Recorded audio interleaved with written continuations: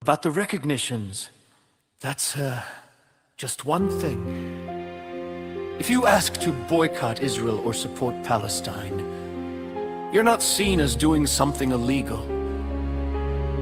You can have the flag of Israel wherever you want, but it's not legal to have the Palestinian flag in certain areas, in certain countries. They really tried to demonize the pro-Palestinian movement, but it just didn't work. The movement was organic from the ground up. They threw in the towel, they couldn't fight it anymore.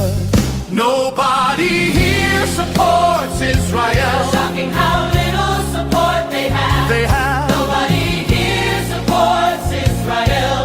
The tide has turned, and quickly. A lot of Orthodox Jew who are going to manifest inside the Palestinian manifestation. There is a lot of Orthodox and religious Jew who are against what's happening. Against what's happening. They're very open with that. The tide has turned, and quickly Israel brought it upon themselves. They win the military war, but there's no political solution. They bomb the negotiating party, and you think they're searching searching for the hostages. Israel is totally masked off now, and that's why everybody is against them. We've all got our foes. We've all seen the carnage. The narrative no longer works. They used to care about their image. Now they say to hell with that. Just kill them all. If you don't understand the mentality, you will not understand why they are behaving like this. They thought they would not be a problem. And now they are 20%. They are pissed off because they didn't do something about it before. They're against any potential population that will grow and threaten the Jewish Endostate. Palestinians don't want to hear any of this. For them, everything started in 1948. They want everything from the river to the sea. Israel is the aggressor! You are robbing our land! You are bombing children! And then you say, we don't kill civilians! How can I believe that when babies are dying of hunger? Trapped in a burning prison!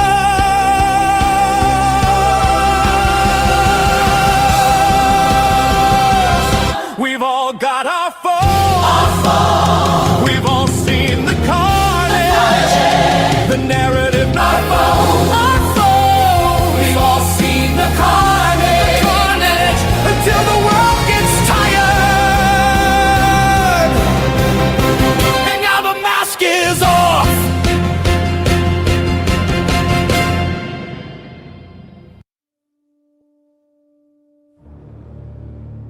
You are robbing the house. You're gonna rob the house. So you kill off the security guards. And maybe only one or two civilians. You know, even if some residents of the house got killed. But the rest, everyone is safe. Russia's now saying that, you see, we don't kill the civilian. We don't kill the residents. We only kill the security guards. But how is that better? How is that mercy? The walls still burn and the silence still screams. Both sides claim the moral war. Both sides say they're fighting for more. But if the family dies behind the door, what are you fighting for? You see, we don't kill the civilians. Мы не убиваем жителей. They're killing the whole building. Both are doing the same thing. Обидва роблять одне й те сам. Robbing the house. Circle manzil and both sides say the same thing. Both sides wear the same grin. A house robbed and the living buried within. They burn down the whole building and they say, maybe there is security guard, but everyone in the house a security guard. it's okay to kill civilians. They don't comply. Security guards, they were family. The civilians, they were family. Both robbers say it's for peace. Both robbers say we had to. Both robbers light the same fire. Both robbers Call it freedom. You see, we don't kill the civilians. Мы не убиваем жителей. They're killing their whole building. Ulaya Shama Abdahim. Both are doing the same thing. Kilama Yifala Nafsashi.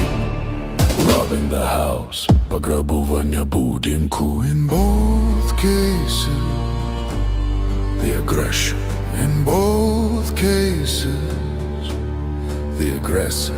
The stronger power enters into weaker power's land. Conquer, kill people. That basically is the same premise. It doesn't matter, it's civilians or soldiers or whatnot. They're still all families, you know. They're still people. See, we don't kill the civilians. My nie ubiwajem żителей. They're killing the whole building. Ulajeszamy abdachy. Kilama jefela nafs الشيء.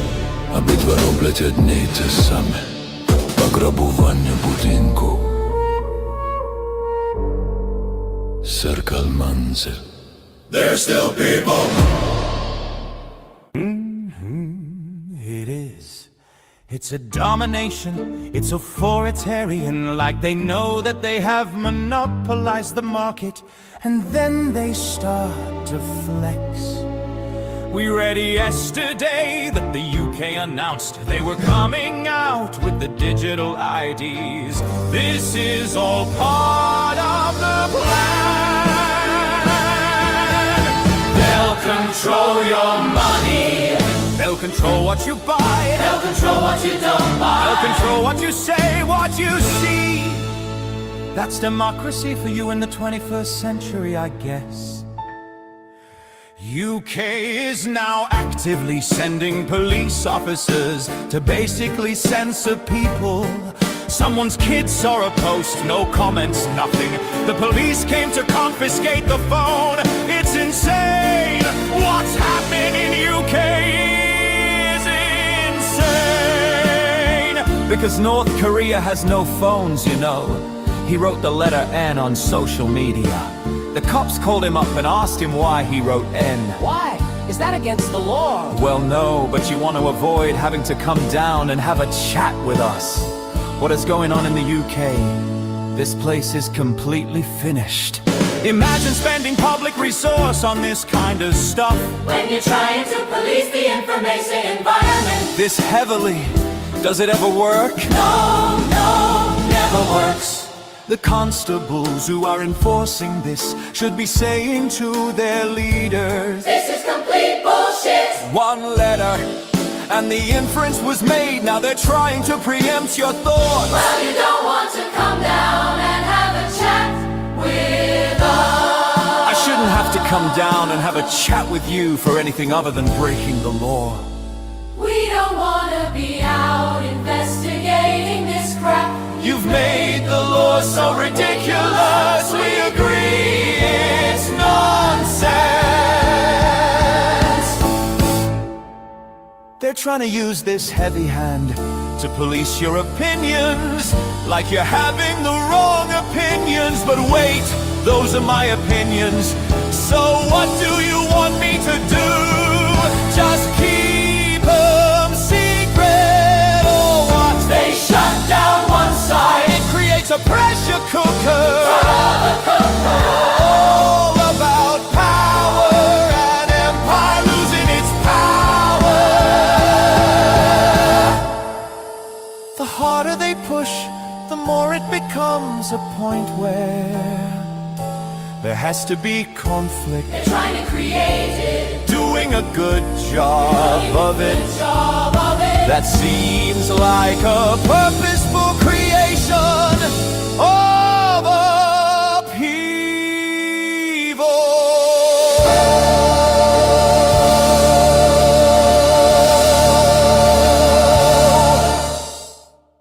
You're robbing the house. You're gonna rob the house. So you kill off the security guards. And maybe only one or two civilians. You know, even if some residents of the house got killed.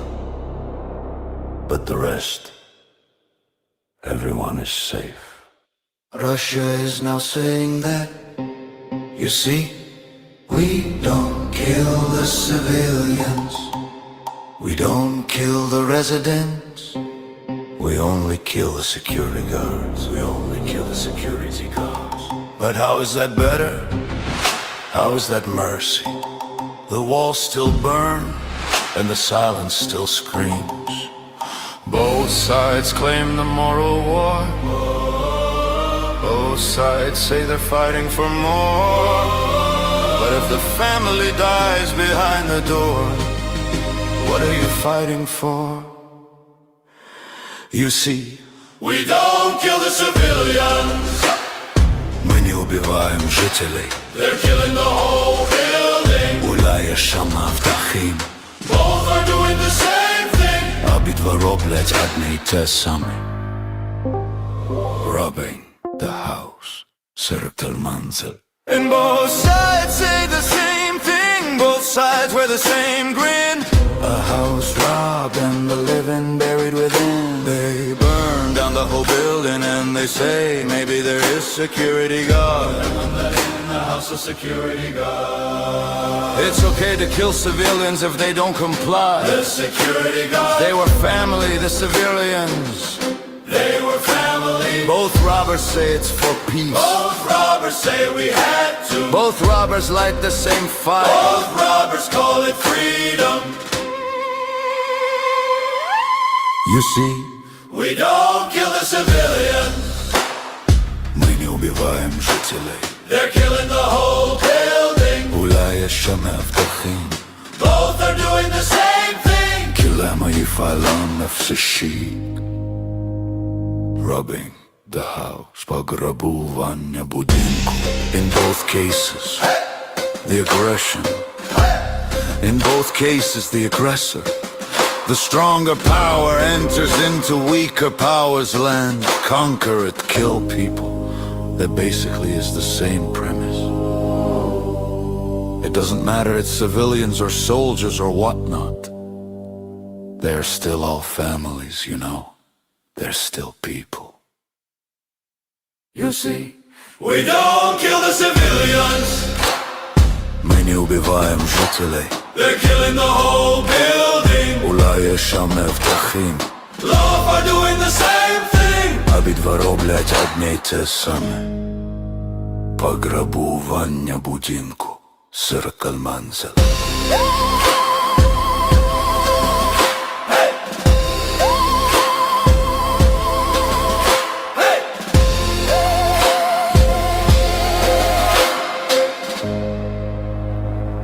They're still people. About the recognition.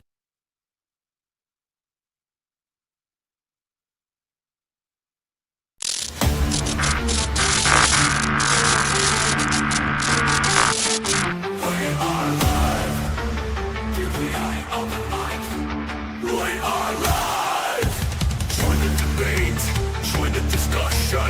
Share your voice, share your opinion. Swallow your ego, expand your mind. DPA Open Mic, free speech zone. DPA Open Mic, we are live. DPA Open Mic, we are live. Don't hold back, 'cause here we go. Let's go, let's go. We are live. Find your safe space. Let's go. We are live. DPA Open Mic. DPA. We are live. We are live. We are live. We are live. Welcome to DPA Open Mic, episode 148. Trump's ultimatum to Hamas, Israel not stepping down from whatever they are doing in Gaza Strip, and Greta got herself Greta. Greta do what Greta's do, and I'm quite sure he's actually safe. So, so sorry for the late start. This is why I don't like the schedule. I burned out, and after watching the F1, I just fainted, and so that's what happened. What you just heard before during the pre-show is songs. These songs, yes, of course, created by AI. I can't sing musical, not at that level, but these songs are all actually from the previous DPA Open Mic episode. If you most of the lyrics is actually literally quoted from the people that speaks on the DPA Open Mic. So some of you guys, if you have watched the last week's DPA Open Mic, you might actually remember some of the topics or maybe some of the words they used. Like the first song was very anti-Israel.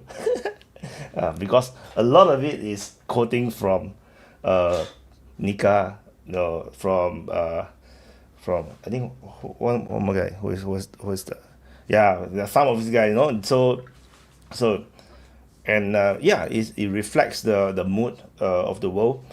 Not that I entirely agree with even the lyrics, but but that's what it is, and I think it's perfectly fine because I fully understand how it works, and the anti-Israel one actually took the most editing from me. So it's actually so the AI now can edit the audio, the AI music, and it took quite a bit of editing for me to get the right lyrics in and feelings, and it's actually a very emotional piece. I totally actually I like it a lot, and I think even I'm not pro-Israel at all. So I feel like they are going a bit too far, for sure. Not just a bit, like very too far.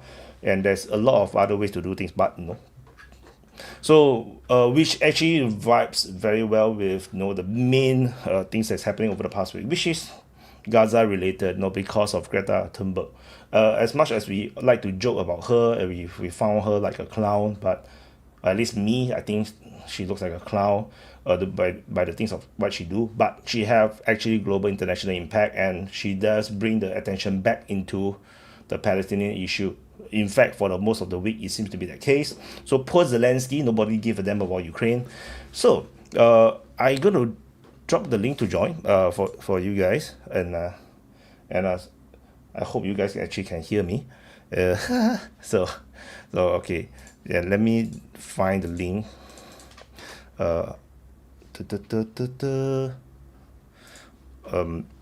So hope you guys had a great weekend.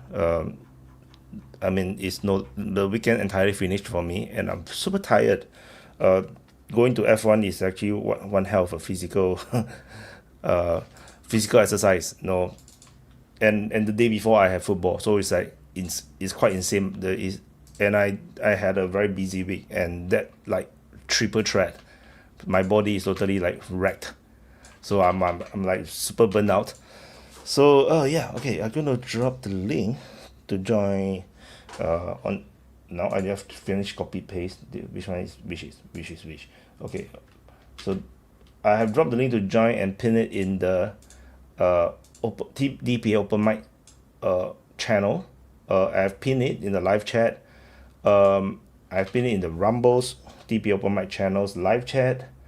And oh my god, where's my Twitch? Yeah, so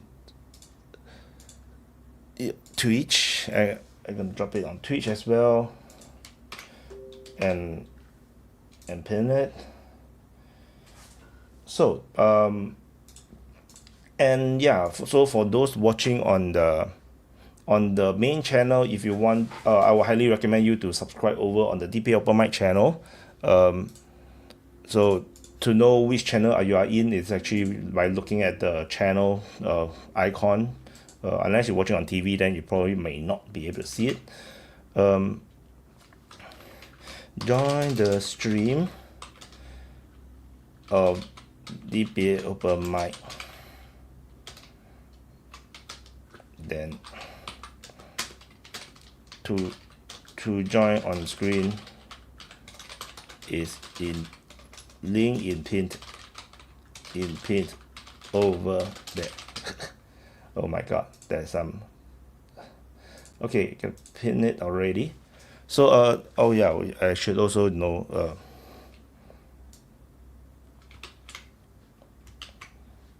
have I pinned it? Okay, I did. And I'm gonna drop it on the DPA Open Mic speaker lounges. Give me a second. Dun dun dun dun. Oh, wrong.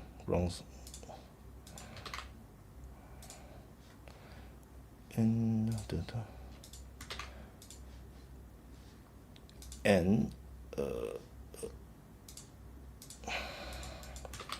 yeah, so we can chit chat.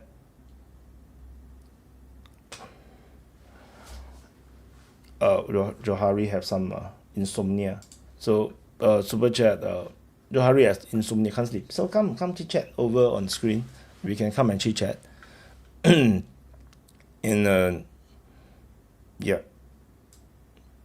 and there's this, and oh, TechDub have went over on Rumble. Give me how I need to copy and paste this.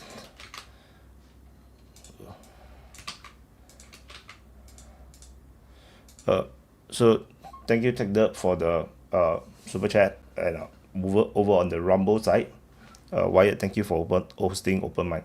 Yeah, I'm thank you so much, and I'm so sorry that I that I overslept my stuff. And Johari gifted a membership. Congratulations to Todd, Gwen. Yeah, it is.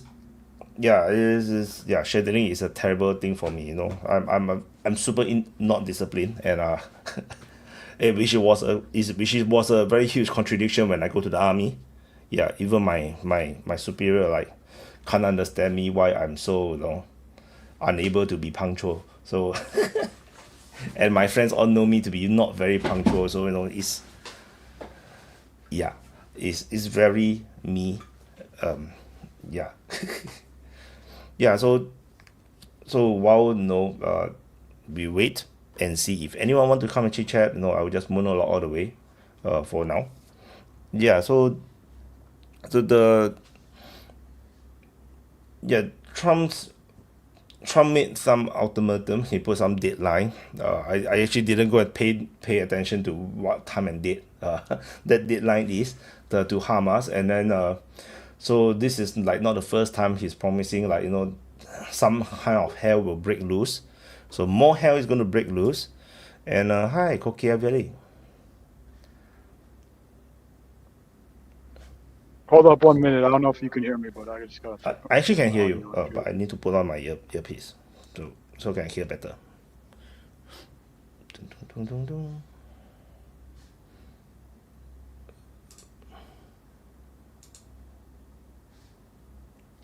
dun. Speaker.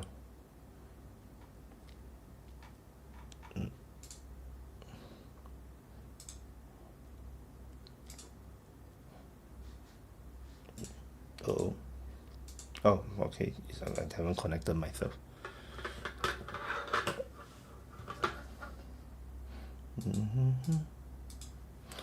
Yeah, okay. How is it? Okay, very. Can you hear me? I gotta fix my audio. Oh, yeah. Your is it your mic or is it me? Oh my god.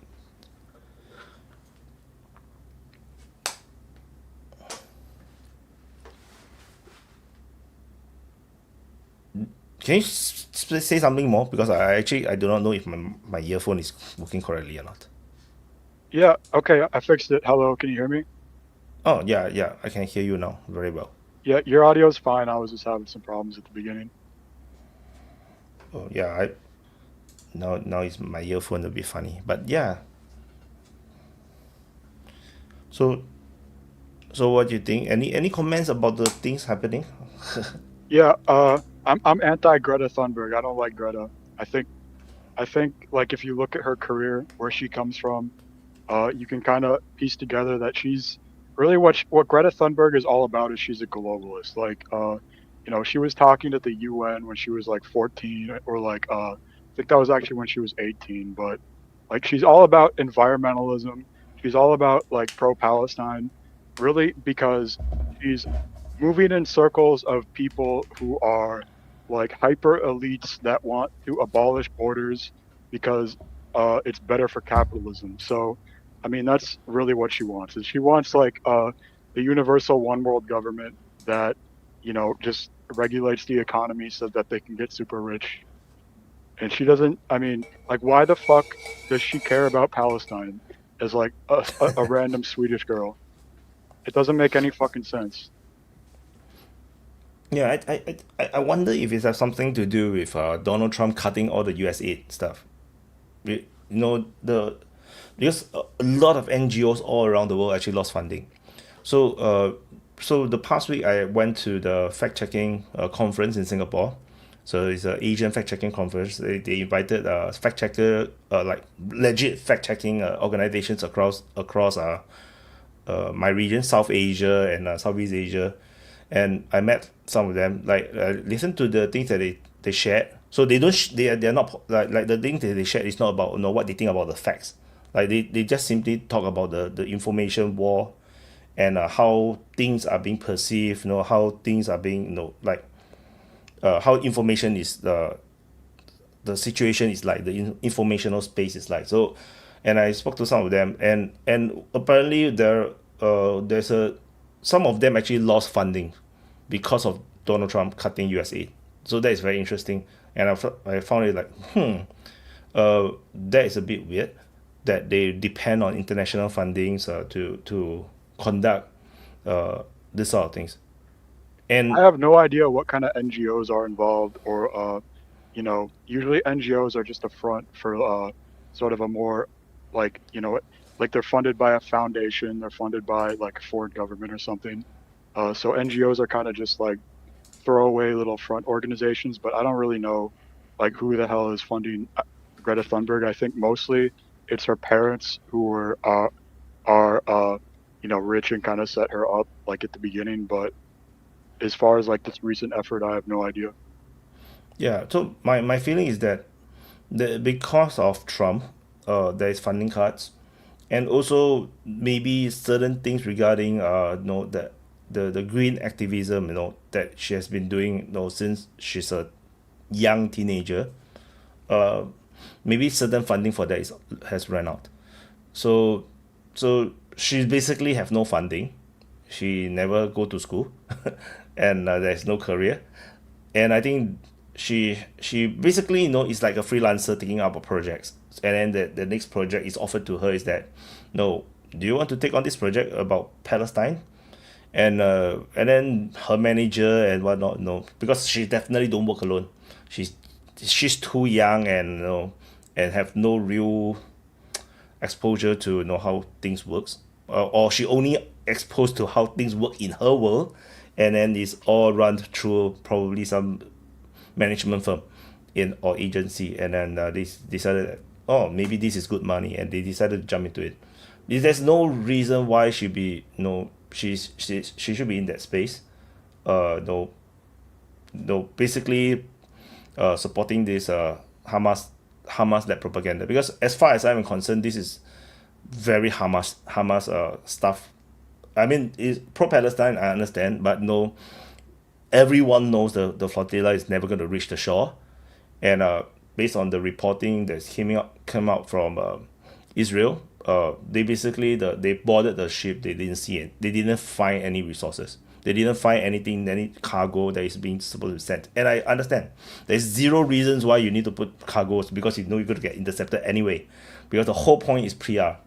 It's the propaganda thing that is worth the lot of money, and it's coordinated inside of Gaza Strip. I'm quite sure, which is why we saw the footage about finally they can catch fish, kind of thing. Then, and they say that the Israeli Navy or Coast Guard is like distracted by the flotilla, so they can now catch fish. I mean, it's possible. It's not impossible, but I just find that my first reaction is like, this looks very propaganda to me. It looks like a PR stunt. I mean, the fish is still fish. They still food. I'm not saying that it's not, but it just feels unusual. Just like a lot of things that Israel do is unusual. The things that they say is unusual. That this is PR. Same thing with Hamas, right? They are doing the same thing because they are fighting this information war. So, but that's my opinion. Yeah, I would not quite connect it with Hamas because I think like there's a lot of other anti-Israel forces in the world, like the Turks. It could be like some international like any kind of like organization that's aligned with the anti-Israel axis. And I don't also like I wouldn't say that I think that like Greta is stupid or she doesn't know what she's doing. I think she could have perfectly good reasons for it, but yeah, they are pretty much using her for like this cause.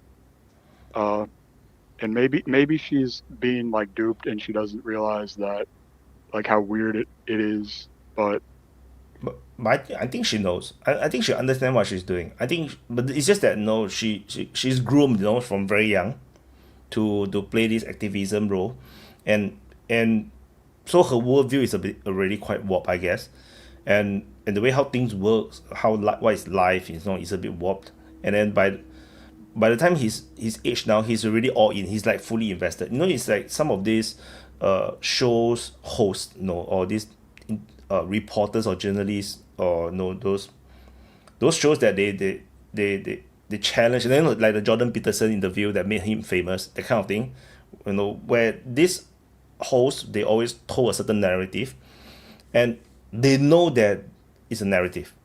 Like they don't, they like for the Jordan Peterson's, the interview that made him famous with that female host, the Jordan Peterson shared that before the show she was totally different. She was very nice, very polite, but the moment the camera started rolling, she changed instantly, and then it surprised him. And I think Greta is now in the kind of situation similar where to her this is now a career, and then this is the show that this is the way how she presented. Maybe she think that she's this freaking stupid, and she think that the people who believe her is also stupid. No, but in her world, the world is stupid, because in the activism world, humans are very malleable. We are very easy to get shaped by narrative, and that is her world. And it's true. Because a lot of these, like that her impact on legislations all around the world, there is an impact because of all this activism that she has been doing. It's real. She actually have an impact, and she brought a lot of attention into this save the earth thing, which I have to admit, during my day when I was in schooling, when I was studying about global warming and all these things, I was thinking, how come the world is, or the governments are not doing more? And Greta Thunberg actually does put an impact and change it, I feel. Vaughn. Yeah, I mean, I agree with Nate. I mean, that she's just kind of hired out for the face. I don't think she really believes a lot of what she says. But I do agree with you. I mean, if you look at her parents and stuff, I mean, she was groomed from a young age by activist parents, and then they kind of lived vicariously through her because they got her set up with the global warming. They made a big splash, and now it's kind of like rent an activist. If Greta's there, people, not every, people know what she's about and stuff, but there's a lot of people, oh, look, Greta's there, oh, it must be something important or good. But yeah, I mean, I think she's, groomed to that, and her disability, it makes her, pliable to the whole thing, and easier than maybe somebody who wasn't suffering from fetal alcohol syndrome. But I mean, I'm not trying to be mean. I'm just saying, I mean, she's easier to take advantage of, and they obviously have a winner with her. And she probably gets paid to be there. She gets, supported through her charity or whatever. And I'm sure because think about it, she travels all over the world. She's always on boats, going somewhere, fighting for whales or something, I mean, she's obviously look at Davos. Yeah, the World Economic yeah, Forum. exactly. I mean, she's obviously like funded. that's the most prestigious like venue you can possibly book. So yeah, she's getting and one of the most evil venues you can possibly. Yeah, Well, I mean, you're right though. I mean, think about it. She's young. She should be looking at the Davos people with abject horror how evil and scummy they are, but instead she's the mouthpiece for them. Yeah, that's the thing of, like, first of all, I think she's a completely irrelevant character, like in the history worldwide. She's like Nate said, it's a mouthpiece for what is actually like a massive institutional power, and a massive scam, which is the whole climate change thing. I'm not saying that there's no such thing as climate change. I'm saying that the whole hullabaloo that's been created surrounding that, it's basically a cash grab for ONGs and for taxing purposes, and also for geopolitical reasons as a form of suppressing industrial capabilities. Yeah, like And it so, allows them to like oppose every new pipeline that yeah, is and built every new across energy plant Eurasia. and every new like industrial facility. It's Well, I mean, it's so basically designed to keep the less developed world from having their own industrial revolutions as exactly. they advance. You know, if they're fortunate enough to be in that position. You know, like India. You know, nobody gave a shit about it until all of a sudden, you know, India starts to rise. Now all of a sudden, you know, and China's rising, and then all of a sudden, oh, you know, we got to worry about China's 27 coal plants a day they build or whatever the fuck they cry about. I mean, Yeah, that's why you have nations like I think that's one thing that's disingenuous about it is, you know, it's like we all got to have our industrial evolution and develop and advance. These people are finally at that point where they can make that leap, and people are trying to shut them down. Oh, you know, you got to try to do it with wind or, you know, whatever cockamamie scheme they come up with. They want to charge like, you know, what carbon taxes and all that kind of crap. Like these people are already, you know, poor and impoverished, and they're trying to, you know, make the next leap forward, and you're trying to fucking cut their legs off before they even get started. Yeah, and so you're right. I mean, I think a lot of it is designed to oppress the less yeah. developed parts of So the it's a world. scam. Yeah. It's a scam in all forms of ways. You scam the population of the first world by charging them carbon tax and that type of shit, and you scam the third world by putting them a ceiling of their own development. But on the issue of this girl in particular, whom I profoundly dislike, have profoundly disliked, like I don't doubt that she actually believes the narrative for two reasons. One, like her cognitive condition of, you know, having this whatever divergence, but also because she's a woman, and also because she's a young woman, you know, and there's nothing more suggestible in like manipulable than that particular demographic, right? Well, I mean, So think about it too, like you're saying real quick. I mean, she goes all over the world. She's paid to go to Davos, and she's, you know, obviously well taken care of when she's visiting places in 5-star hotels. She probably, you know, if you want to go with your thought, I mean, how can I be wrong? You know, all these people love me. Look how much money they spend on me. You know, look where I get to go. How can all these people be evil? You know, I met Princess so and so, and she's so nice, or you know, Prime Minister so and so. He was so polite and gentleman. You yeah, know what I mean? good and evil. You're Good and probably evil. exactly right. I mean, they've just got a That's so optimistic. perfect fit. Well, I mean, you know what I mean. You got a perfect, you know, person to manipulate and set up that people recognize because of the global warming shit, and you know. Oh yeah, like good and evil is in especially in female psychology is basically, does it treat me nice or does he treat me mean? You know, that's the moral distinction, and even more so than that is probably um, what am I told? You know, what have they told me to believe? That's basically the moral foundations of you know. So that's why you have this phenomena in the West where, you know, most of the policies that are most destructive for the population and the nations are defended by women. You know, they support the mass immigration. They support you know, the DEIs and the diversity hires, and every policy that is, you know, pretty clearly created to harm the population. You know, feminism. You know, there's nothing more harmful to women than feminism, and they support that because it's that voluble, it's that volatile, that easy to sway. And so, being a young girl receiving massive amounts of approval, of moral approval, it's very easy to make a person like that convinced of her own moral righteousness. And so I don't doubt that she's convinced.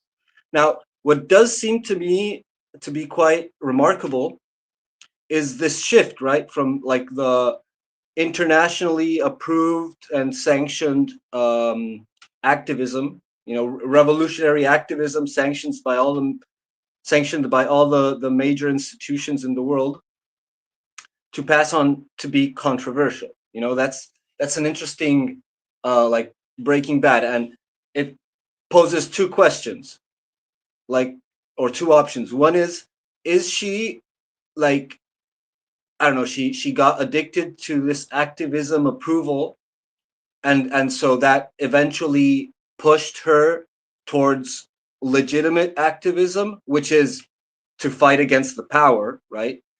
Or is there some angle in which this is also part of the propaganda wars? Well, I mean, look at the crowd she runs with. I mean, they would traditionally be in support of the Palestinians.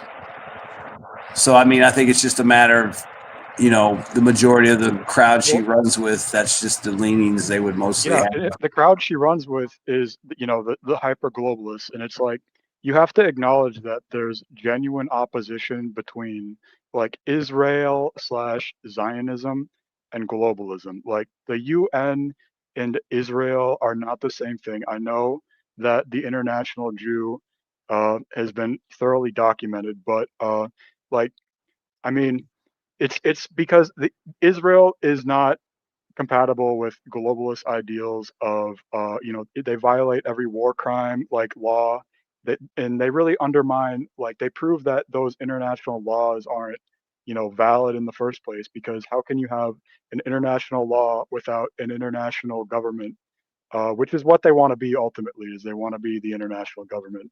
So Israel, they don't like Israel because Israel undermines their legitimacy and proves that they really don't have the power that they want. So they're trying to take Israel down and make them fall into line.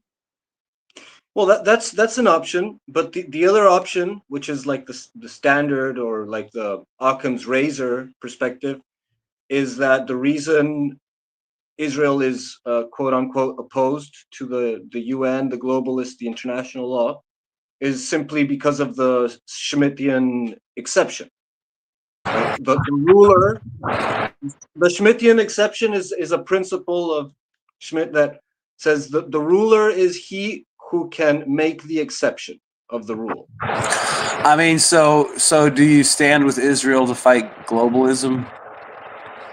No, I mean, I'm just. I mean, is that what if you want to fight globalism, you have to have this ally of convenience, so to speak? I'm just asking. I'm not trying to be a smart ass or nothing. That's what I was trying to say. That you don't have to support Israel. You just have to, like, not give a fuck and be pro-Palestinian. One interpretation is that Israel is an enemy of globalism because it's breaking the rules of globalism. But the other interpretation is that they actually rule globalism and they can break the rules because they are the exception. They're the ones who can make the exception. And that explains globalism as a way of weakening any potential rival of Israel. So, like, everyone has to have mass immigration and diversity and heterogeneous multicultural societies except Israel. And that weakens everyone except Israel. And so Israel is the beneficiary of. Well, I mean, they got the United States that empowers them to do that. So do you mean that, like, Israel sees Russia and China as an enemy to Israel, so they want to use the United States to blunt those larger threats to Israel? You can listen to. I mean, I'm just asking. Speaking about, back in the day, he was talking about how the USSR and the PLO were the two forces that, if destroyed, or was it the USSR and Iraq? I can't remember, but the USSR was like the main sponsor of terrorism, and by eliminating the USSR, you would eliminate terrorism. Now they don't say that about Russia.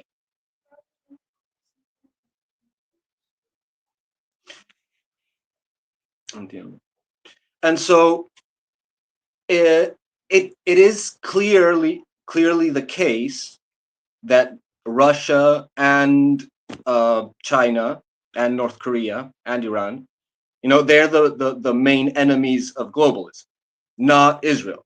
Israel is something that is being defended by the globalists as much as they possibly can while trying to save face. So like everything they do is in defense of Israel, and every criticism is a lukewarm attempt to save their legitimacy, which is broken. You know, it's gone. It's not there. All these globalist institutions have broken their legitimacy against, like by defending Israel, while ushering the harshest and most extreme condemnations of Russia, China, Iran, North Korea.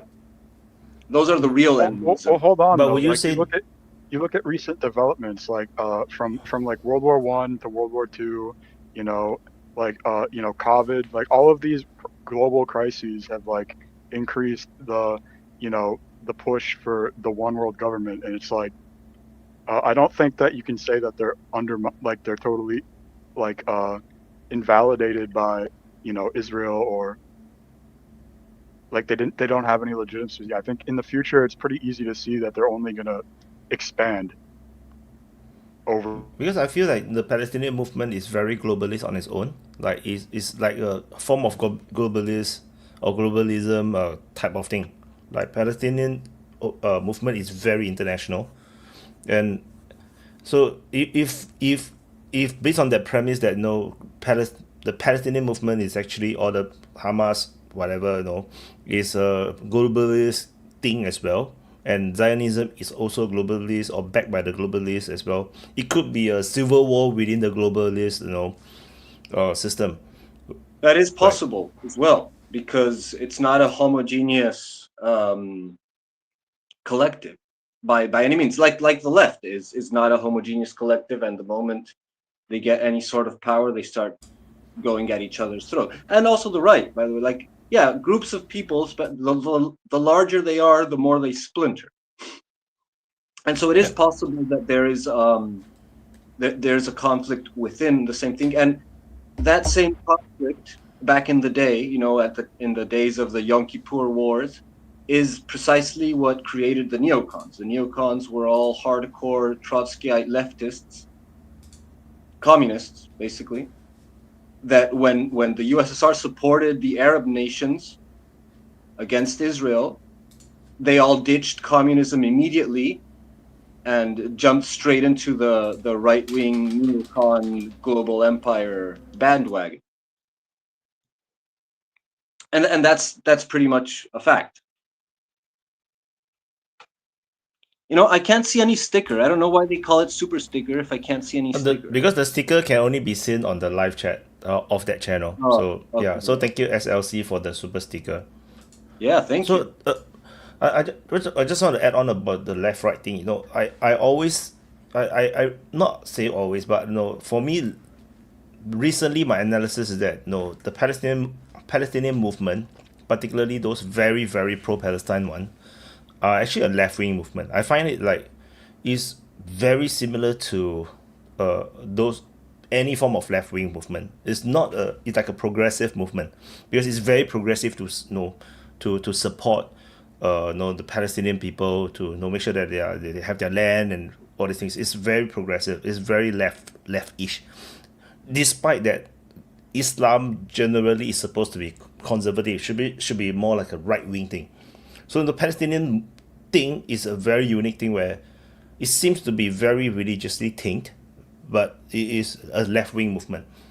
And I would say the same thing for, like, I recently, I'm not sure where I talked about it, I forgot.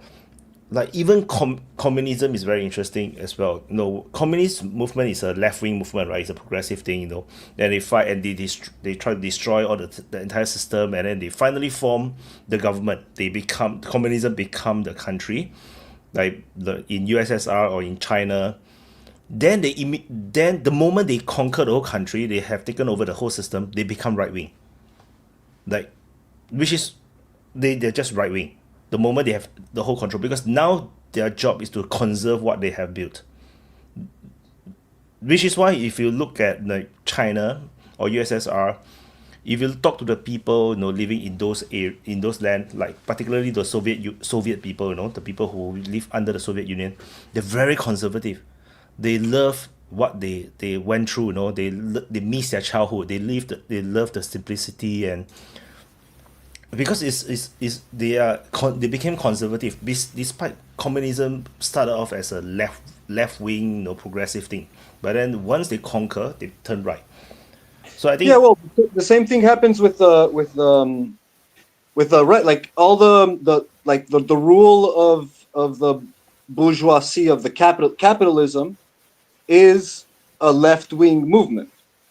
By definition, it was the Jacobite bourgeois, the capitalists of France, that sat on the left side of the King of France. So, like, the right originally, as conservative, is the defense of throne and altar.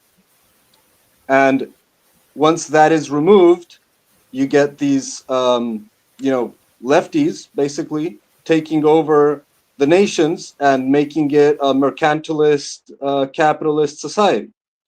With citizenship and all this freedoms of the people, like classical liberalism, all that is left wing thought. And once they gain power, they become conservative, sort of right wing, yeah, in contrast to the new revolutionary forces that are emerging due to the problems that they encounter in their own society projects. yeah, because that's the funny thing because when I was like, always talk about Nazism, right? People talk about Hitler, and what the Nazism is always seen as extreme right. But the thing is that when they first appear, when Hitler first is trying to vie for power, the thing that they are talking about is very progressive in their sense. You see, it's Yeah. against the system. They trying to pull down this big monster that is punishing the German people. Then they were progressive. They're And moving on. The moment they defend give the power, workers, they turn right. the workers' socialist nationalist party. Yeah, socialist Was is in like, the word. Yeah, yeah, it's basically in the workers' name. party. It was a workers' party by their own definition. So it is, leftist, but there is, there's variance. There's a lot of variance in the right end. So, like, you have socialist right wing movements, like the fascists in Italy, um, the Frankists in Spain, and the German nationalists, the National Socialists in Germany. Also, the Argentinian, the Justicialist, the Justice Party, or the Peron Party, was also a right wing socialist party. Go on, Mr. Khan. Uh, Long time no see. those, I, no, you actually know me as Stari Sloven. Oh, okay. Khan! Anyway, all those mentioned movements that Gabriel mentioned, they were not actually neither left nor right in their own understanding. They've been actually what's been called in this kind of a theoretical framework, third way or third positionist. And I think that all this kind of a left-right dichotomy is totally obsolete. It's not something which is useful for even back in the day, 100 years ago, it wasn't useful, let alone today. So, and on top of this, there is a very distinct American understanding of what is left and what is right, which is totally divorced to what everybody else in the world understanding under such terms. So we have to be very careful about using them. It's like, if you want to talk about left versus right, it's like, ortho, there's this idea of ortho equals, right equals, like, like orthodox is like right faith. So right is like, the right hand of God, and then there's left, which is sinister, which is like, so it's like, I mean, I think, like, in one sense, it's kind of like left equals bad, right equals good. No, yeah, that is the ridiculous definition. But to what Khan was saying about the obsolescence of the terminology, it is confusing. I understand, and it is obsolete in many senses as to define, like, the sort of a Manichaean clash. So it's absurd and obsolete when you try to divide the world into two sides.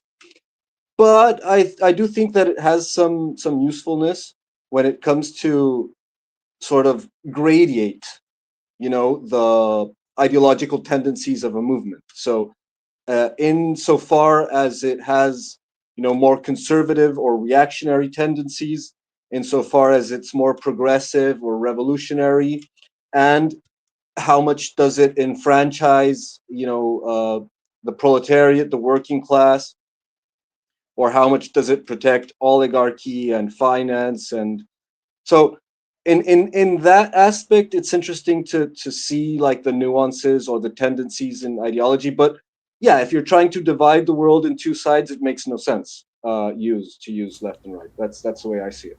So that's why I Because try to,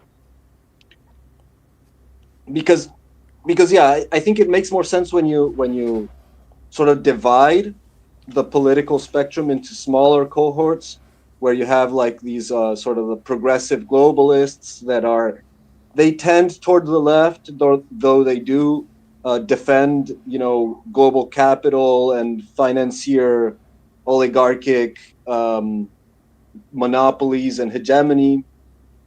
And then you have like sort of these, like even MAGA, for example, which is like a right wing movement. The whole sort of base structure is basically a workers' movement, right? It's like blue collar, help the working man create better jobs, bring back industry, which is sort of traditional socialistic thought, basically, maybe with some extra spice or whatever, racism, who knows.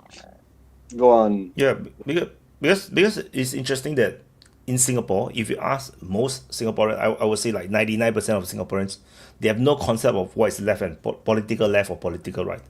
Like it doesn't exist in Singapore because we basically use ideas from both sides in our policies. So no, and if uh if other countries, when those they have this left and right thing, and then they are stuck in their this bubble or this labeling or boxing up of oh, I'm in the left, so my policies must be left idea or right ideas. No, then I think it's a trap. Like it's like a poison, where you do not go for the best policies for your country, because it's not like no, everything left is no good or everything right is no good. There's actually good policies from the two political sides, and that's what we do in Singapore. We are very capitalistic, but we have a lot of socialism. Like basically like 80% live in social housing. So You have social security, which is yeah, we have social socialism. security. So that's why it's very hard to understand, for a Singaporean. It took me some time, in my younger days, to try to understand what the hell is all these things, because it don't make sense in Singapore. Like we purely just debate on policies, ideas. We don't talk about this ideological thing. Cockett Valley. Yeah, this is good because it's right wing, or this is bad because it's left. That's just retarded. Go on. Well, Sorry. yeah, I agree that saying like one is bad and one is good is probably depends on the person, and it's very nuanced, and I don't think you can say in general, but I think it is a meaningful distinction when you talk about like left as progressive, meaning they want to change it, meaning it's kind of like an anti-status quo. Right equals conservative, and like far right equals reactionary. Like that means like reactionary means you actually want to change it and go backwards. Conservative means you just want to keep the status quo for the most part.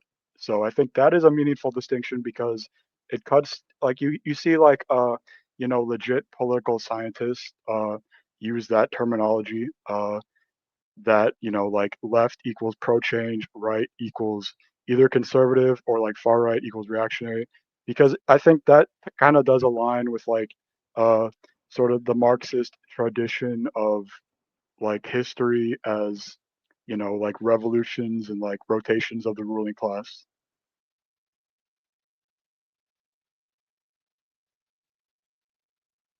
Yeah, yeah, it is a useful distinction, and to what pertains us right now in the conversation that we were having before we started on all of this.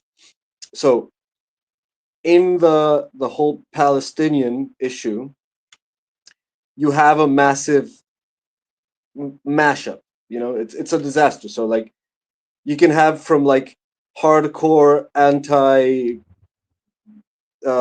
Jewish National Socialists that are just jumping in the bagwagon to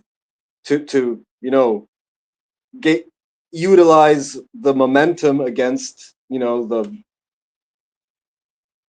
tribe, and you have like extreme LGBT extreme tolerant bleeding heart types of people that are just on the humanitarian side of things. But you have the same phenomena on the left, sorry, on the Israeli side. You have the same phenomena, like from they throw gays off of buildings, defenders of Israel, to the white nationalists, supremacists, saying that they're our greatest ally and bomb those damn Arabs. And so those are kind of like the fault lines that are starting to come up. And in that sense, like you can see certain weird alliances occur, but I think it's, what's that? A leaf? Yeah, Oh, some leaves. Yeah. it's like an emoji or something. Hey Yeah, it's an Archie, emoji. be more eloquent with your extremely generous super chats, man. Come on, what the fuck? I think it's a bag of gold. It's a bag of It's wool? I think it's A three bag of leaves. gold. It's just leaves. It's just Oh, autumn leaves, I guess. It's autumn leaves. oh yeah, He's because making it we're rain up in this bitch. yeah. So I'd say that pretty much in the ideological sense,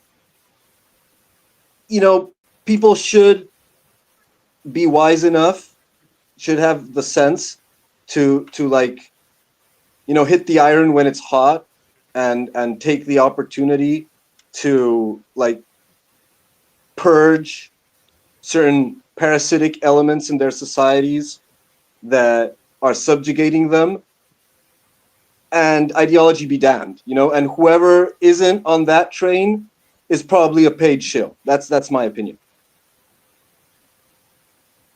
Wyatt, I have a question for you, actually, personally. Uh, Considering the social and economic realities of Singapore, uh, how do you compare them to mainland China? Because as far as I'm aware, Chinese back in 1980s and 90s were actually influenced by the way Singapore developed, and they wanted to emulate it. And as far as from my position, from my point of view, the only difference I actually see between the two countries, the two systems, is actually that China is still controlled by the meta-political organization called Communist Party of China. This is essentially the only difference as far as I can see. Yeah, so the two systems is now very similar because uh, Singapore is very unique because like we have one ruling party that dominates the election every year, every election, like almost 100% victories. Like there is in the past, especially in the 80s, a lot of the times they sweep all 100% of the seats. So and that allowed them to do a lot of very difficult legislations that most democracy were never able to do, like for example take back lands, or no force people to leave the entire village. They close the entire village, tear it down, move everybody to public housing. You can't do that in any of the democracies right now in any of the world, not even in Indonesia just next door, because they was like, oh, this is my rights. No, the human right thing don't exist in Singapore that much, in that sense. So that's why there's a legitimate like concern that Singapore is like a dictatorship under Lee Kuan Yew. And it's true, even Singaporeans feel like, no, we are under dictatorship, during those days, and we are very afraid of the state. So in that sense, Singapore and China is very similar in that way. And China realized that we actually make communism work. They fail. So then that's why they learn. They have such a good relationship. When Lee Kuan Yew is still alive, and they basically learn a lot from us, and basically copied almost everything. So give me a second. Gabriel is, yeah, he I jammed. don't know what Uh, I don't know what happened. Sorry, man. I don't want to yeah. give So you extra. So they basically picked up everything like the capitalism. How do you integrate capitalism into state controlled companies to control the capitalism? The public housing thing. Although I don't think they do much of the public housing thing because they went all in more towards the private housing, which boosts their private housing real estate industry. Yeah, in terms of political structure is the only difference is that we have elections and they don't. They do not have, and I think that's the main difference. Like we have elections which give us an illusion, at least an illusion of choice, but actually the choice is real. That keeps our political the ruling party on the toes, and they do react to negative results in the even by percentage swing percentage swing. The ruling party get afraid, and they know that they have to protect the election. Yeah, If even they they lose a lose. couple of points, they'll get back in shape. Yeah, quick. they will actually get afraid. They actually realize, and the nice thing about the ruling party is that they will protect this election system, even though they may have the power to basically wipe it out. But they realize that it's important to keep this system, this democratic system, as legitimate as possible, and it's very legitimate. The election, the voting, everything is very transparent and it's very secure. So even opposition parties, political leaders, they went to go through the whole system. They cannot find any flaws in it. It's real election, and the result is real. But Yeah, in that China, makes they total don't sense. have this. Well, the problem with China is that they don't have this election thing. Their election is all internal. So the check and balance is internal. So it work or don't work. I mean, it's just a different system. Like China's system is very similar to what they always have, I feel, over the thousands of years. It's just that you now do not have an emperor. Now the emperor can change every 5 years or 10 years, that kind of situation. What, they've had like 3 emperors in the last 50 years. No, wait, in the last 80 years. Yeah. 70 No, years. they have. No, so they have Mao Zedong, then Deng Xiaoping, then there's there's this, then there's 2 more. I forgot the name off my head. Then after Xi Jinping, he's like the 5th or something. So Okay, 5. so I mean, so It's still so in that sense, it's still in a monarchic range of, you still usually a king will last for like 20, 30 years. That's like the norm. yeah. So it's not like, so in that sense, it's mostly very similar. But the problem is that because they are communist country and they have total control. No, you cannot trust their justice system. You cannot trust their the way how they do things. Like Jack Ma can just disappear for a few weeks and then suddenly he gave up Alibaba. That would never happen in Singapore. How Singapore would do it is that they will find flaws in your accounting, or to find things that you try to you didn't do it in the right way, and then maybe they'll sue you for for Your your entire mistakes. company. They'll sue you Yeah. for your entire company, or something like that. But you have to trip. If you don't trip, then there's nothing the ruling party can do to you. You have to trip. So I just read the super chat first. Johari said, do you think Israel can adopt the Singapore system where they absorb Gaza and West Bank and make all Palestinians a citizen of Israel and become a multiracial state? I only see this as a template, and I the reality is that it's not. They definitely can do it. They don't want to do it. It's simply Yeah, I like that. agree with that. Yeah, agree with that. they- That makes yeah. total sense. That would make total sense. Just to sidetrack away from Singapore and China a bit, actually there is a lot of Israelis that actually thinks that is the only solution. It's actually to be one state. That's why there are people who are very anti two-state solution. It's not because they don't like the Palestinians, but they don't feel like that's a solution. They feel like that will just extend the conflict forever, and they feel like the only solution is a one-state solution where everybody is together as one. So, and I think that is actually very legitimate. You give them two states, they will just continue to rival and hate each other forever. That's my thing. But coming back to China, yeah, and like the ruling party, in the Communist Party have their own military. In Singapore, our military is national.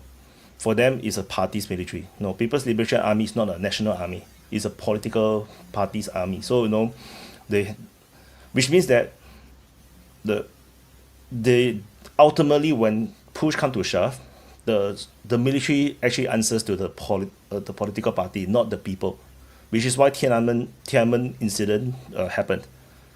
Where the people were shocked when the soldiers is willing to fire upon the people, and the people was like talking to the soldiers like, why are you doing this? No, you are supposed to be protecting us, and the soldiers are also confused and like.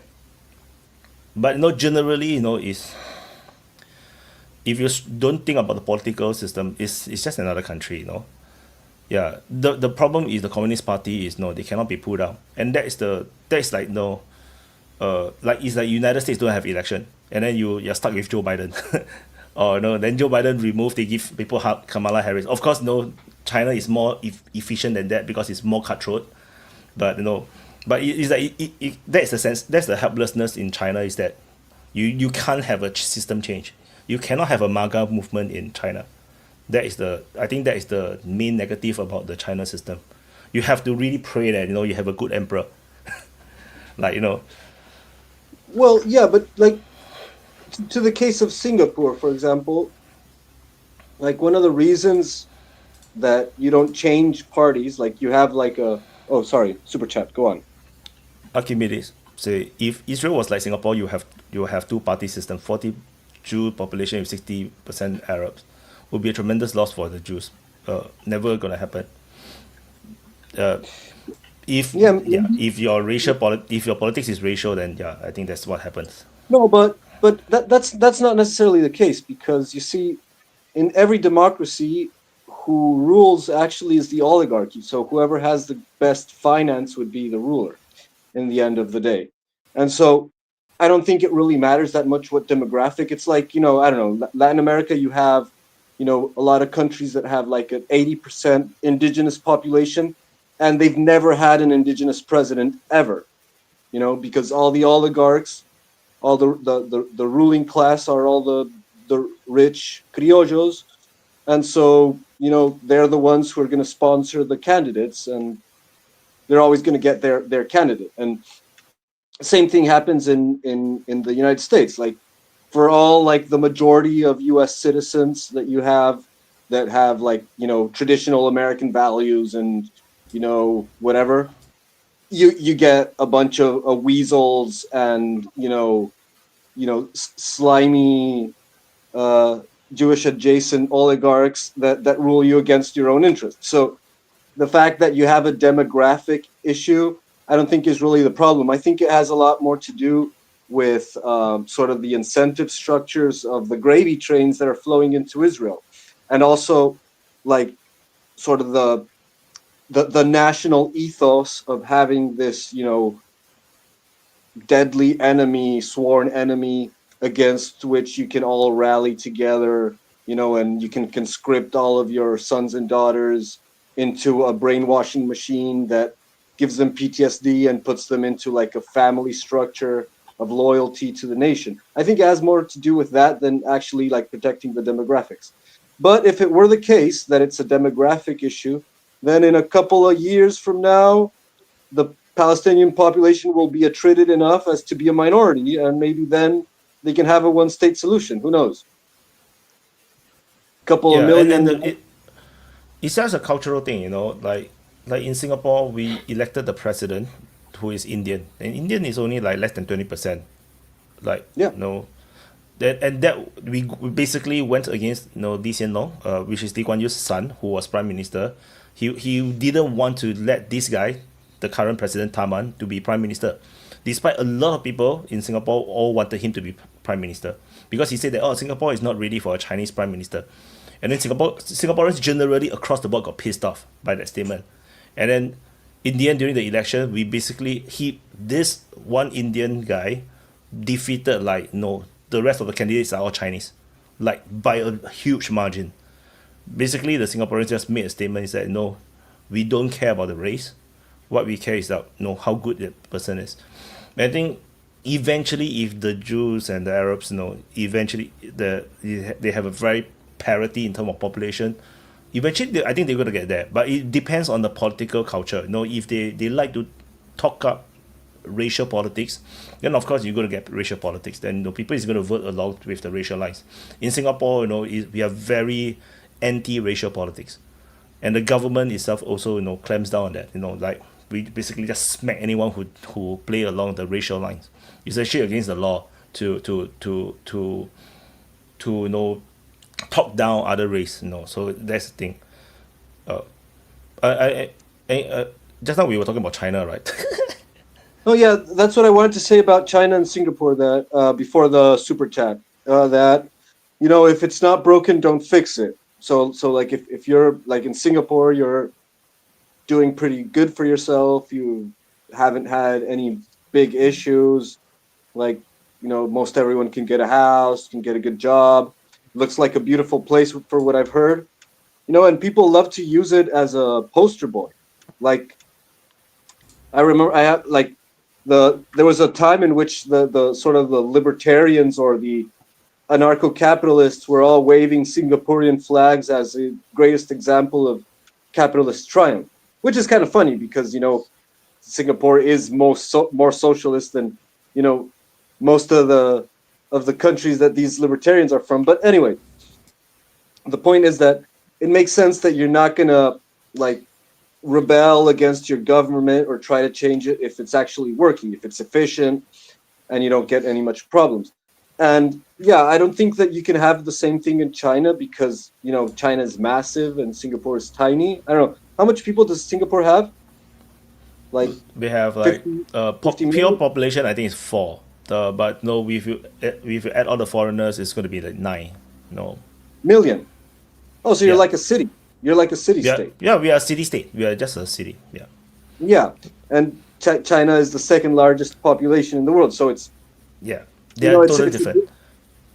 So they cannot. Yeah, they're just like United States. You cannot have a straight democracy in China. It just doesn't work. You must have like a federal system because it's just so huge. But the thing is, the politicians themselves has no incentive to do that. Because if you hear from Drew always explained how people rise from the bottom up. They went through the system, like they have their local village election which nobody votes in. Then after they become the leader, then they start to rise up this hierarchy, right? Then It they could take get you to- 20 years. Yeah, it could take you 20 years to reach somewhere at the top half, And if you took so much effort and time and sacrifice to reach at the higher level of politics, why would you give it up and introduce a democratic system that let people parachute, from the sky suddenly appear and be the equal of you? You wouldn't want it. No, there's no incentive for any of the politicians in China to go democratic because it's like you're just introducing people that have never went through the shit that you went through to become politician. So this is why they will never become democracy unless there's a revolution, and this revolution is going to be very difficult to happen unless people really are tortured, like in the Qing dynasty, in the final 50 years of the Qing dynasty, where people are literally hungry, a huge population. Why Singapore and Southeast Asia has so much Chinese is because it was so bad in China that everybody must leave. Like a lot of people have to leave, to run away Massive from migration. from Free- the hunger, Fleeing So you from must hunger. have that kind of level of pain before people will revolt. Like if What happened? you look at Ukraine don't even revolt. People can take a lot of pain. Like cultural revolution. There's no revolt. Cultural revolution itself, people die by the millions. There is still no pulling down of the Communist Party, So it's not easy. People hoping for China collapse, it's not so easy. It's very, very difficult. You can have an economic collapse, but that doesn't mean the Communist Party will collapse. It's very, very difficult. Like that didn't happen in Turkey. That didn't happen in Ukraine. That didn't happen in not even Palestine. You see, in Palestine, they have no democracy at all. They only had one election and that's it. They have a Palestinian Authority that didn't seem to be fighting for their rights, and they have Hamas, which basically kills people who don't agree with them in Gaza Strip. And both of the powers still remain government on both sides. Even right now in Gaza Strip, there are still people who are fighting and supporting Hamas. So human can take a lot of shit. So Yeah, and in but the West but Bank, the people hate the Palestinian government, and they don't revolt either, and it is also like a dictatorship in the sense that they have like torture camps and people disappear and all that, and they do everything that Israel tells them to because they must, because they get paid by yeah, Israel. It's like, and they never revolt. So that's why the China that's why China's system works. But it works as long, but it from the outside, they will say it works as long as people still do well, earn money and whatnot. But the reality is that if you go to China yourself, you realize how freaking huge the country is. You are not going to be able to do anything. The reality is that, and because it's so big, you also have tremendous freedom because there's no way to police you, which is why they have so much policing systems, and like everything now go through the so-called they have their own national ID thing, everything through QR code. All your financials is yeah, limited. internal migration is complicated, stuff like that, right? I'm not even sure if you can just anyhow migrate. Like from Yeah, my that's why understanding, it's complicated it to used to move be from one state to another. yeah, you Because cannot. My understanding is that from one province moving to another province, like you need to have permit or something. It's like permission. Yeah, it's like because they want to control the population movement. No, they cannot have everybody move to the coast, and then so then your inner province is going to die. So they also, and then I believe that they even have like even for passports, like for people, how many they have quotas for how many people from each province can go out to work or go overseas and whatnot. Like it's very interesting how Singapore's immigrants from China or workers from China tends to come from a particular province, one or two province. Like I'm not sure that there seems to be this kind of thing I heard before, but I'm not sure if it's still today. Like it used to be the past, it used to be like this. Like certain province has a different passport quotas, like they can literally don't let you go overseas. So yeah.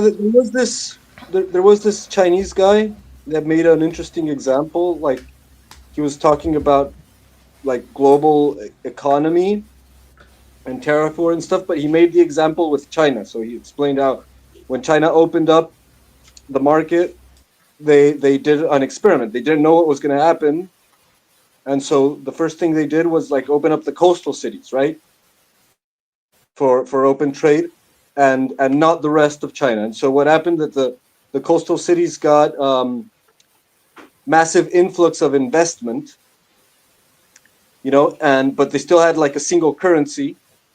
And so what happened was that the coastal cities got a massive increase of budget, of liquidity, which basically drained resources from all the other areas and lifted inflation.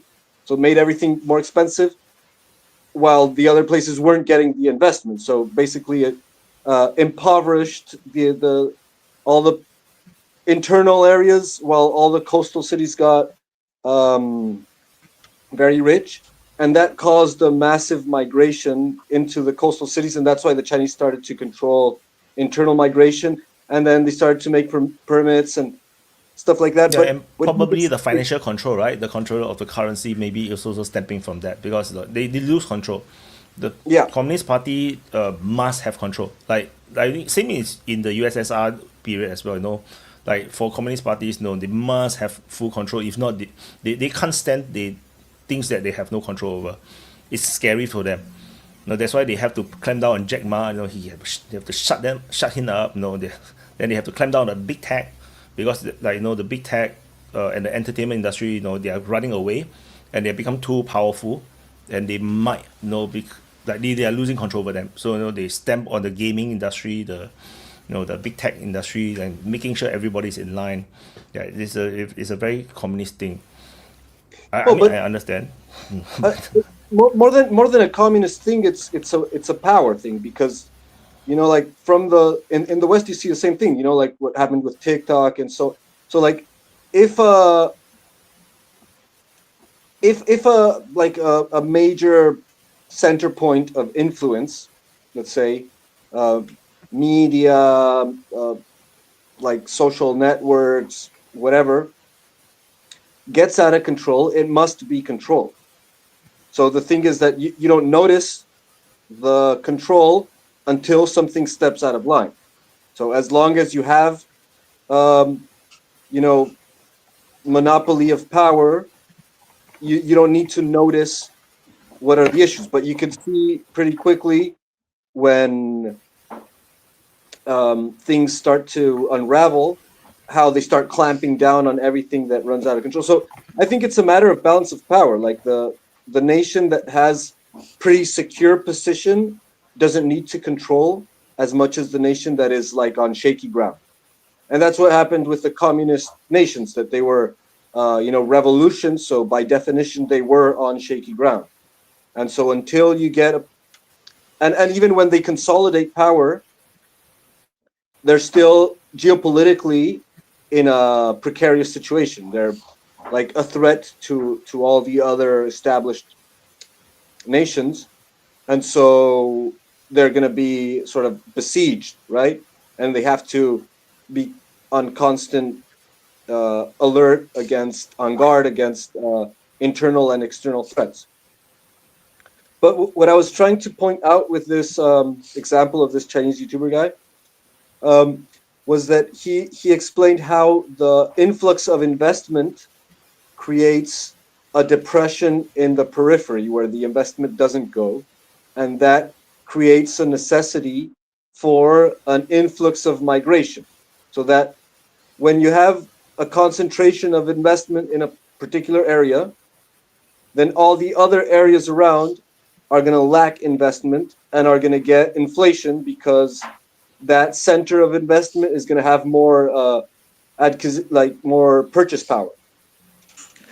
And so therefore that explains, like, not only at a national level, but also like at a multinational level, how nations that can concentrate great amount of investment are necessarily going to attract massive amounts of migration. And if that is not controlled, then it's going to happen one way or another. So I don't know how the migration situation is in Singapore, but I'm pretty sure you have like pretty strict policies to avoid very getting very flooded. strict, because we are so small. So everybody want to work here. And you're also because rich. everybody want to, because you're so rich. So so everybody want to move here to work here and earn money and bring back to their own country. So we have super strict immigration policies. So I think I think that's why my problem with the China's economic system is that it's not normal, because like what you say, when there's a lot of investment coming into a place, then there should be an increase in there's an inflation. They become richer, and then then this richer place will start to be able to buy out things from the neighboring side. But so, which means like Singapore, as we get richer and richer, we start to stop farming, we start fishing, we start to just buy from the neighbors. Yes, it raised the price maybe because we are buying more from them, so they earn more money, but then the cost of the things will increase. But you see, there's a trade. You see, it will be a trade. So we earn more money, and then we buy stuff from them. They also earn money.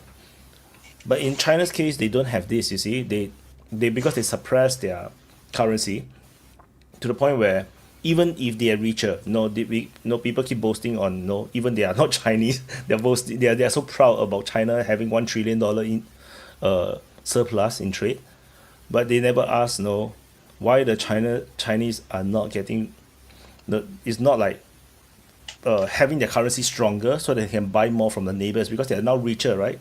No, they don't have this problem. They don't have this effect. It's abnormal economics. So that destroys how economics works, because now not just all the wealth is going to you, but your goods continue to be so cheap that you are killing everybody else. Everybody cannot do business. They just cannot sell anything, and then you don't buy things from there as well. Correct me if I'm wrong, Wyatt, but I've heard news lately that China has actually been strengthening the currency lately, like since the tariff war. So I've heard several reports lately of China actually strengthening. So maybe they're starting to change that. Maybe they also realize what you're saying, and or maybe it's just ripe for. But they're also starting to increase their imports and strengthening their currency. So I don't know. Maybe it's part of the propaganda, or maybe there's something to that. So from what I'm looking at the graph, their strengthening is very small. Like they were way stronger when they were like before COVID. They were way stronger before COVID. So now it's like still like a 0.02 away from from 2022. So yeah. So not yet. I think they are still far away from it. So they are appreciating. They are playing because they know they need control. So they are controlling everything. Like a game. They have to put everything on their level and move and yeah. But that's a China thing. So yeah. My problem is only that people keep thinking I'm anti-China. I'm not anti-China. I'm anti-CCP. And and I'm only anti-CCP is because of their policies, their foreign policy, their economic policies. If they change it, then I have no problem with them.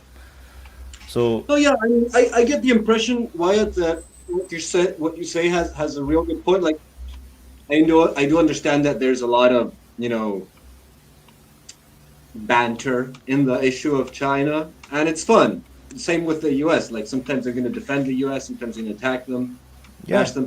But I think that you have a good point with your projection of sort of if China's trajectory continues in this sense, it will be unacceptable for the rest of the world.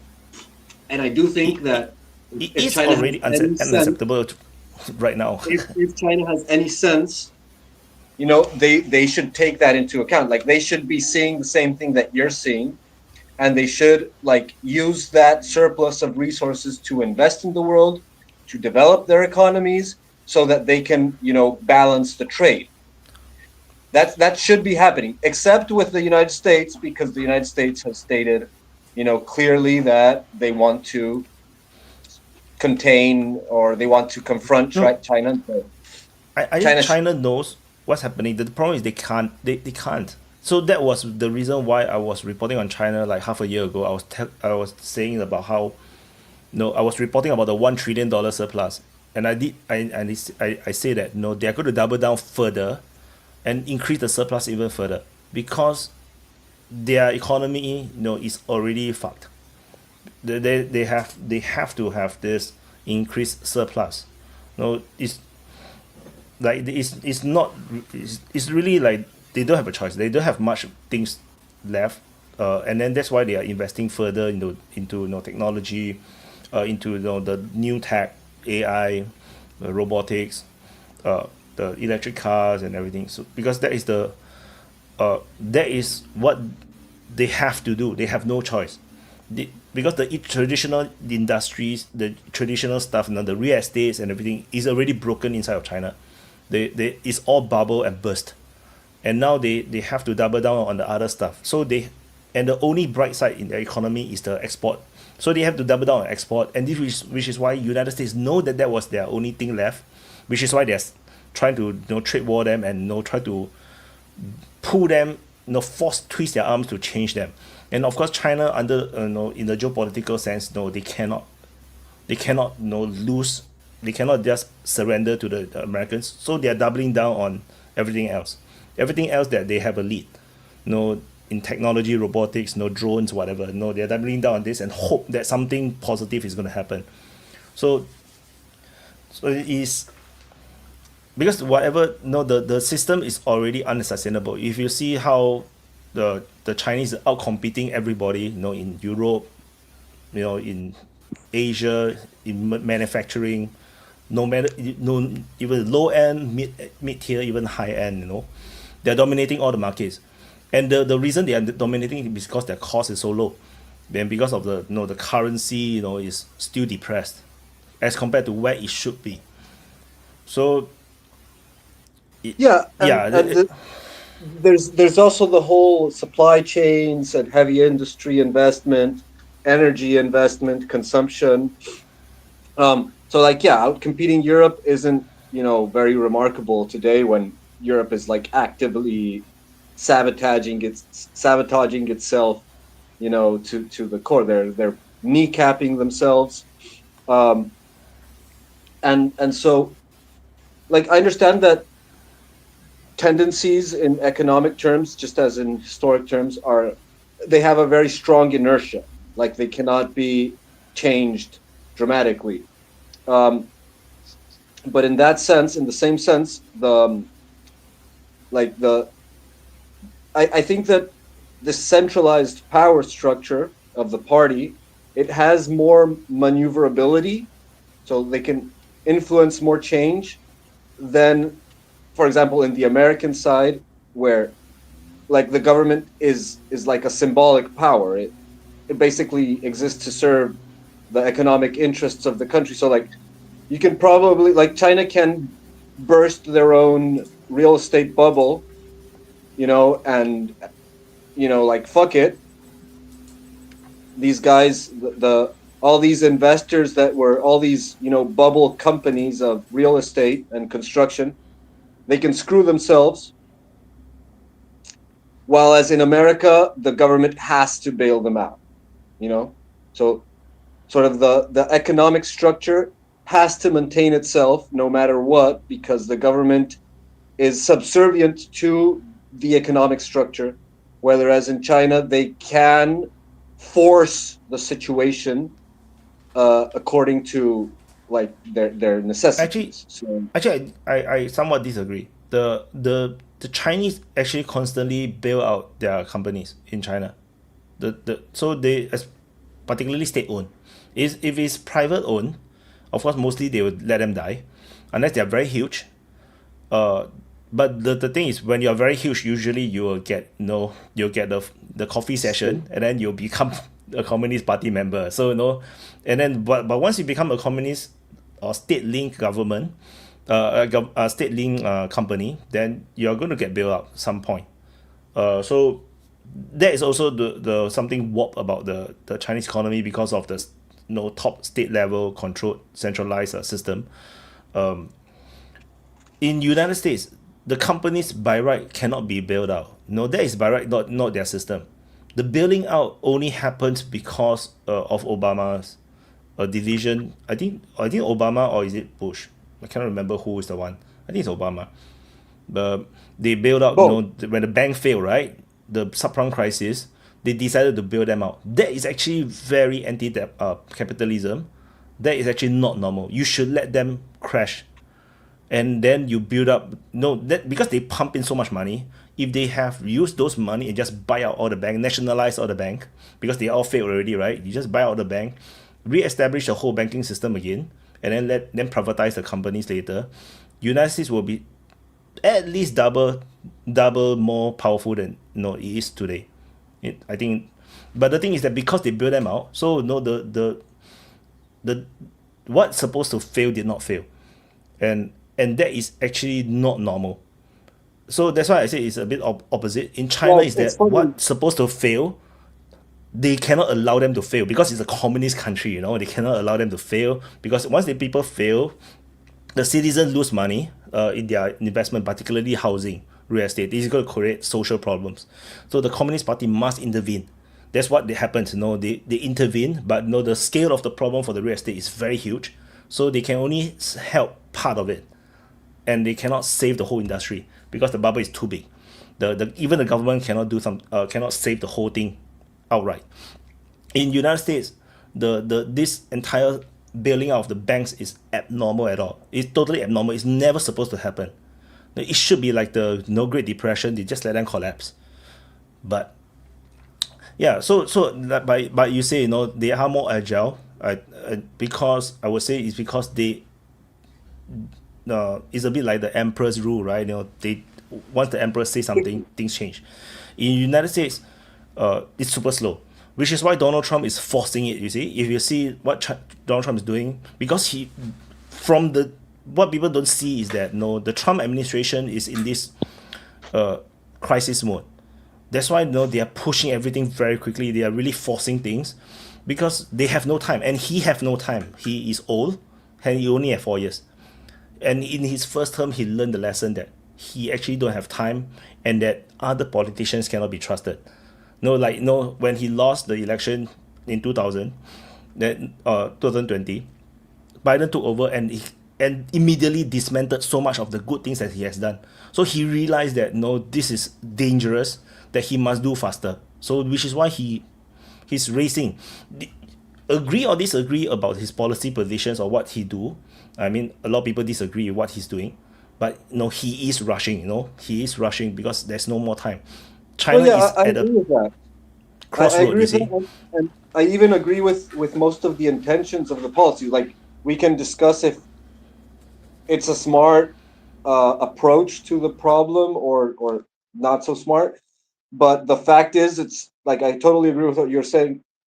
It clearly represents a state of emergency, and that's why they're so drastic measures, because it's it's desperate times, require desperate measures, and yeah, that's what they're doing, and he's trying to adopt some of this like top-down hierarchical structure to be able to make decisions on the contingencies, which is something that, and as you say, like, systems do have, in a very mechanical sense, should have fail safes, like, in a mechanism, in a car, in electricity, whatever.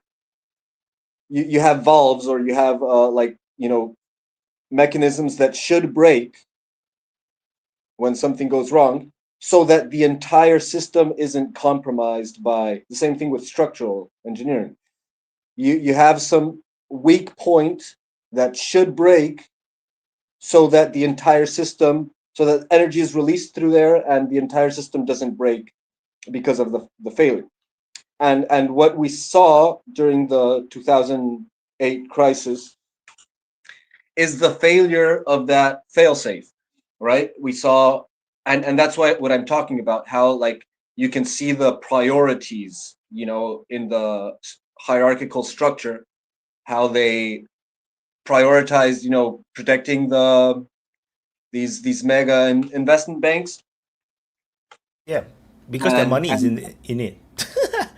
and so, yeah, Because their own too money big is to in it. fail. They rescued all these too big to fail, and they have never recovered from that, because the center of power shifted away from the presidency into these oligarchic structures that have actual control over the government. And so, yeah, like, it's a complicated situation, because once the power has shifted away, there's not very much a government can do if it doesn't have the power, right? So even if Trump is trying to change that, we're going to see how far he can actually go.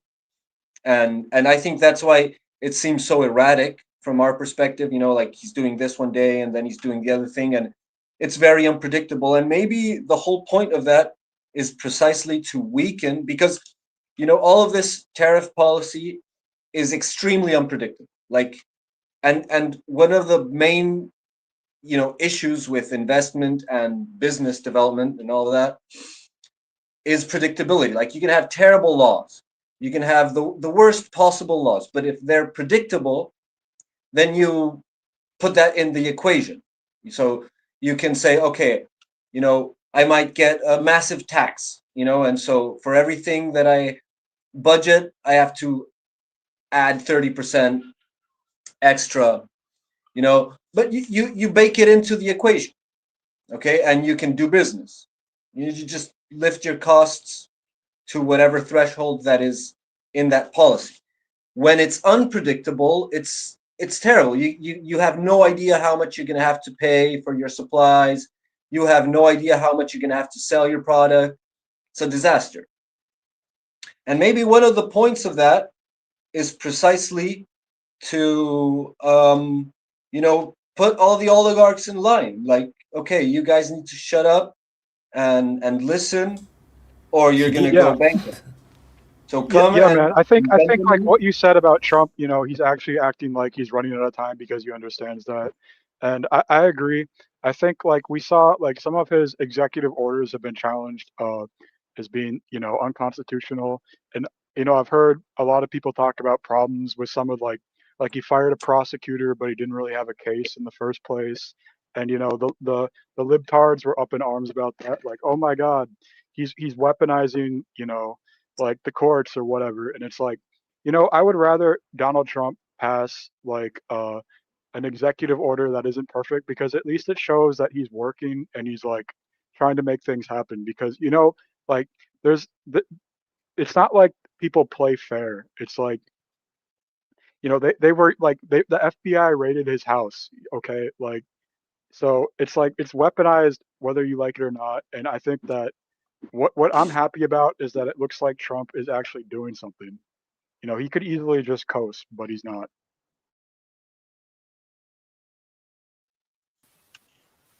Yeah. Over. So, I mean, because people don't. Yeah, it's just a partition thing, right? Like people forget. People who are anti-Trump forget that how Trump is like getting having the government weaponized against him even before he was even president for the first time. Now the Obama thing, is getting thrown up inside United States. A lot of things, like crazy things, like Biden is like funding child trafficking, and then how Obama is making them the change, like hide certain information or manipulate certain information to create an excuse to investigate or monitor or wiretap Trump and all these things. It's like, and I don't even want to talk about it. Like I don't even want to like go through it because people who are anti-Trump won't believe in it. But it is what people have been talking about for a long time. And then now they are investigating it right now. The problem is that they are now so partisan on two sides. Like even when they say, you are not even sure if you should believe it or not, because the government is already weaponized. So high upgrade. Any opinions about Greta? How upon 10, how many points will you rate her? I mean, her activism, the effectiveness of her activism. Honestly speaking, I don't have an opinion about her because I don't care too much about her. But yeah, she's good. She every time she's doing something, you can at least give her that point that people talking about her, even if you like her or hate her. So yeah, that's basically it, right? I don't think we should start this topic right now about Greta, but it's enough. Yeah, is there any topic you want to talk about? Because we are like, You're just being a nationalist.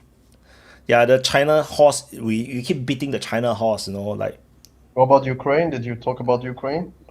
Not at all. That's why you see Vaughn left, because he's like, fuck this shit. It's always talking about philosophy. And I think I'll come back if he hears Ukraine. For sure. Hey, he's like, Vaughn was all in on it, and then he left before talking about Ukraine. So it's on him. I blame him. Anyway, I think that Upgrade is defending Greta because he's actually a nationalist. Okay. Super chat, Johari say, Wyatt, just a question. Do you think our neighbors know about Singapore-Israel relationship since SG Army model after them as well as our equipment? For sure now they know, because now we openly talk about it. But for 40 years, we never talk about it. 45 years, we never talk about it. So I think the neighbors probably was trying very hard through their intel networks to try to figure out how who is helping us into developing our military, and and I think they probably figured it out maybe 10-15 years after the fact, maybe. Yeah, I think they definitely know it before it was public information. And the thing is that even if they know it, they cannot say that they know it. Like so I think I explained before, right? What is secret and what is top secret? Secret is what you know about your enemy. The top secret is what the enemy do not know about yourself.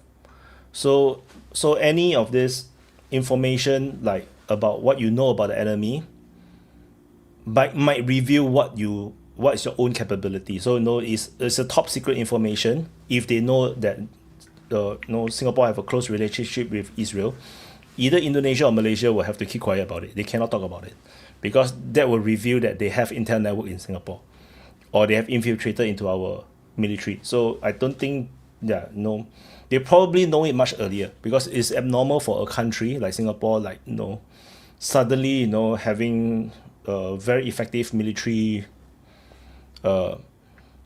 capability. And the rumors that we set upon the time, we said we call the Israelis Mexicans.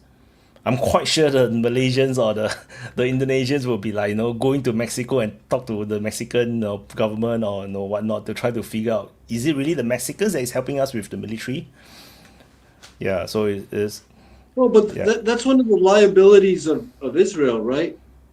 One of the things that the American patriots complain about their, best ally is that it shares intel with the rivals. Like there's a huge issue with Israel sharing technology and intel with China, and a lot of Americans are pissed about that, and that's one of the reasons why they complain about Israel. And so, the same thing is probably the case with Singapore as well. Like, what would stop Israel from sharing intel of Singapore's military with the neighbors? Yeah, so we don't share everything with them. That's the thing.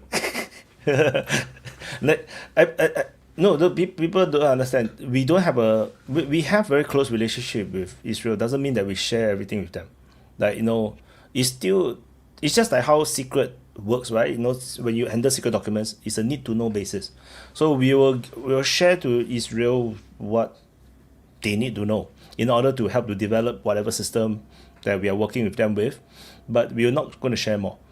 They wouldn't know much more than what, like the similar things happen on the opposite side. Israel is not going to share everything with us. We cannot be trusted as well, because we do have Muslims within our population. So they definitely will not trust us 100% as well. So but it's a friendship, just like you and your best friend, you don't share which porn site you watch, right? You have your own secrets, right? You don't share what is your like what kind of disgusting thing that you do at night. So you don't tell your best friend what you did with his girlfriend before they met. Yeah, you cannot say that, But you raise a good point about how Israel is willing to work with the enemies of their basically sponsors, right? That's why I always say Israel will switch sides very quickly in the event of United States cutting them off. This is a good example. I'm quite sure they are very ready to just they will just buy Russian, or they just buy Chinese, and they have no qualms about it. That's what I think about. This is my opinion of how Israel operates, which is why I always say don't don't underestimate them, their ability to just pivot away from what you are used to. They have no allegiance to anybody. Like that is the Israeli way of doing things. So which is why they are willing to just bomb Qatar, and don't give a fuck, because they are always this don't give a fuck country. So yeah, but it's an interesting thing also that Singapore and Israel have a similar situation in the beginning of our countries, is that nobody want to help us. Nobody actually wanted to help Israel. People might think that the Americans are trying to help them, but it's not the country. The country don't want to help. There are elements, there are people, civilians wanted to help. They sent money because they are Zionists. But the countries don't want to help. United States don't want to help. UK don't want to help. Similar, Singapore actually have the same situation. UK don't want to help. United States don't want to help. India don't want to help as well. We actually approached India. India don't want to help. No one want to help. So Israel eventually found Czechoslovakia or Czech Republic to help them, to sell them weapons from World War II. That's how they managed to fight. For us, we managed to got help from Israel. And although Israel is also very nice, they did make a point that they will not sell Israeli stuff to us. It's like, no, it's a policy that don't let Singapore pick their own stuff or find weapons that is suitable for them, or it can be any supplier. It doesn't have to be Israeli unless they choose to. So they have this freedom given to Singapore, and that's why we buy from all over the place. Eventually we did buy some Israeli stuff, but it's like some of the AMX 13, and I read that the tanks that they reach, because these are all used in the war, so they all have holes in it because they all seen combat, and then we have to patch it up to use the AMX 13 to build up our tank fleet. So this is the interesting similarities, which is why we were close in that sense. It's like we have a lot of similarities in that way. But then, as you see, 50 years down the road, they have went on a totally different path. You see, they went on this crusade against the world, whereas Singapore went the opposite way. We tried to work with the world. So yeah, unfortunately, that seems to be what they choose. Well, it's a really interesting. Just a second, Wyatt. I'm sorry if I missed the context, but why did you say that nobody wanted to sell arms to Singapore back in the day? No, nobody want to help us to set up the military. Nobody want to teach us how to form a military, because nobody believed we will survive. The same thing happened to Israel. Nobody believes Israel is going to survive. If you read the context of those days, when the Israelis are ready for war, everybody know war is going to break out between the Arabs and Israel. No one want to help the Israelis because they know that they think they know that Israel is going to lose the war. Because how are you going to win the war against all the Arab states surrounding you and all going to attack you at the same time? And you're just a totally new country with no army. So nobody want to help the losing side. Concerning the Israel, there's a backstory to it. Actually, back in 1947-48, it was the Soviets who supported them. Stalin was actually angling for of course, because there was a lot of Ashkenazi who actually formed the Israel, the East European Jews. And many, not all of them, but many of them were actually communist or socialist back in the old Europe. So Stalin was angling to create a sort of a socialist or communist version of Israel initially. Now, it didn't went there that way after a while, but it was his angle. And he actually allowed Czechoslovakians to sell. He didn't want to do it directly because it would be too problematic for Soviet Union to be directly involved. But he did allow. So that's how the Czech. Yeah, so that was very interesting, because I always wondered why Czech Republic or Czechoslovakia, is that so out of the blue? It's like, of all the countries in the world, why is it Czechoslovakia? I was thinking. So now I think that's a good point. It was a proxy for Russia, for the USSR, actually. Yeah, but the USSR trying to. But it's super weird, when you. But because it didn't want to. From no context, right? Especially for someone who is not in the US, not in the Warsaw Pact, like it's very confusing in the early days. When I was reading, it's like, why is it Czech? Why is it Czech? It's so abnormal. So yeah, now that you say that, that makes sense. It's like a proxy through, for USSR. That makes so much sense. rather than trying to step inside and then now then all the Arabs are going to hate the Soviets. I think that makes so much Yeah, sense. and similarly, A lot. when Israel helped out Singapore, it was also a proxy for Britain. Do you think so? So far from my understanding of the history, at least from what I read, it doesn't seem to be that way. Because the British have the military base already in Singapore, so if they want to help us to form, I mean they don't want to help because of Malaysia as well. So yeah, I mean that's a No, possibility, because but that is the pattern, right? So like the Soviet Union has part of Iran and has influence in the Middle East, and it doesn't want to incite the ire of the neighbors of Israel, and so it does it through a proxy. And in the same way, um, you know, Britain has Hong Kong back in that, and it has Malaysia as well. Malaysia Brunei is also under their influence. So and Malaysia, and so they don't want to create a yeah, conflict with its own allies slash influence, and so it does it through a and the same thing also happened with Israel the other way around. Like both the British and the Americans didn't want to create conflict with the Arabs, which they had a lot of deals on oil, and so they did it through the privates, through the sort of the Jewish nationals of Britain and of America, to send them weapons like under the rug, so that they don't, make they don't compromise their deals in the Middle East. Go on, Vaughn. Oh, I was just thinking, or maybe it was just a way to get back at like Britain and some of the older European countries that didn't help Israel when they needed help or withheld weapons that they paid for and stuff like that. but it was 1965 though. They did conduct tests. Well, I know, but they did conduct terrorism stuff against Britain and stuff. Maybe it was just some unfinished pettiness on their part. Also help Singapore. That undermines Britain. One last jab. The I'm Lagrange just saying. I ways. don't know. I mean, there might have been some bad blood still back then that they would have helped out. So Lagrange way say that Israel want to export their military stuff to Singapore. Actually, that's not true. The you have to look at the geopolitical scene. Then Israel has very little friends. So if they can get any friends, yeah, they try. So which is why it's not difficult for them. They only sent like a few of their soldiers, only a few, like to help to set up the initial military.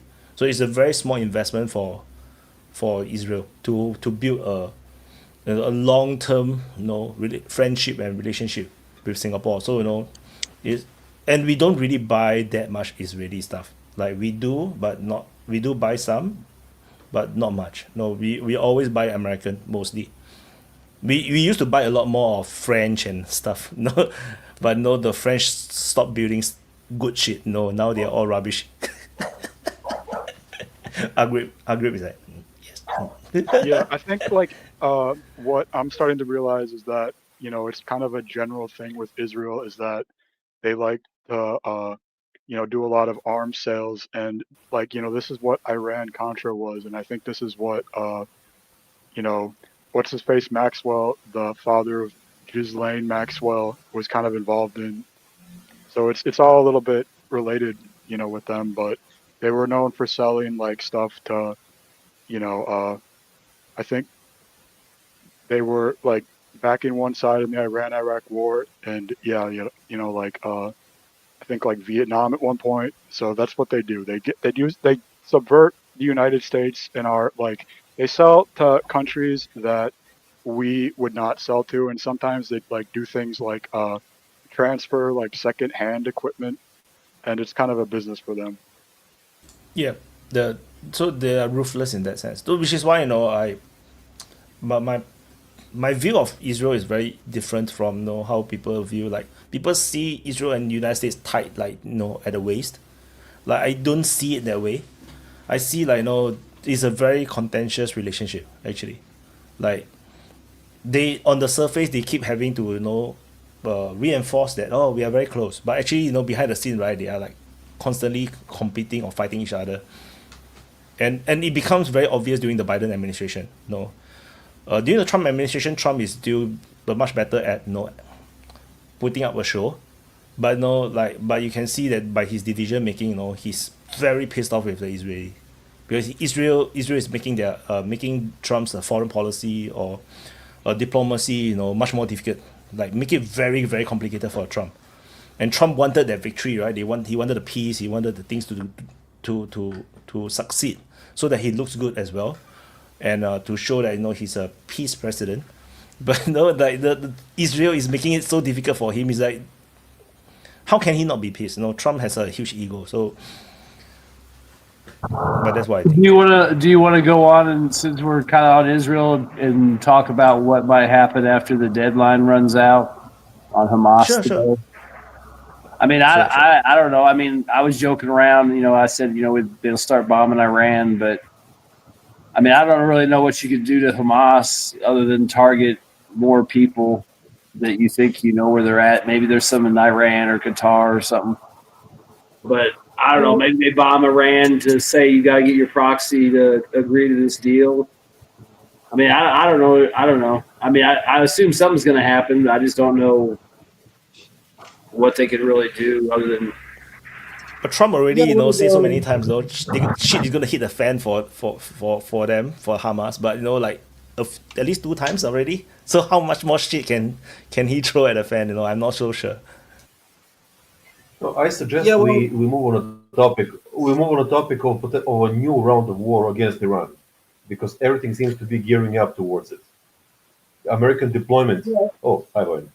American deployment in the Middle East definitely points towards this kind of build-up for major round war. Yeah, and Iran is preparing for it as well. They gotten some MiG-29s for a stand-in. I think they bought Sukhoi 35. I think. So they have some MiG-29 for stand-in. I don't think the 35s have been delivered, because they were still. I think they were still training on them and stuff. I mean, they might have a few, but I don't think they have an operational amount. But I think the 29s, they were pretty easy for them because they've had them before. So I think they just bumped them up and maybe. Yeah, well, there's been an escalation in the diplomatic sphere, like. Massive cargoes have gone from Israel to Ukraine, and massive cargoes have gone from Russia to Iran. What is in that? We have no idea. Maybe it's planes, maybe it's just ordnance. We don't really know what's been sent to Ukraine either, but the most likely scenario is that it's drones for their long-range strikes. Go on, Bojan. I don't think that it makes sense for Iran to bet on aircraft at this moment of time, because they can get only in homeopathic amounts. So can everyone hear Bojan okay? I'm hearing him super low. Super low? Now it's better. Okay. I adjust him higher. Thanks. I'm using my headset. So that doesn't make sense for Iran, I think, to bet on airplanes right now, because they can get only homeopathic amounts of them. So like 1,000, 2,000, 3,000 maybe. And they would be the first targets of America and Israel. So they would lure them into situations which they can take care of in these low amounts. So they would get wasted very, very quickly. So in my thinking is that they are going for ground-based surface-to-air missiles, and this makes much more sense for them. Hey, but doesn't I mean, real quick, they still need airplanes. Yeah, I mean, I agree with Boyd. I mean, the drones. I agree with Boyd. I mean, the Air Force probably isn't going to do a lot. And I mean, I know they've been trying to upgrade their air defense, but I mean, is the amount of time they've had really been long enough to get it upgraded, integrated, and people that they feel are competent enough on the system to actually provide a defense? I mean, are they going to have Russian technicians running the systems while they, side by side with Iranians? I mean, I'm just saying. I mean, I know they've been talking about how much stuff they're supposedly doing, but are they actually going to be ready? Well, the last time they were surprised by the Israelis, basically some agents destroying their air defense capabilities. So this was done not by the Israeli Air Force or stuff, but about what I have understood, mostly by insurgents or paid actors, or Israelis on site, but not by bombing it, but by from air, but with other means. So this time they will probably be more prepared for this situation. Hey Nunya, good to see you, man. Yeah, like I think the best thing they could do is to like buy a shit ton of Russian, airplane fighter jet decoys. So you put them all over your bases, you know, and it's the first thing that's gonna get hit. Also, it must be super screwed, super fucked up to be air defense operator. You're the first thing that's gonna get hit, and so you're like waiting for the missiles to come so you can shoot them down before they kill you. It must be really fun. Shamapak. Greetings to everyone in the panel. Well, I'm not much enlightened regarding the arms supply and that particular context, but I would think it's going to end up in a proxy war. Just like, because right now the global economy is standing right at a standstill where it was just before World War II. I'm not suggesting that World War III is going to happen, but I think since all the nations are consolidating their companies and everything to themselves, just like they were back then, I think it's going to end up in another proxy war, which might result in another Cold War or a so-called Cold War. Because the ultimatum given by Mr. Trump, I saw one of the points where Hamas has agreed to cede its administrative administrative functions to technocrats from Palestine. So I guess it's going to be a bit bumpy. The road is going to be a bit bumpy, and I think it's going to be a proxy war once again. It's not going to be something direct. It's going to be very much like just like you people said, like Israel supplying it to Ukraine, Russia supplying it to Iran. It's going, and Israel is a proxy of US. So maybe Mr. Trump is pissed off at Israel for now, but who knows? Israel is nothing but a proxy or a little brother of USA. So we don't know. We really don't know. Yeah, I agree that it doesn't have to always be World War III, and it pretty much is. Nothing ever happens. It's probably not going to be World War III, and it is a good point that it doesn't, like, in the absence of World War III, what could happen is probably something. If there's a proxy war between Israel and Iran, where that would happen would be probably Syria, and with the chaotic situation in Syria right now, it does seem like something could play out there. Yeah, well, something that people haven't been talking about a lot, and which is giving me certain suspicion, is actually Lebanon. Now, Lebanon is kind of like a half-cooked cake, so to speak, in the sense that it was pretty battered. It has been consistently bombed throughout this whole ceasefire period, whatever you call ceasefire nowadays. And it's been cut out from Syria. Now, you could argue that there might be some routes of supply by sea. Maybe Russia or someone, China, can help out. I'm pretty sure Hezbollah hasn't been, cut off completely. But their situation is precarious. They're trying to disarm them. And so, if there's a good place for a proxy war right now, it's probably Lebanon, more than Syria, I'd say. Because Syria is already, cooked. Maybe Iran has some influence there. So, Iraq and Syria and Lebanon are the two places that are in a greater peril right now because Iraq will be affected less, I believe. Iraq will be affected less because it has a waning US influence over it. So Iraq will be less influenced, I believe. Well, yeah, but I don't get the whole argument of proxy war in Syria. Syria is, I think it's a done deal already. I don't think there will be much more war in Syria, where Iran is involved. Bojin. Well, I think Iran will want. I mean, yeah, Iran will want to restore lines of communication to Lebanon, and also they're going to want. It's going to be kind of like an end of World War II situation where they're both trying to like carve it up, maybe. But it's kind of hard to say. I'm not really an expert on that country. My main argument would be that such a war would not hurt Iran a lot. It would be some costs for Iran, for supplying these proxies. But I think that's not the goal for Israel or for the United States. They want to hurt Iran directly.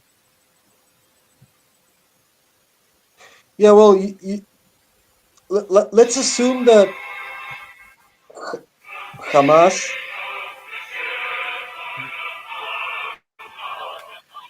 Who the fuck? Where the music come from then? I don't know, but I salute just in case. It's sponsored by the FSB, right? No, but let's assume that Hamas is actually sponsored by Iran. If that's the case, they've been able to fight all this time because they've been getting some level of supplies. Now, every person, sort of like from the resistance side at least, says that Hamas has been like the Qassam brigades, all these fighters in Gaza, that they've been arming themselves. They have their own industry. They bake their own shells. They make their own rifles, and they pick up ordnance from the Israeli drops for the IEDs. But I think that that's very unlikely. I mean, there's certainly some level of internal production that they have because they can't get the bulk of their supplies, but I don't think that you can be completely besieged for so long and actually have autonomy of production. So if that's the case, then like what I'd assume is that the whole of the Middle East is a complete incomprehensible disaster of logistics spy chains of like contraband spy. So like you have, so that's why you get attacks in Iran, and you get attacks in Turkey. Like you get, I don't know, like Israeli attacks in Iran, and you get weird attacks in Turkey, and you get sort of Palestinian attacks in Israel. Like, so every place is a massive intertwined web of like spies and double agents, and it's a complete disaster, and things are trickling everywhere from all sides. It's like really weird. I mean, I think the easiest thing is it's the Middle East, and there's been multiple wars, and there's so many fucking guns laying around and hidden and cached and mines passing and through missiles. the area, going east, west, north, and south. I mean, think about it. They're going into Syria, the Middle East. They're going into Africa. They're going from Africa back into the Middle East up to Ukraine. I mean, it's probably just a golden age for getting guns. I mean, I'm sure they, like you said, they do make some stuff, but I bet you a lot of it, there's just, I mean, that's like the ancient trade routes of the world. So I'm sure there's always a way to get something through. I mean, especially the Sahel belt in Africa. Yeah, I mean, if you got money, Sahel belt in Africa. Yeah, I mean, if you got money, I mean, I'm pretty sure you can get. Yeah. So my point is that if Hamas is getting some level of supply in that hypothetical case, then why would Hezbollah be cut off? Why would Syrian, Iranian, I don't know, servicemen or spies or whatever, why would they be cut off? Like insurgency forces from Iran, in Lebanon, in even Jordan, in Syria, in Iraq, why would they ever be cut off if the whole place is this convoluted disaster of network from It's like the oldest, contraband epicenter of the world. Well, it's like they're smuggling it. That's why Israel has a blockade. That's why they control the borders. And like, yeah, some stuff definitely gets through, but they're not getting like air defenses, and they're not getting like big ticket items or like large numbers. And I don't think necessarily it has to be Iran. It could be like all sorts of other,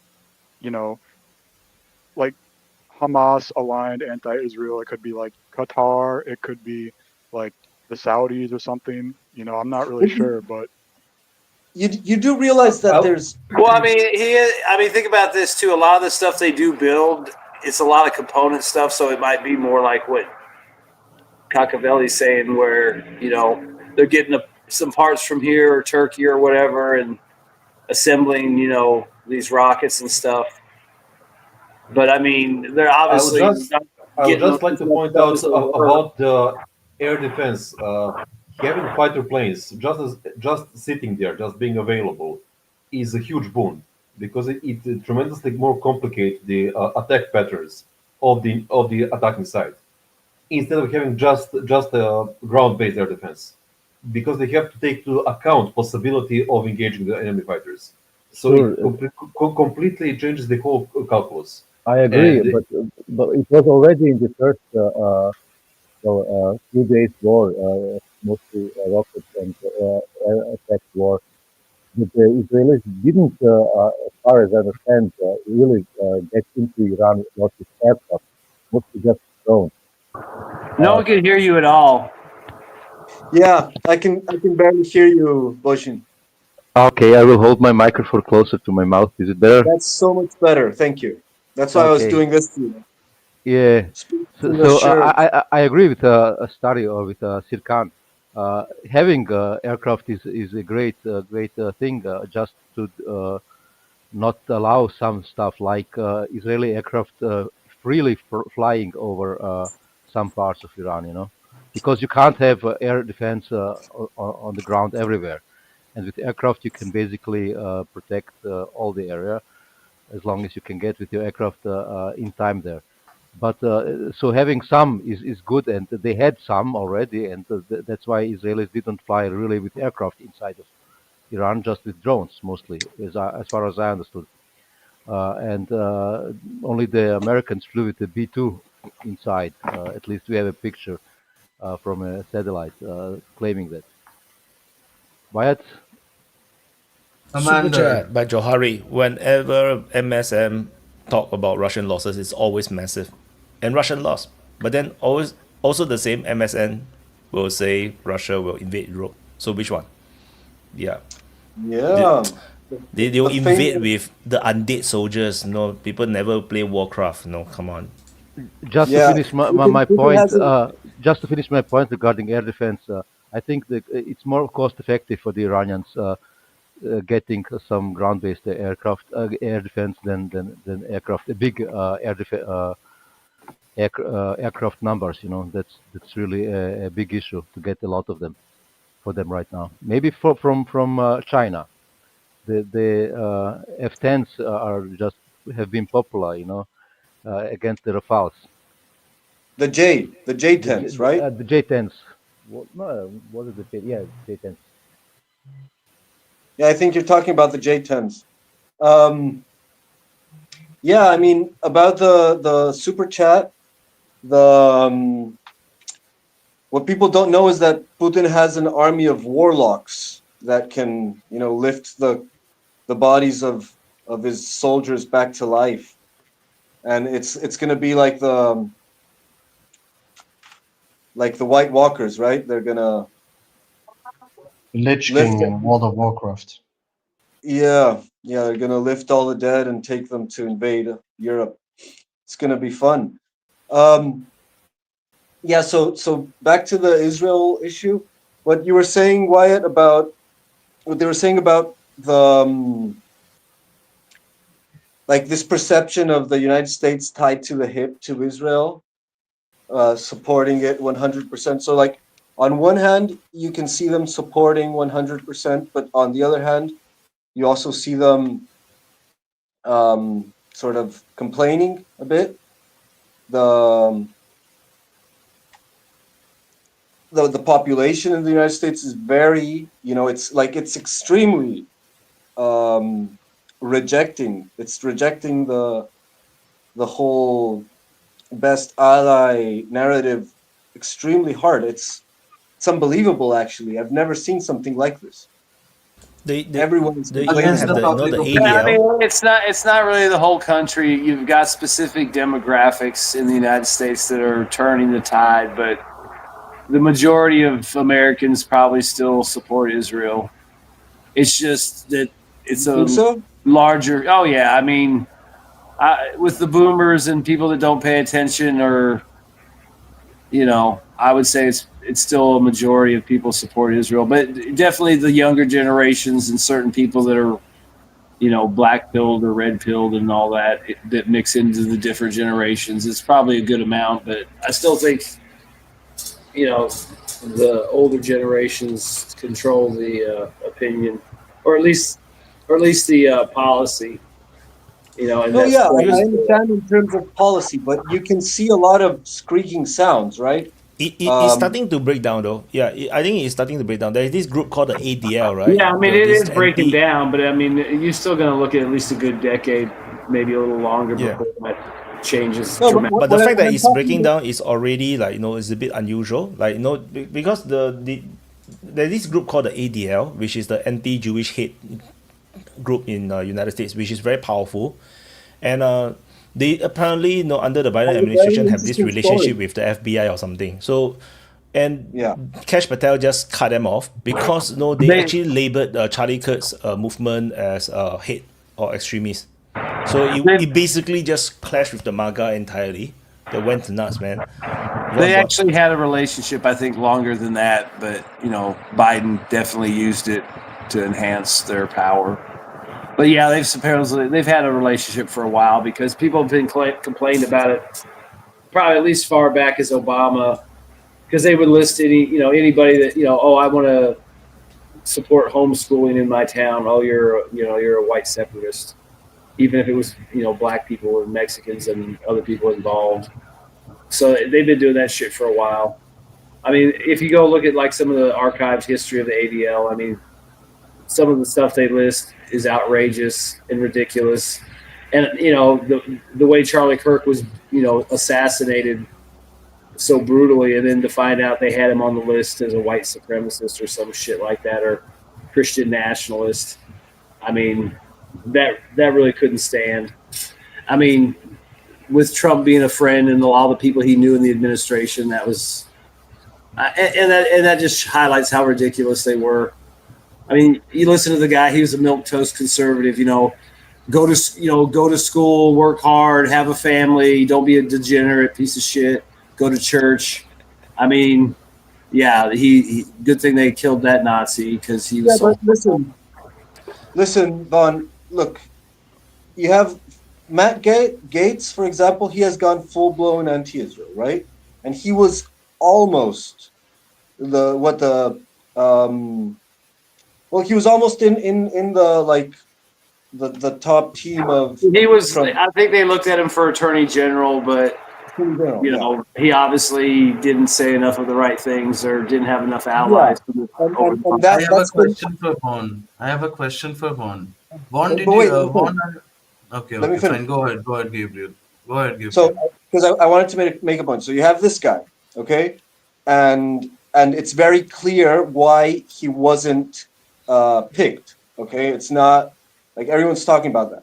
Then you have this guy Tucker, who's gone full blown. Like, he's not even blaming Israel. Like what he said, the last thing he said, which was really interesting, is that you can't blame Israel or you can't blame the Jews for this because it's us Americans who are in power.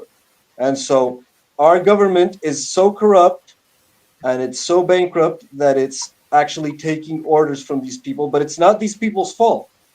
It's our fault because we have these. So that's Tucker, and Tucker Carlson is a very mainstream guy.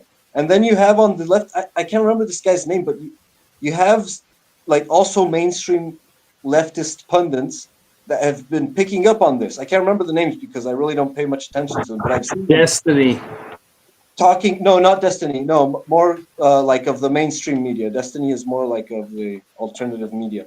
But on TV, like I don't know if it's ABC or any of those. Like, but anyways, a TV pundit, pretty mainstream, like comedian. These leftist comedians, they've started to joke about Trump's submission to Netanyahu. So you have a level of mainstream bipartisan criticism of the subservience, the apparent subservience of the U.S. to Israel. That's become a thing, and that's never been a thing. It was like always anti-Semitic. Yeah, but I mean, to be honest, you got an election cycle coming up. You've got the potential war in Iran. You don't know what the hell's going to happen in Ukraine, and I'm sure there's some other shit out there simmering. So I mean, and then after that, you got 2028. I mean, so there's not. I mean, yeah, the momentum is good. The tide seems like it's turning, but you know, I wouldn't get my hopes up that there's going to be some big change right away, just because. I mean, these people have power. They want to keep power. They have an agenda. They want to see it through to the end.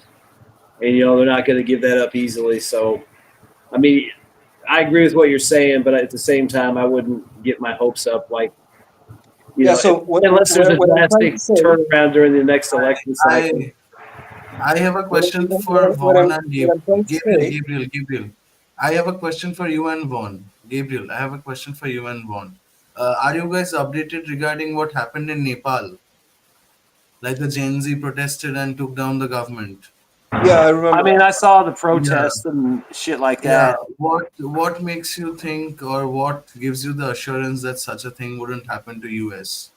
Because Gen Z is obviously, I don't know. It's just a speculation. I'm just asking. Well, I mean, there's a lot of guns. I mean, the federal police and the army in DC probably wouldn't let that shit fly. I mean, you're not going to be dragging Congress. I mean, you're not going to see congressmen running down the street in their underwear getting shit thrown at them. I mean, it'd be nice, but American kids have guns. It's not like us. American kids do have guns. Oh, I know. I'm just saying. I mean, it'd have to get pretty fucking crazy for us to see a, you know, congressman running down the street in his underwear in a motorcycle helmet getting hit with tomatoes and shit. I mean, I think it's the size of the country, right? United States is so much bigger. You know, if you have this kind of thing, it could be just one city, one state, two states, maybe all the democratic states. But then they're gonna get smacked down, you know, because now because once they do it, they're gonna be labeled as Antifa, and then they're gonna get arrested by the Trump administration, because who knows what is Antifa right now. But Wyatt, without a political backing, without at least some political backing, such a movement isn't possible. So I believe there's a chance, especially after the assassination of Charlie Kirk. I guess there is a chance. I mean, I don't know. Last night I was watching in Portland, and I don't know what changed as far as, because you know, a lot of people thought the National Guard was coming in last night. But, you know, the federal police came out and they formed up a line, you know, and they usually allow the people to be across the street and on the corner from the federal building, but they can't cross this certain line or it's trespassing, they get arrested. Well, for whatever reason last night, they pushed out and they pushed them several blocks down. And when they got to where they wanted to push them, they started lighting them up with tear gas and flashbangs. And they pretty much dispersed all the protesters last night, like really hard and quick. I mean, the tear gas was so thick. I mean, you literally couldn't see up the street to where the police line was. And I don't know what caused that, but you know, it definitely, there was pro-ICE protesters there, and they were cheering them on and loving it. But there's definitely a change of attitude, like for what, you know, because they go out and arrest people that are doing stuff, you know, from the crowd. But this time they just went out and just went off on them. You know, arrested a few people. I mean, they were like, people were standing there. They would just pull a tear gas grenade and throw it right at their feet, and they would run off, and they would just keep pushing them down the street. So there might be a little bit more, you know, authoritarianism coming down in some of these sites, like Illinois and Portland and in Houston. I think those are the three big ones. LA, so 4 sites. So I want to pull back a bit on back onto just now the conversation about the Israel thing, the influence thing in the United States. Is that I feel like um, Israel's no, because the ADL thing, it seems to be like a state related. I think it's an Israel state, funded thing. Is part of their propaganda or whatever you need, or influence operations. And it seems like they are very worried that United States might actually become strong, like a real strong in the sense that they really care about their own interests, which is why Charlie Kirk might become a threat. Like because Charlie Kirk is part of the MAGA movement, is making MAGA movement works. You see, and it looks like maybe Israel do not want United States to be that strong. They want United States to be strong, but not that strong. Strong to the point where they were like, no, don't care about Israel. I think maybe that was some of the undercurrent that's happening, that they are like trying to undermine the MAGA movement. The conspiracy theory that Israel might be behind the assassination of Charlie Kirk may have some basis. I'm not sure. May have.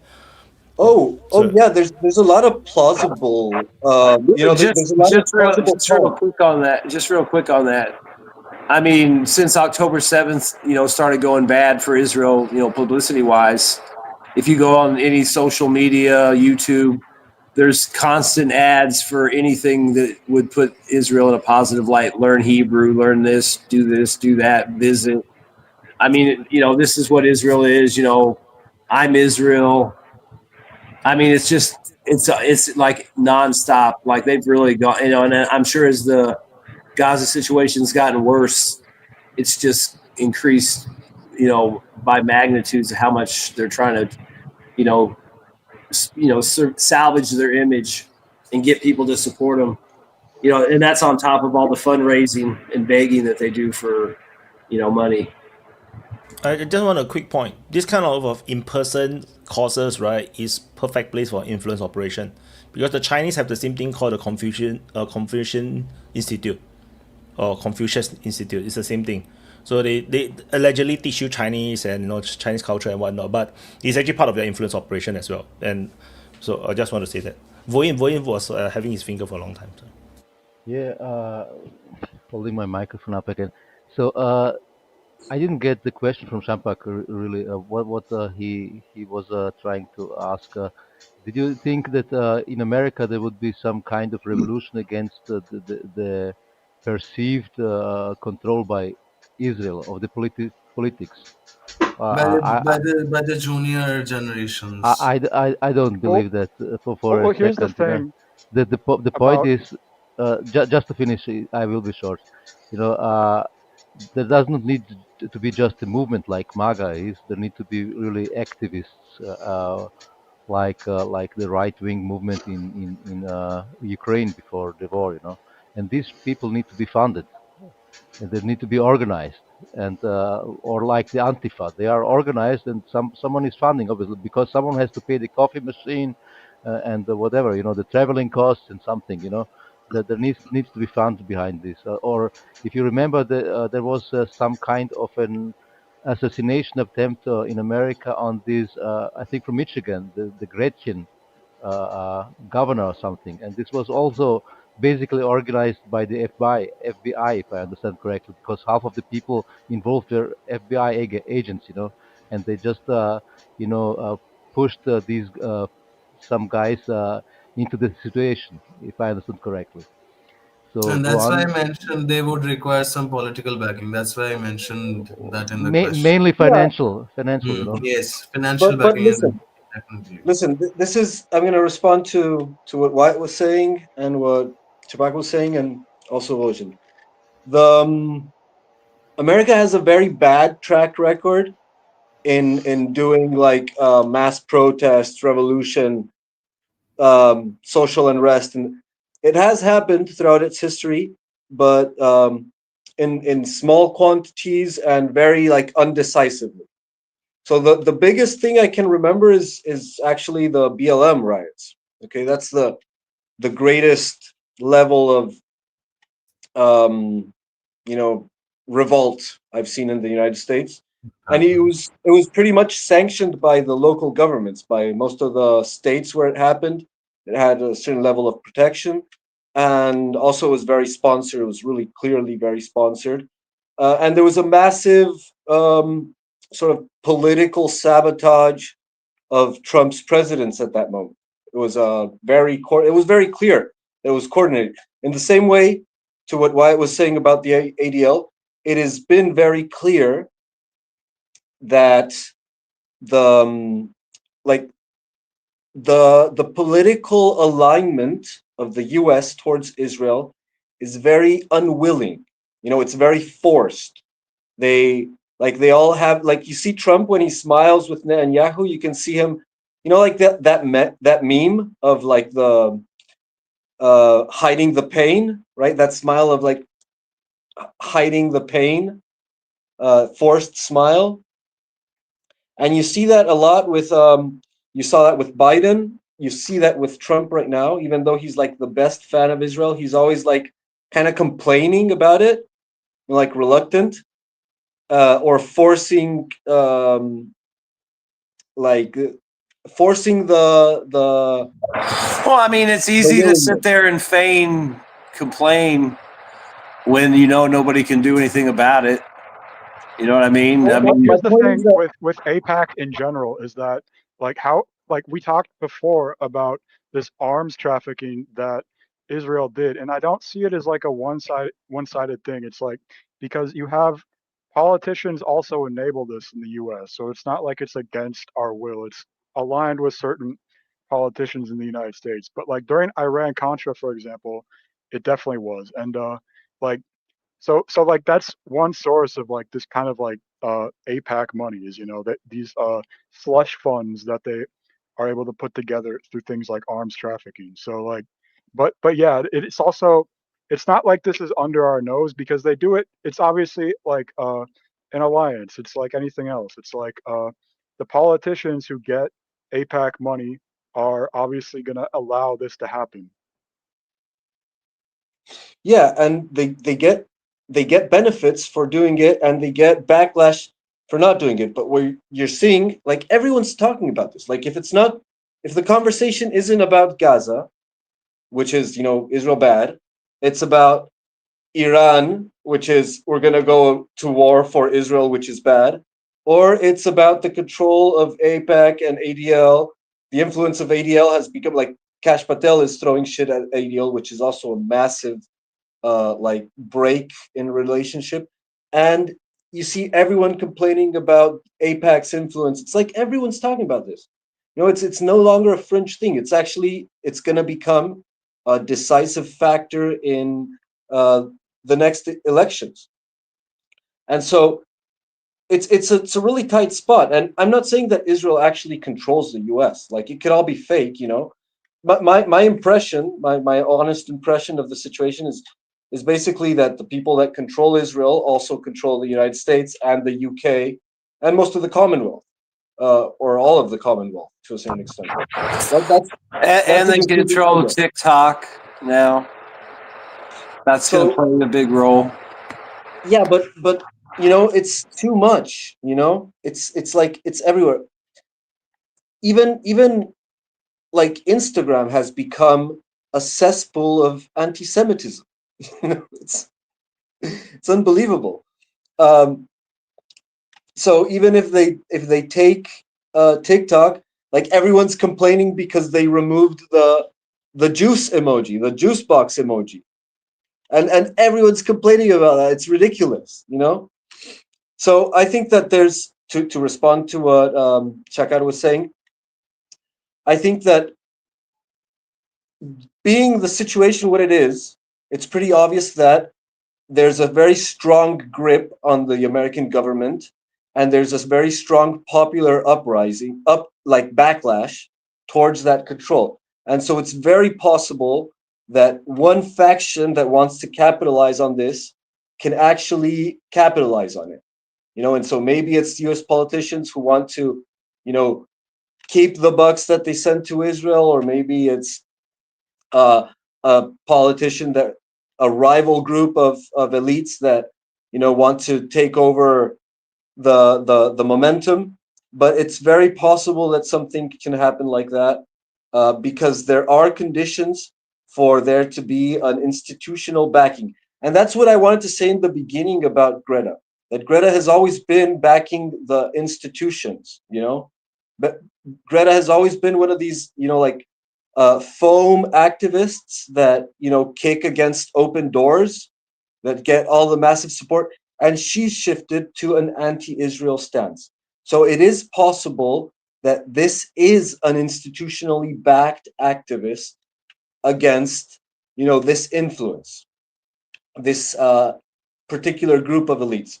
And so I'm seeing more and more signs that there might be some level of institutional backing to the breaking of the status quo or shifting it in some way, even if it's just for the purpose of capitalizing on it.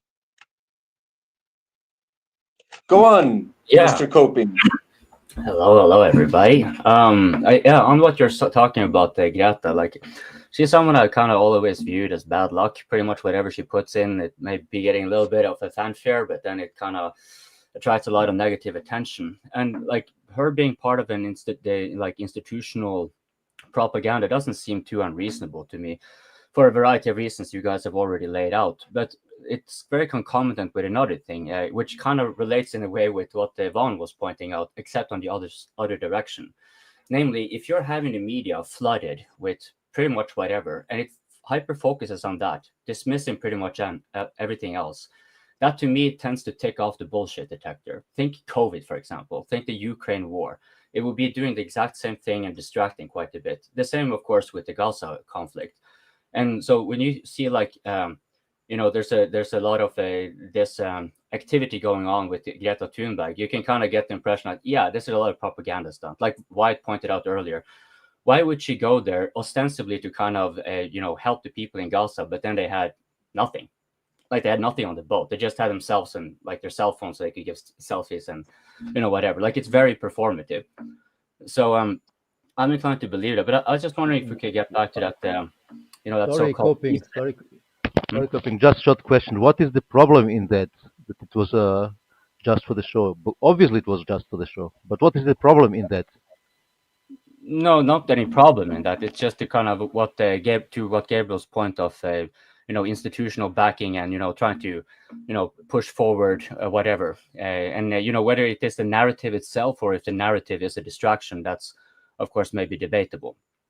But yeah, so because there's a lot of performative things going on, I'm pretty sure everyone can see that. And that's where I'm kind of want to get into this peace plan, because there was a thing I noticed. Who was not there? Like, who was not discussing it? Of course, Hamas was not there to set the terms in the first round, and now they're kind of like maybe pushing back a little bit. But notably, the EU and the UN were not party, right? So the EU have kind of had several states now going in with the recognition of Palestine, but at the same time making it very clear they will not accept the Palestinian state with Hamas having any role, right? So that kind of explains why they're out there. But then one must ask, what was the point of expanding that level of political capital? Now, for most people, it seems that the impression is that because of internal domestic catering, the maneuvering, basically, to get the but like if you look at Starmer in particular, like there's so much shit going on in the UK. He's getting so much flack, and many people there suspect that one of the reasons that he went for the recognition of Palestine was performative. Now, this is actually dangerous for the Palestine movement. Like, for example, if you look at this thing with Hamas was given a deal now, ostensibly by Trump, which they cannot really accept because it's a complete surrender. Like, they disarm and disband and whatever. So, I mean, I would be very surprised if that doesn't fall apart, basically. But that's not going to make much of a difference for the Palestine movement overall. Like, jihadi state tend to just resurrect and it will come back in a different form or whatever. But these recognitions that have been done performatively by certain European countries, well, okay, if that was so, that they were actually just doing it to temporarily cater to certain voter bases and whatnot, if that is the case, right? Then there's also a likelihood that, well, what if you have an opposing side of the government popping in and now they're pulling that recognition? Like, what I kind of think that, like, if you're from the Palestine movement, that's probably a bigger threat than, let's say, Hamas not accepting a deal so it can play a role later. like Hamas can be completely wiped out, and you will find something else coming back in its place to kind of keep that side of the pro-Palestine movement, the more jihadi element of it going. So I was just wondering what you guys think about that, with the Europeans having gone in for recognition of Palestine, yet not having any role in these negotiations, not having, I mean, yeah, Tony Blair was supposed to be some sort of like prime minister in Gaza, which just sounds absolutely fucking ridiculous. But like apart from that, like the governments themselves were not actually involved in these negotiations. So like, how do you view that? Like, yeah, because if it was the case, and I'm not really sure, but if it was the case that they actually maybe they didn't want to show up to negotiate because they didn't want to get bombed. The negotiations weren't done exactly in Gaza or anything like that. So, right? And if they made a recognition, like they would probably have a say. Like that's what I would kind of imagine. That's why they would do it. Otherwise, it's like, why would you do something that you haven't done for the last few decades? And the situation on the ground, the reason they haven't done it, nothing has fundamentally changed. Like the reason for not recognizing Palestine earlier is still the same now, right? So if they're doing it now without having a say when it comes to the ending of this round of conflict, then what have they actually done? Like, what are they getting from this? Well, by like, if we stop coping for a while, the logical explanation there is that everything that's going on right now in the diplomatic sense, with the treaty, with the peace deal and all of this, everything is geared up to like save as much, like gain as much time as possible so that Israel can kill the greatest amount of people possible. Like that you can have the most irreparable damage to the infrastructure of Gaza and the most amount of like malnourished, severely wounded, and like irrecuperable losses in the middle in Gaza. More like a war of attrition. Yeah, like everything is calculated to save face for as long as possible to allow the greatest amount of death and destruction possible in that particular area. But wait, so what would otherwise stop them? Because I'm a little bit confused. Like, there would be no point in having even any negotiation of a peace deal if they were just wanted to crush them, right? But no, because it's producing a massive PR damage. That's my whole point. That everyone is getting angry, and that creates opportunity for political rivals to destroy you. And so everyone who's supporting the situation, he's putting his political neck, on the line to save this special relationship with blackmail, money, deals, whatever.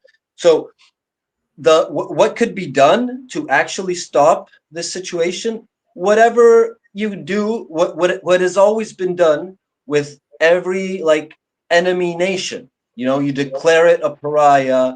What they did with Russia, you kick them out of cultural events, you stop supplies of critical material, military. Like every politician that said that he was going to recognize Palestine could have done, like 100 things more impactful to stopping the situation than, declaring the recognition for Palestine.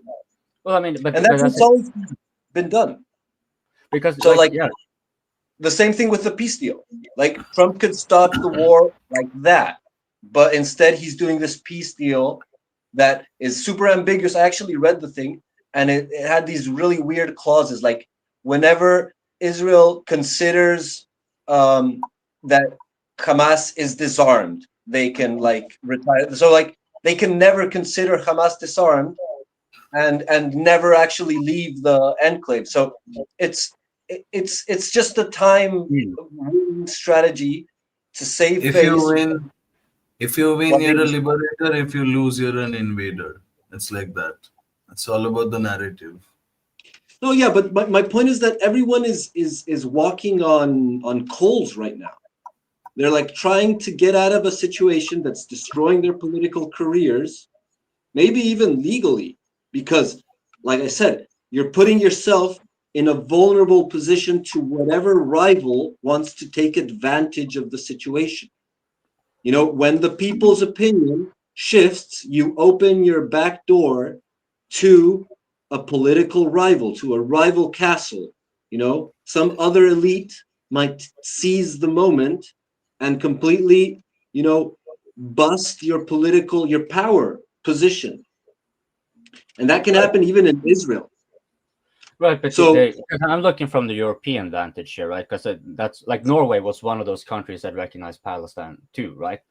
And in Norway, this is also kind of recognized. Yeah, this was because the coalition that won the election right now, they're in the coalition. There's a lot of like very like they're very outspoken when it comes to Palestine, but so is the ruling party that they become the mainstay in the coalition. So like, but that's it. But like, because I'm a bit confused. Like it would like because they don't seem to be very substantial in it, right? Here they're kind of recognized in Palestine, but there are a limited array of bilateral relations that have been seized or paused or frozen, whatever, right, or anyway interfered with. And the like you saw from Spain as well, like when they came with the accusation of genocide. The thing is that when they came with that accusation, they also legally committed themselves to take in the people from Gaza, right? Like that's just by clause. They actually commit themselves. So the only thing Israel really needed to do was simply to inform all the people of Gaza, like, hey, the government of Spain has committed to cover your travel expenses and give you shelter in Spain. All you need to do is say, hey, right? And that would kind of have done quite a bit with the bubble here, like the PR, because that's in the law, right, and everything. But there was no such thing. The Israelis did not even try to, which kind of sounds like a bit weird, right? If they're first getting like these kind of accusations and they want to, but maybe that was the case. Maybe they just didn't want to, like, even though it was very tantalizing to use Spain to get rid of the people of Gaza, they didn't want to kind of reinforce the genocide image or whatever, right? yeah, accusation. Yeah, right. The accusation, right? They didn't want to reinforce it, like validate it as something true, even though it'd be like, oh, okay, you want to pull a fast one on us, cool. We'll just tell the people of Gaza, and now you can have like 1 million or whatever, streaming on. And that's a problem because they'd love to do, and they even said that. You know, there's been ministers of Israel saying that, England should take in, America should take them in. Like, if you want them, then keep them. That's been a narrative. That's actually like a propaganda. Like, oh, if you want them so much, then why don't you keep them? You know, and so it's like, yeah, we'll kill them, or take them away from us, but we still want to kill as much as possible. Well, the question is, I think, what Coping was asking, what is the interest of the Europeans currently for doing this, and what is the impact on the situation in Israel directly? Well, the interest for the Europeans, I think you mentioned that Norway recognized them, but they didn't recognize them like this year in the latest round of recognitions, which was mostly the UK and the Commonwealth states, Canada and Australia, which shows that UK has still a lot of influence on these states, and France and a few microstates in Europe. So all of these states have a lot of Muslim immigration. So they have a very vocal protest in the streets. So there you have your argument why they are doing it. Because that in was my how I was opinion, told that is a big. many that I came across, they would say like, no, the reason they would do this is because of the Muslim population domestically, and they're trying to cater for them for the political maneuvering. That's what I've gotten from like most like outlets I've tried to look through. Yeah, but then there is the point that I think the creation of Israel, or in this time frame, all these states in the Middle East, was a lot, I think, uh, done by the UK, by influence of UK, all of the Middle East. So they might still have some, behind all the scenes and this, obvious argument that they have Muslim population, large one. They might have other reasons as well, to influence the situation there further. Then the point that you was asking, how will it influence the situation in Israel? Well, all these states recognizing Palestine, I don't see them doing really a lot. apart from Yeah, doing the exactly. recognition. So the situation will not change because the recognition of Palestine is, I think, mostly world over done, except United States, the German-speaking part of Europe, and the Benelux states, and Finland, and all of the other states have recognized Palestine already. So No, no, and nothing changed. most significantly, the Commonwealth countries, Canada, Britain, and Australia, which are like 100%. So that's the most significant part. That these three Commonwealth nations, they recognize them, against the USA's will, which is completely unprecedented. It's bizarre. How do But you know it that? seems like a big move. But from what Wojin is saying, I'm kind of also getting like it wasn't that big of a cost, like precisely because there were so many countries that have already recognized that. It wouldn't be like this grand step anymore. It would be like just one more block, or like one other brick on the wall, basically. But because it's not that, like, because it doesn't really tantamount to anything. If this is used for political play and maneuvering, which again, if this is the Muslim demographic, well, what if you have the anti-immigrant party coming into play, and then we'll say like, okay, well, fuck you, then we're just going to pull back the recognition. Like, this seems to me like a more dangerous thing for the Palestine movement, because if you have a snowball effect in the like anything that stops it or goes in the other direction, this is dangerous for Israel too, of course. Like if any country start pulling back the recognition, that sets a precedence, right? The recognition of Palestine was no longer a new precedence, but well, yeah, Wojin. I hope you don't mind if I go to another topic because Nunya is here for an hour or more and he hasn't said a word. I have seen that he has put up a video with uh, Bradley, I think, that was concerning Moldova, and Yeah, let's do that. Oh, yes, shout out hell in a handbasket, folks watching. Yeah, so give us your insight. What about that? You're asking me? Yes. Well, it's par for the course, right? Like that's what the EU has been doing the last several months / years, but really the last several months in particular. We look at what's going on in Georgia back at the earlier on this year, and now, as of a couple days ago, we look at what happened with the fiasco with Romania, with Calin Georgescu getting elected, but then not. And now we look at Moldova, and it's just more chaos making, and that's all we're seeing here. Sandu, she got her money. She's been paid off. It's pretty clear to me that the people within the country, within the borders, really have no interest in touching the EU with a 10-foot pole, but the people outside, within the EU, within the Moldovan community, they largely pushed the vote over.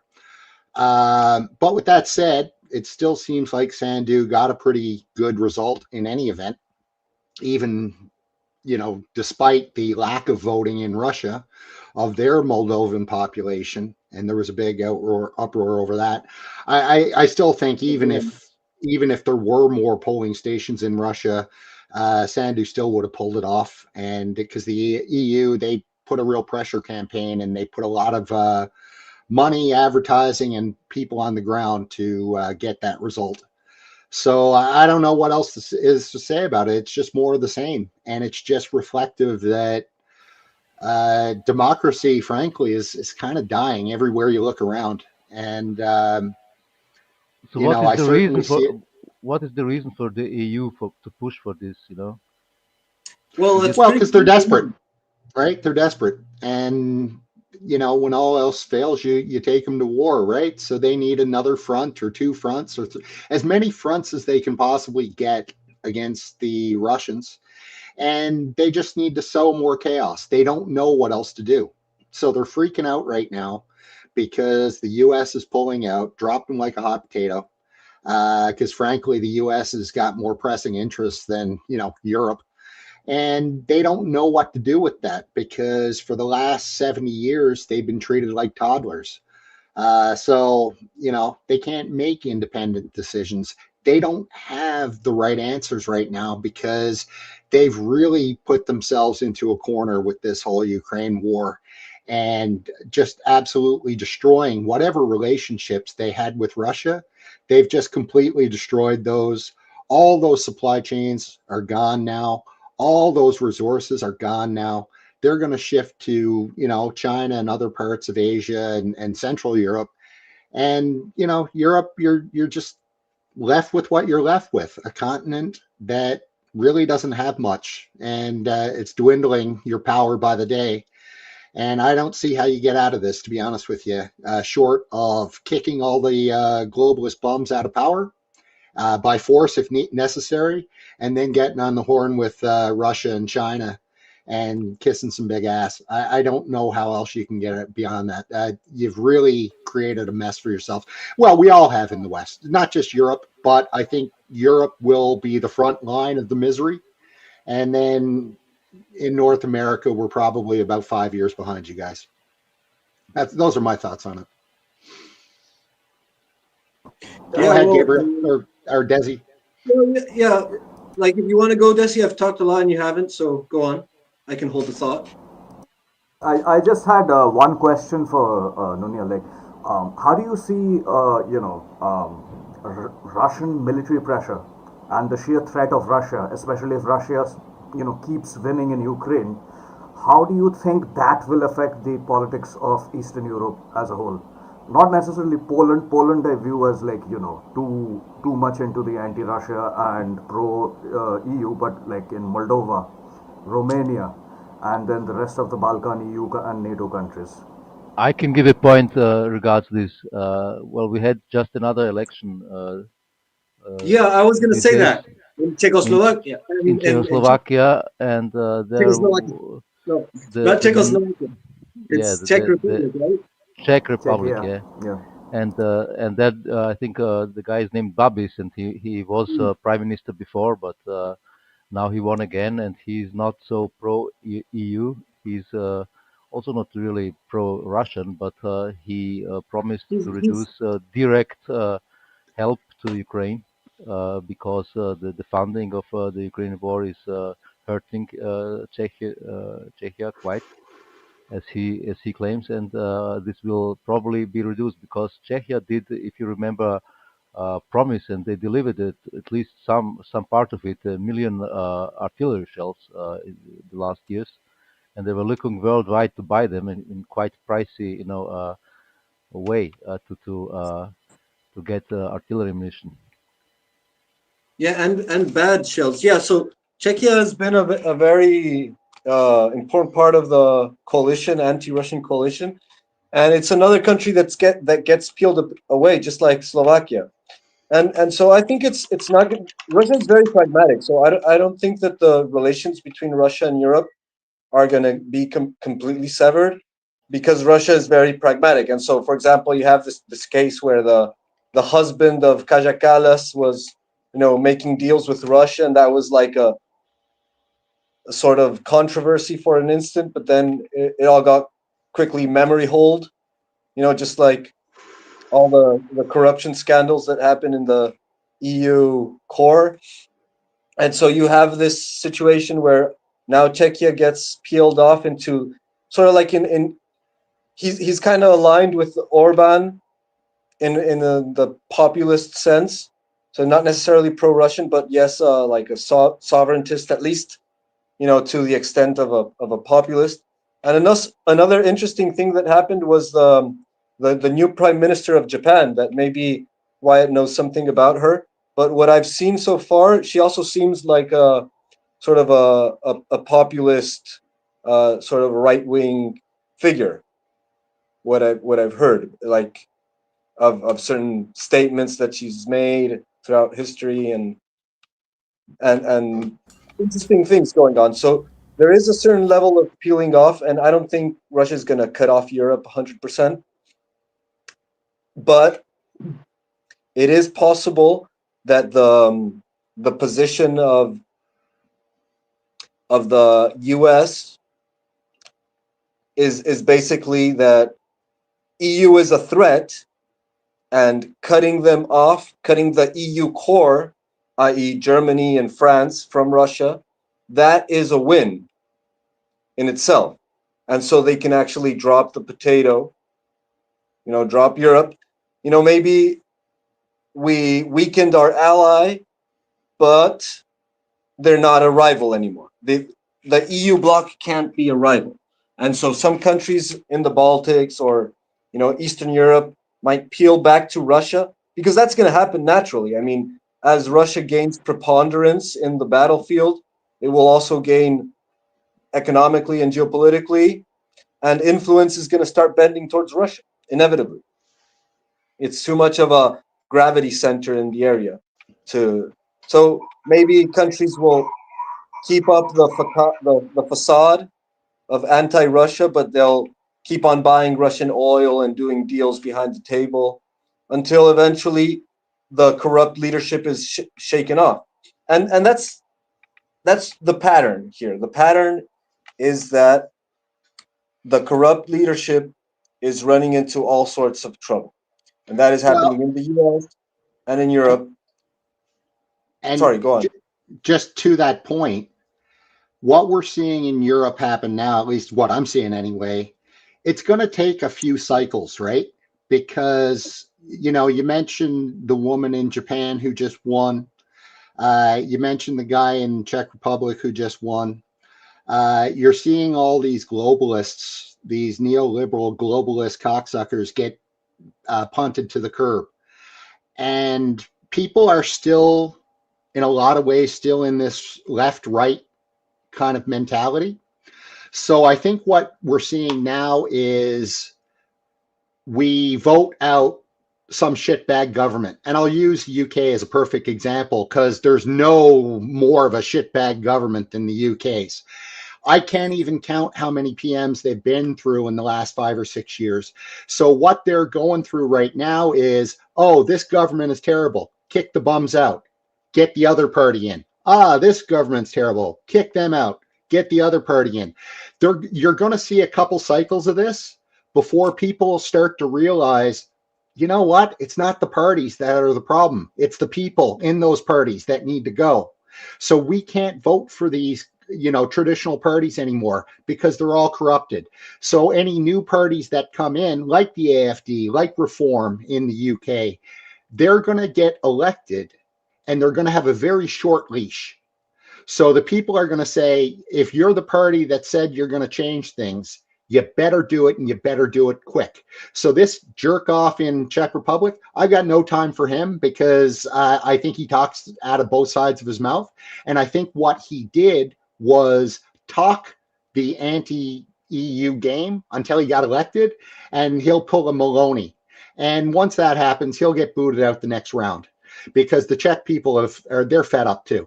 So I think in Europe, we're in varying stages of this cycle where the nation's population, they basically got to flush the toilet a couple times to make sure that the turds go down. And then once the turds are down, any of those new parties that come in, they're going to have a short leash. And if they turn out to be just as bad, that's when you're going to see things going to become ultra violent because people will give up. Well, Super chat by Don Zuger, F Israel. Just in case, I have to break it up in case the YouTube don't like me. Yeah, maybe it's far. Maybe the F stands for far. Yeah, far. No, funny. Oh, it's all funny. Israel's It's all funny. face. Yes. Thanks for the super. Fart on Israel's face. The point in Europe, the party system is not just a two-party system. They are very.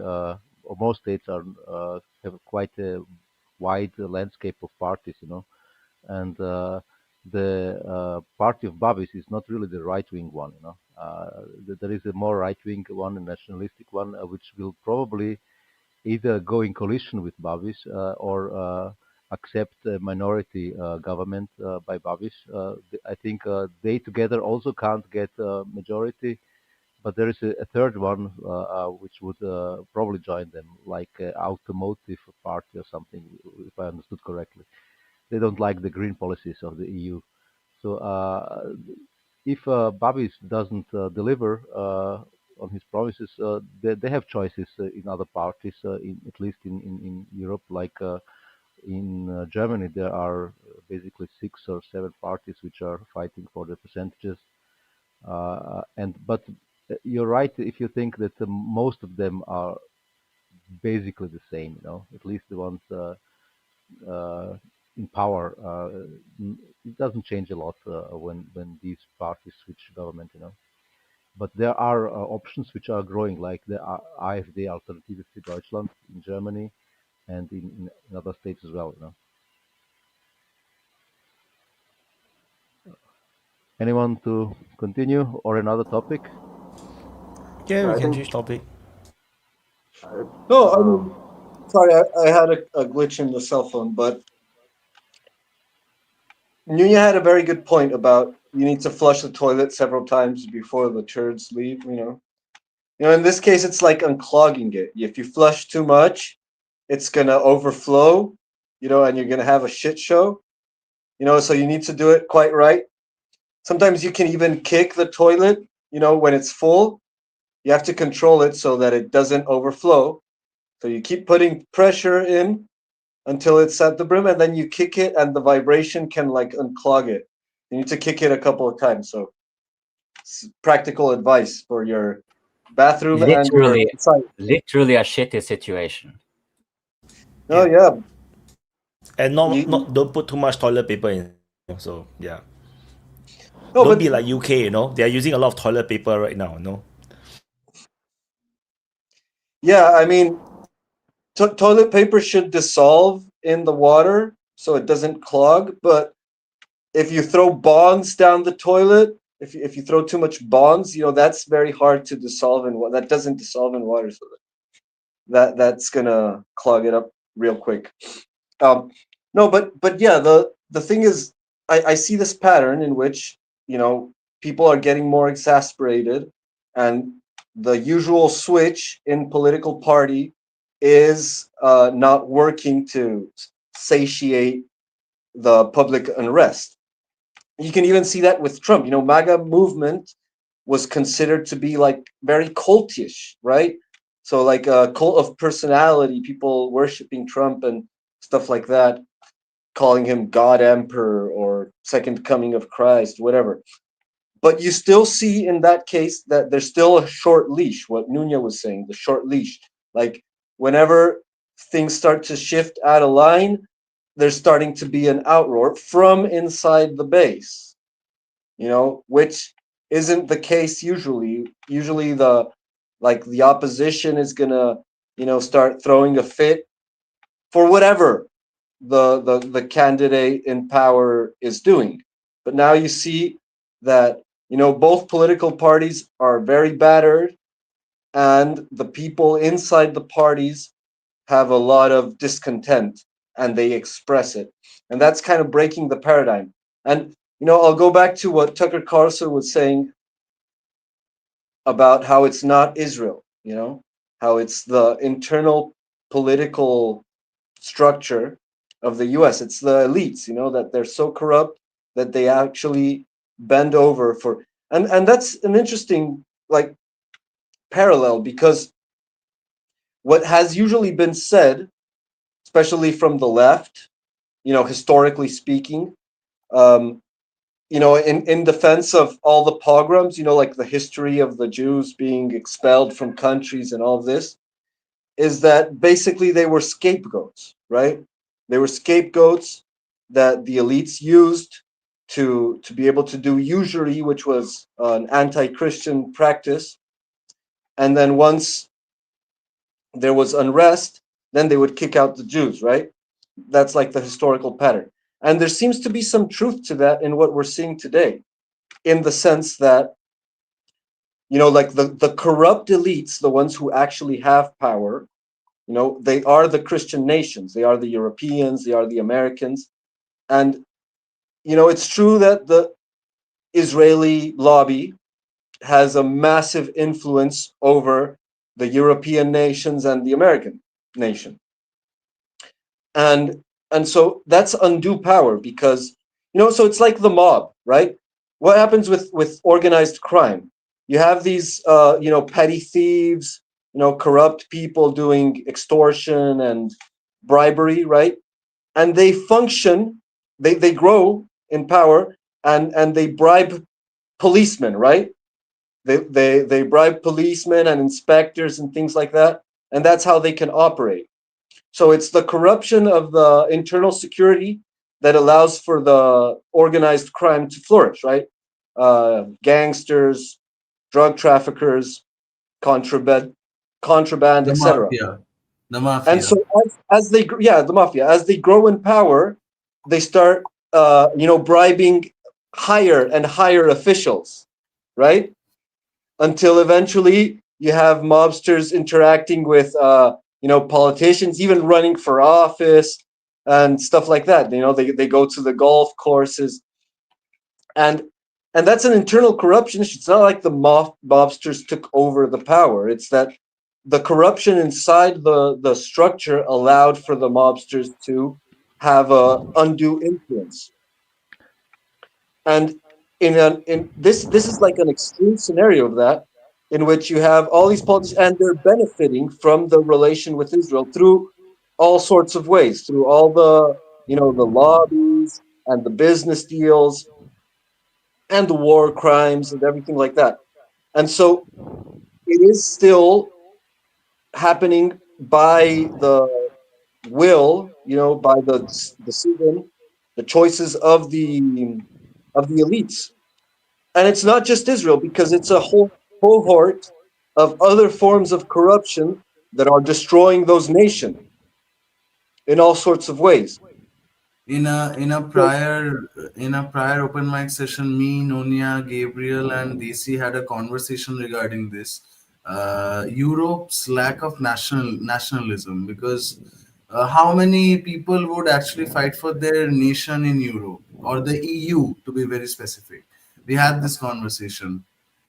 So yeah, Gabriel, definitely. Oh yeah, and to close this idea, my point is that it's very possible that we have this scenario unfold, that these corrupt governments, maybe not the same officials because they're too compromised, but the elites, an elite can actually use Israel as a scapegoat, Yes. and blame Israel and even the lobbies, the Jewish lobbies, for all of their failures, and use that as a demagogic or a populist narrative to gain power for himself.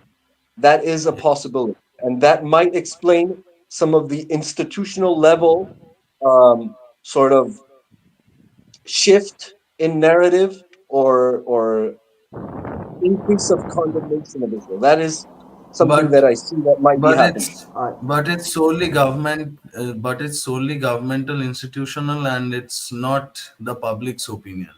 That's what we are speaking of. The public says something else, the government says something else. That's the problem. They are not aligned, or they are not even converging at the same point. They are diverging. Yeah, They see. absolutely. Yeah, I completely agree with both Gabe and Sam, because regardless of whatever the elites and the government are saying, the very fact is, the concerns of the people, right? The movements, the grassroots, these are real, right? Whether it's the the sports strikes in Italy by the left, or the anti-immigration movements by the right across Europe, right? These are real issues. These are real things that people actually care about, and if they are not addressed, they will not remain addressed, and it'll just, as Nunia said, it'll start boiling Emulsify. over. Yeah, It'll boil over. and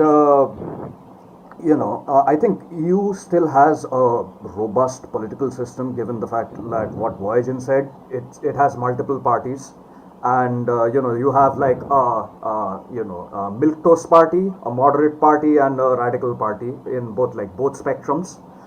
So essentially, the concerns of the elites will continue to get addressed somewhat, unless there's something drastic. But I think the two North American governments are more vulnerable to violent change. I think, especially considering the political landscape in especially in America. But yeah, I mean, as Gabriel said, someone will take advantage of this immense potential that is generated by both this anti-immigration movement as well as the anti-Israeli movement, right? In the Europe, we have already seen several right-wing parties, especially like AFD and some UK parties, already capitalizing on it. But we are also seeing in social media the Democrats capitalizing now on anti-Israeli sentiments, right? There are several Twitter pages, and these are linked to several YouTube accounts. I don't know if you guys have seen. There's that they showcase the pictures and names of politicians, Yeah, American it's Republican called politicians, with APAC red tracker. APAC It's tracker. called Yeah, APAC tracker.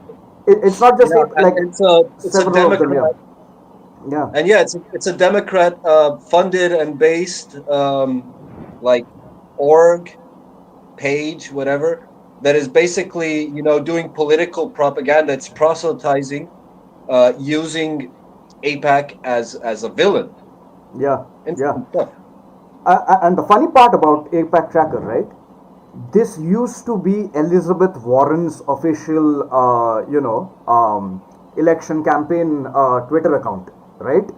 And this just turned into APAC Tracker, and they are basically showcasing themselves as apolitical, bipartisan, anti-Israel movement.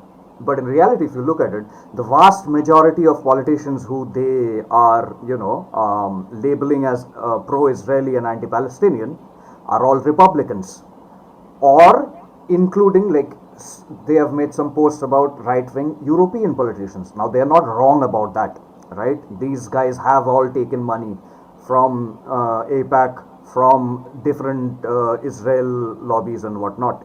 But the fact is, just as many Democrats have, including Bernie Sanders and AOC, whom they have given a complete clean chit. We know for a fact that there is this other pack, not APAC, that's like J Street, I think. J Street gave Bernie Sanders $80,000. That's a lot. Same with AOC and Bernie Sanders. If you follow his politics, every statement he makes about Palestinian movement, and he only makes them when he is forced to by the crowd, by the way, that he's addressing. He starts with the terrible terrorist attack in October 7th. Yeah, And yeah. let me be He clear, always Israel blames has Hamas complete right to defend itself. This guy's a and he Zionist, blames through and through. Netanyahu. Yeah, but But there is an effort. There is an effort to capitalize and like whitewash him into like being an pro-Palestinian politician, which he definitely isn't. None of the Democrats are, by the way, none of the mainstream, except for like two or three of them. Everyone is in the pockets of the Israelis, right? And let us not forget, like this genocide is just as much Bibi's genocide as it is Biden's genocide, right? Trump inherited this, and despite the immense amount of bootlicking he has done, he has still taken some steps, some statements to withdraw, withheld American support for this war. Biden didn't do anything like that. So Biden, I think, is much more an accomplice to this genocide and should face consequences for it than Trump. But I would say even Trump should. But anyway, Wayne, go ahead. Yeah, I wanted to comment on Shamapak's opinion that there is no nationalism in Europe.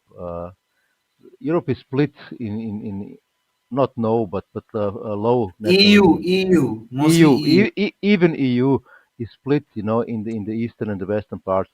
The western part has kind of associated nationalism with far right extremism from the Nazi time. It's smudgy, it's toxic and stuff. But Eastern Europe sees it differently. The nationalism helped to liberate some parts of this world, nationalism helped to survive, for some nations, and they don't see it purely negative like in the liberal Western Europe. So if you look at Poland, if you look in Slovakia, Hungary, and in the Balkans, you know that nationalism is a thing, a big thing. Yes, definitely.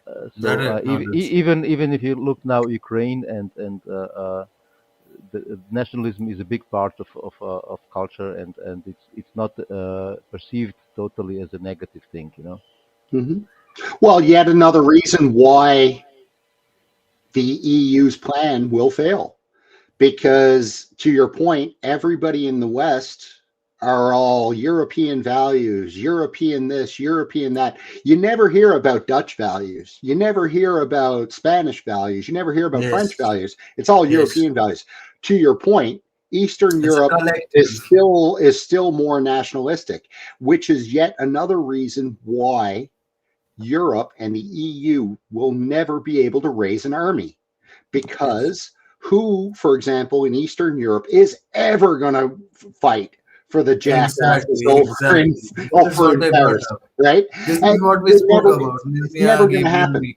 right? You're never going to True. get it, particularly against the Russians, right? So, the whole idea of Europe doing anything to anybody, to me, is just laughable.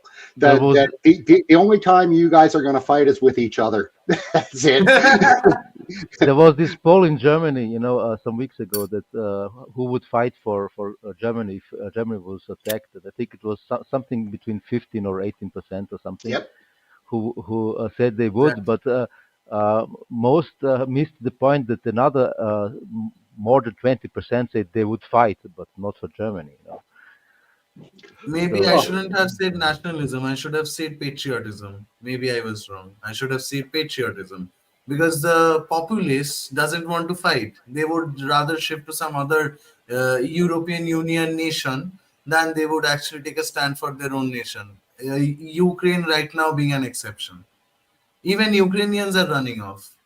That's my point. If I may, well, I can still hold the thought. It was to Gabriel's rant, which was kind of interesting. You putting like the historical connections with that and the mafia in particular. So there's a reason I have the handle here. Our police state is better than yours. The level of corruption and organized crime, it can definitely go into the law enforcement and into the highest level of courts, and then it starts getting increasingly detached from the general population, no matter what the ostensible system is.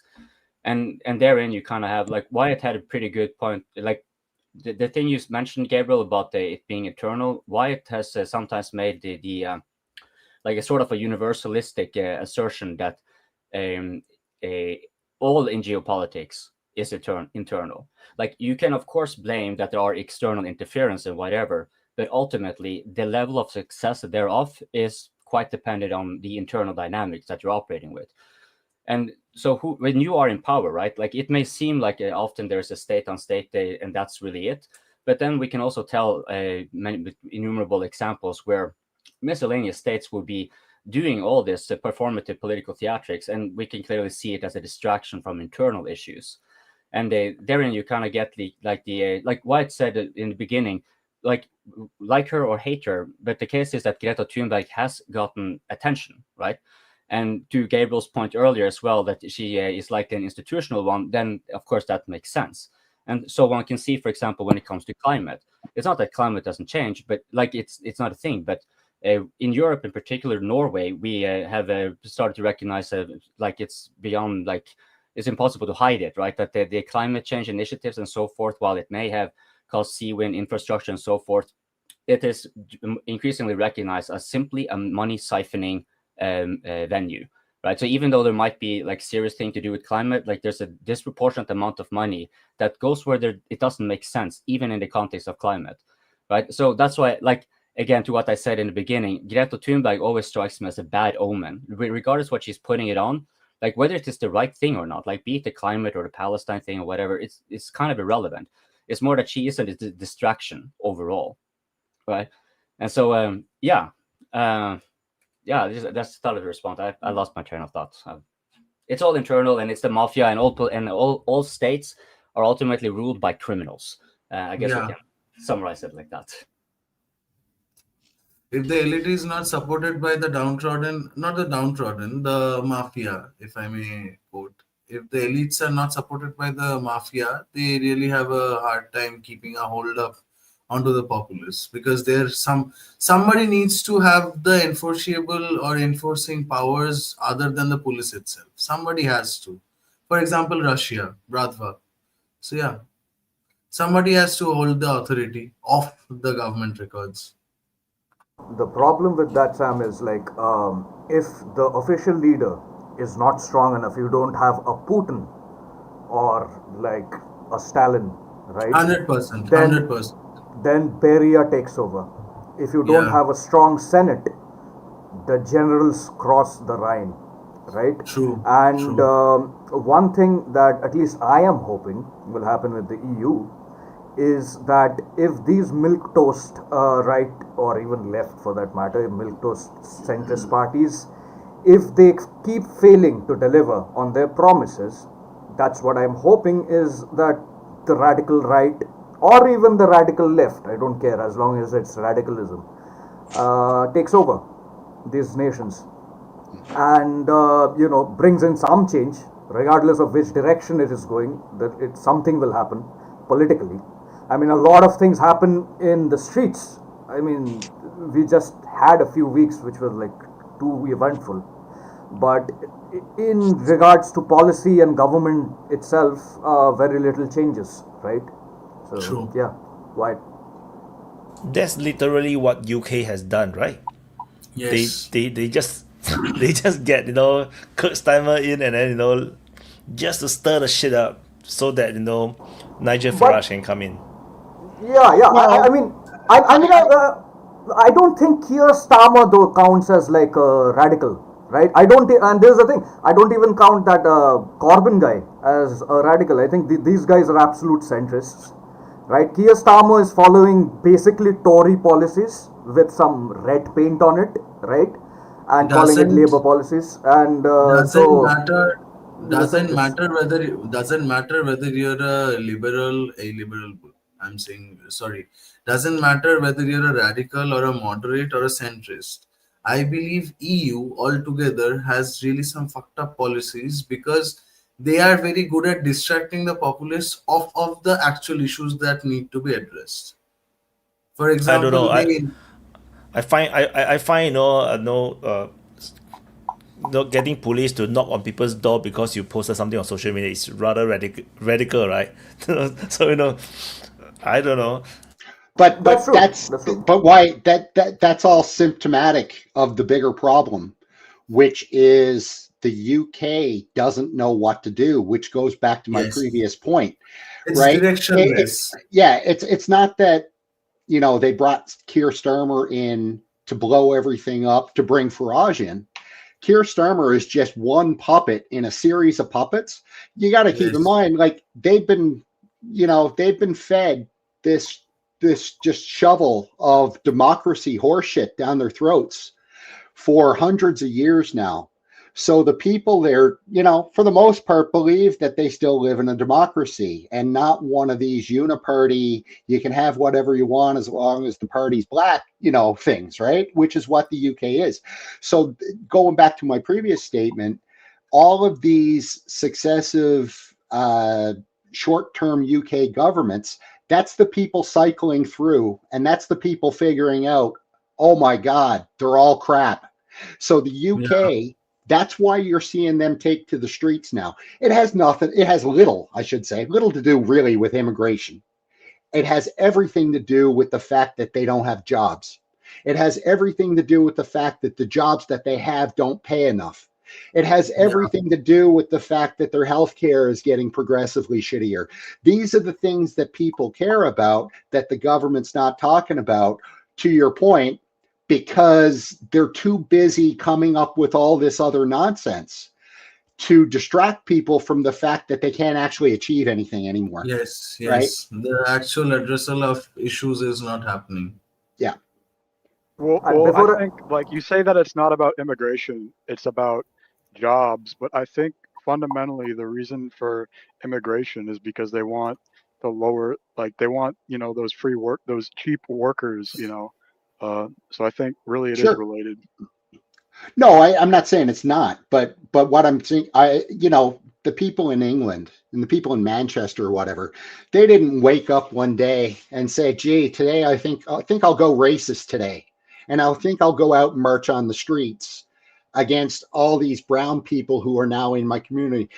People don't think that way. What gets them to think that way is the fact that, oh crap, I've been unemployed from the factory now for 2.5 years, and I haven't been able to find another job, and I'm doing, DoorDash to try and make a living, and I can't support my family. That's what gets them out on the street. Now, if the trigger to get them out on the street is somebody saying, "Gee, if there were fewer immigrants, maybe you have some jobs," hey, that's why people are buying into that. But the underlying problem is money. It's always money.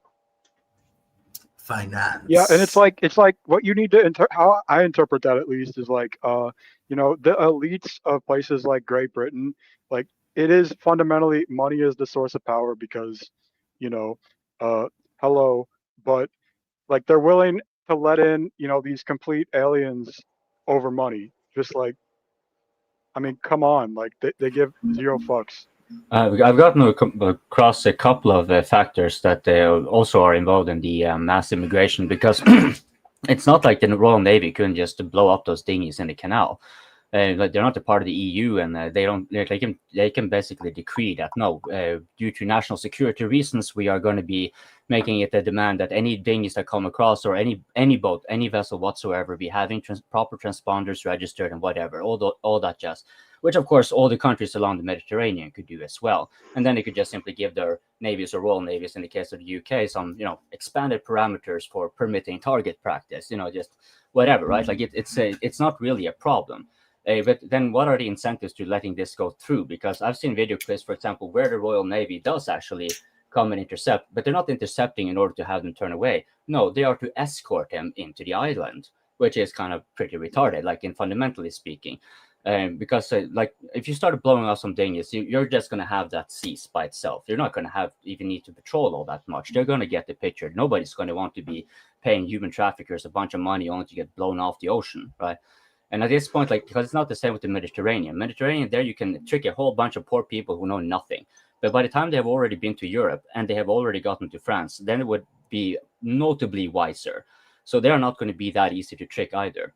So UK could easily do this, but then, okay, what makes the UK actually then escort them and invite these people, which are by law considered illegal aliens, right? And the way that they are transgressing could easily be categorized as an infiltrator, a hostile political operative, whatever you want, right? No, what they instead do, they take and they shove it into like nice hotels and stuff like that. Now, an interesting thing is that many of these hotels, they were about to go bankrupt, or they were about to go belly up. And then, but somehow they now get like a whole bunch of state subsidies.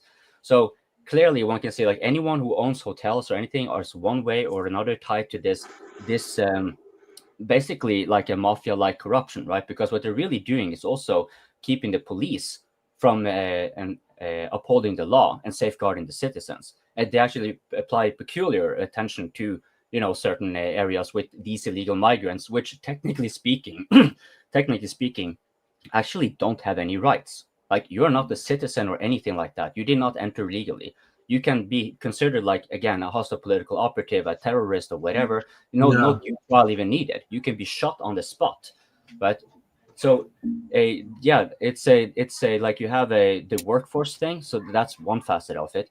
You have the corruption, just like with the things with the hotels, and then you have also that by rigging the vote and the elections. So this is increasingly known as well. Like, this has been stated by, I think, most of those parties, and mostly left-wing parties across Europe, have stated themselves, like, kind of like a fuck you to the other side. Like, oh yeah, well, we're just going to be importing people who are absolutely going to be voting for us, and we're setting it in motion. Like, you want to be pushing back against the mobsters, the ones who have all these economic connections tied? Well, okay, good luck. And we can see that this was not something that Labour, by the way, just to be clear, so people don't think that, this was just a left wing or something. Keep in mind, all these things that have come up to this, culminated to this point, was preceded by what, a decade or so of Tory rule. So this is clearly like it crosses parties, and it's sort of like what Gabriel, speaking of the Sun, said about the mafia in the state apparatus. So yeah, sorry for rambling. I'm not sure if any. Oh yeah, go ahead and ramble, man. That's what we're here for. We can put up with it. But Well, yeah, just to finish off on the UK though, I think that exactly what Coping just said, and we've all just said, the UK seems to be a little bit ahead of the rest of Europe in terms of their de-evolution, shall we say. Yeah. You know, people in the UK, they know now that Tories, Labour, none of it matters. And that's why you're seeing a lot of people out, and it's growing every day. And people are getting angrier every day in the UK. So, I think that they realize now that, this whole party system, it's all a bunch of bullshit. And I think we're all coming to that realization in various ways.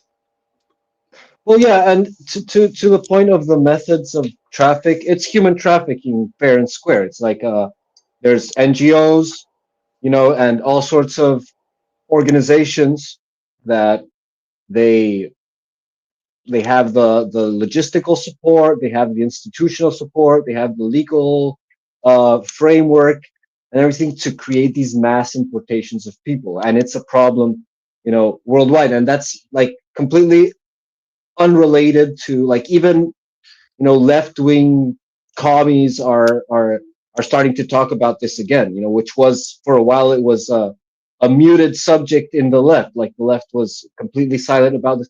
But now they're starting to come up and say, hey, no, look, this is actually human trafficking at a massive scale. And you have the human traffickers, the people who get paid. They get paid by the people who are going to get trafficked to cross along the board. And then you have these NGOs and the military that come to pick them up. And what they do is pretty simple. Like they pay the people, they cram them in, like they charge the people a fee, they cram them into a like whatever vessel they have, and they take them to the high seas, to international waters, and they literally drop them there. They drop them in the water so that the other side is forced to come and rescue them, and then they have all this legal funnel to register them as refugees and so on, and so that they can bypass the immigration policy. And so it's a trafficking, it's a human trafficking ring at massive scales that makes a shit ton of money of poor, desperate people, or whatever, criminals escaping their country. Well, whoever wants in on the action. And they take the risk because they'll get benefits, they'll get higher income, whatever. And also, another interesting thing that's part of this business that's very overlooked is how the Western countries, or the first world, is sold to these people.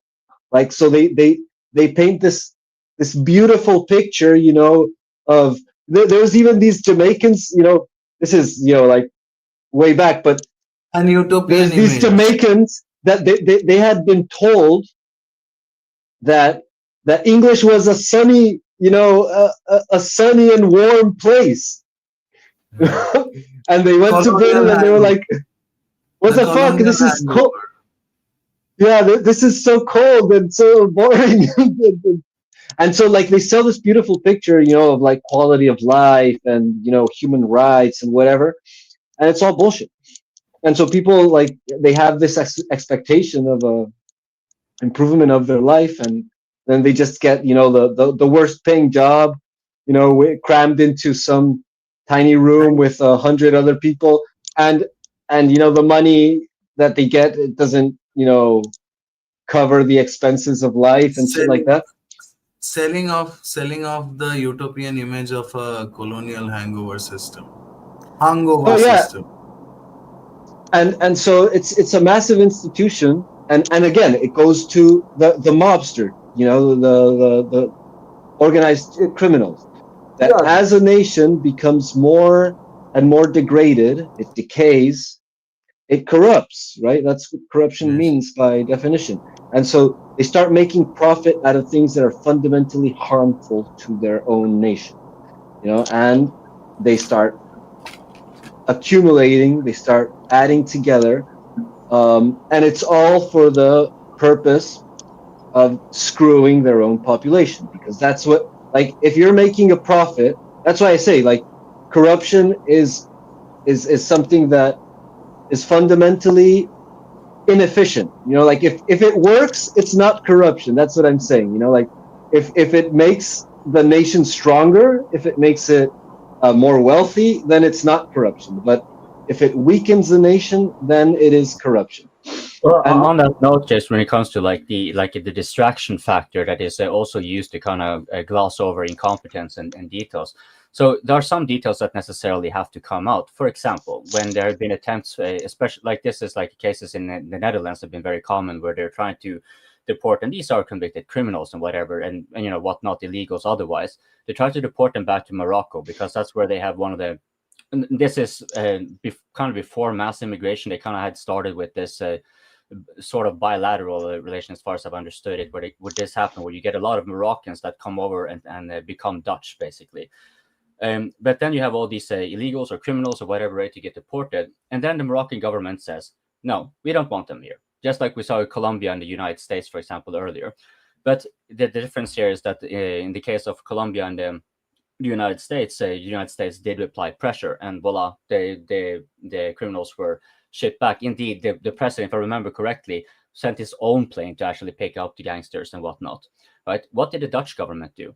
As far as I've understood it, nothing. Oh no, because of the whatever EHCR, I forgot what it was called, the human rights thing that is tied to the EU, or whatever other kind of excuse, but which may apply more to Morocco than it would, for example, to the rant I had earlier with Britain, because what they really could just say, like, okay, well, fuck you, Morocco. We're just going to cut relations with you, because we can do that as independent countries, even though we are under the EU. We can start having like clauses on travel and whatever and so forth. But they didn't do it, because maybe that just goes away certain elements of corruption again. Because if it's efficient, right? If you're having the productive people from Morocco, who's going to give a fuck? That's just fine. But if you're importing like the dredges of their society that are just swarming over and causing like a very glaring, unabashed, and often taunting form of vehement crimes and shit like that, then like, where is the excuse? No, there's no excuse. You take these misfits back to your own homelands, or we're just going to simply shoot them on the spot as for what they are. When you refuse to take them back, right? Because when Morocco refuses to take them back, they also relinquish the right to protect their citizens. They're not protecting them anymore, and any subsequent complaint that will come thereafter is moot. Then if they have a problem with it, take them back. That's it. And discussion over. So yeah, I just Desi, I see you have your finger up. Yeah, I just wanted to point out that I don't think what is happening is just mere corruption, right? Because another way to view this Mediterranean trafficking is that these are North African cartels, not dealing drugs but dealing in human trafficking. And what is happening is these EU governments are hand in hand doing business with these cartels, because when like what you guys said, like filling up expensive hotels that were gonna go bankrupt, filling up new vote banks in their own nations, like in the UK, or just spending taxpayer dollars to enable more opportunity to eating shit. Well, the Boris wave was that they were saying that the economy was going to go to shit because of all the injection of liquidity for the COVID emergency. And what was the response? That Boris, a right wing, the Tories in power in Britain, and they like stuffed the country up with immigrants, like super rapidly out of the, I don't know, like 8 million people, and like about shit ton of people got in. And that's what they did. Like, they just increased consumption to absorb all that excess liquidity that was injected into the system. That's how they controlled hyperinflation. sorry, go on. No, it's absolutely true. It's absolutely true. And if you look at it, the hyperinflation, the mass immigration, it is detrimental to to the population. But the people making policy is actually benefiting from this, whether you say corruption, I say criminality, right? Working hand in hand with human traffickers. And these human traffickers, just as Gabriel said, these guys are brutal, right? They will leave people in the middle of the ocean. They do not care about the fucking, the immigrants or whatnot. So this is pure anti-human policy, done hand in hand by both the European, whether left or right. Basically, I call them all centrists because they are centrists, and North African criminal organizations who have popped up primarily because of policies by the EU and America in destabilizing several North African nations, but also due to the poverty and the failures of like the Algerian government, the Moroccan government, which is actually a EU ally, by the way, Morocco, and that's a whole separate issue there. But but I can at least appreciate Morocco because it is acting on self-interest, refusing to take back these criminals. This is what Castro did in the 60s and 70s, right? And Venezuela did the same thing when they started, receiving mass immigration. Venezuela, the first thing it did was kick out the criminals, most of its lumpen. Yeah, absolutely. The lumpen proletariat. That's one of the first things that is exported, massively. Of course, when you get mass immigration, it's going to be. So again, it's like natural for nations to do things that benefit them. Getting rid of undesirables.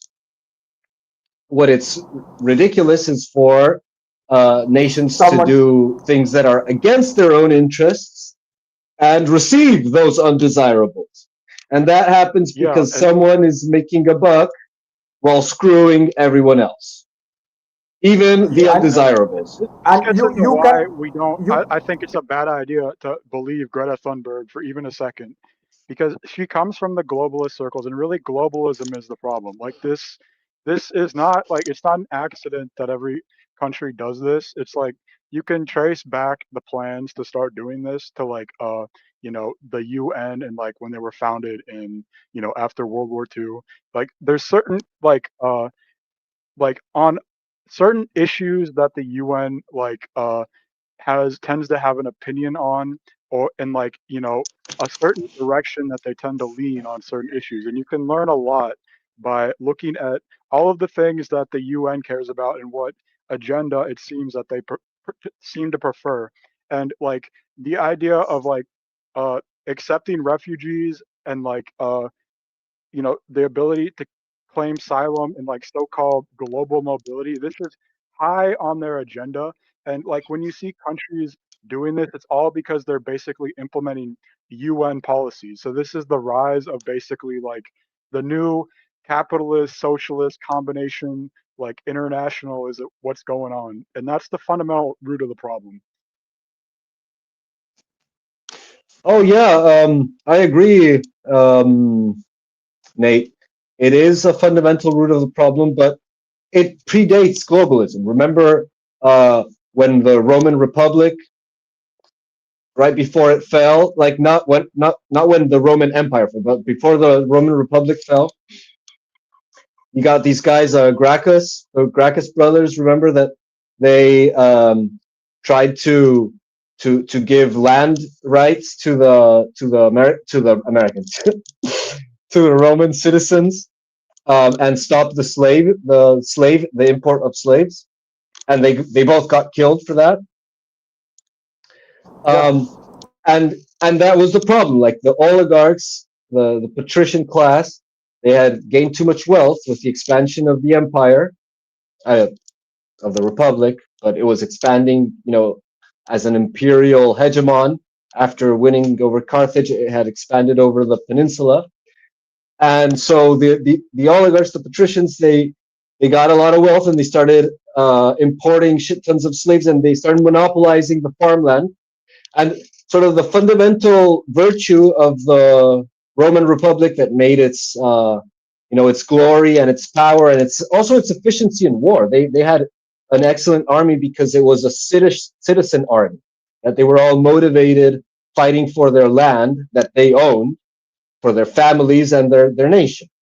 And so this citizenship, this strong citizenship that was farmer, they had land, this land owning citizenship, they started to be dispossessed by oligarchs buying more and more property, creating massive latifundii, and filling it with slaves. And as they did that, then the people started the Roman citizenship started to lose out on the race. They couldn't compete with the slave work, and that's exactly what we're seeing right now. It's importing slaves through human trafficking, and making money off of them while discarding your own population. So it predates globalism. Globalism is that same phenomena, but happening at a global scale. Precisely. And another thing about the UN, it's undoubted that UN does push all of these, pro-immigration, agendas and policies. But at the same time, I just see this as the UN as a legitimizing tool for, Western nations to implement the pro-immigration policies.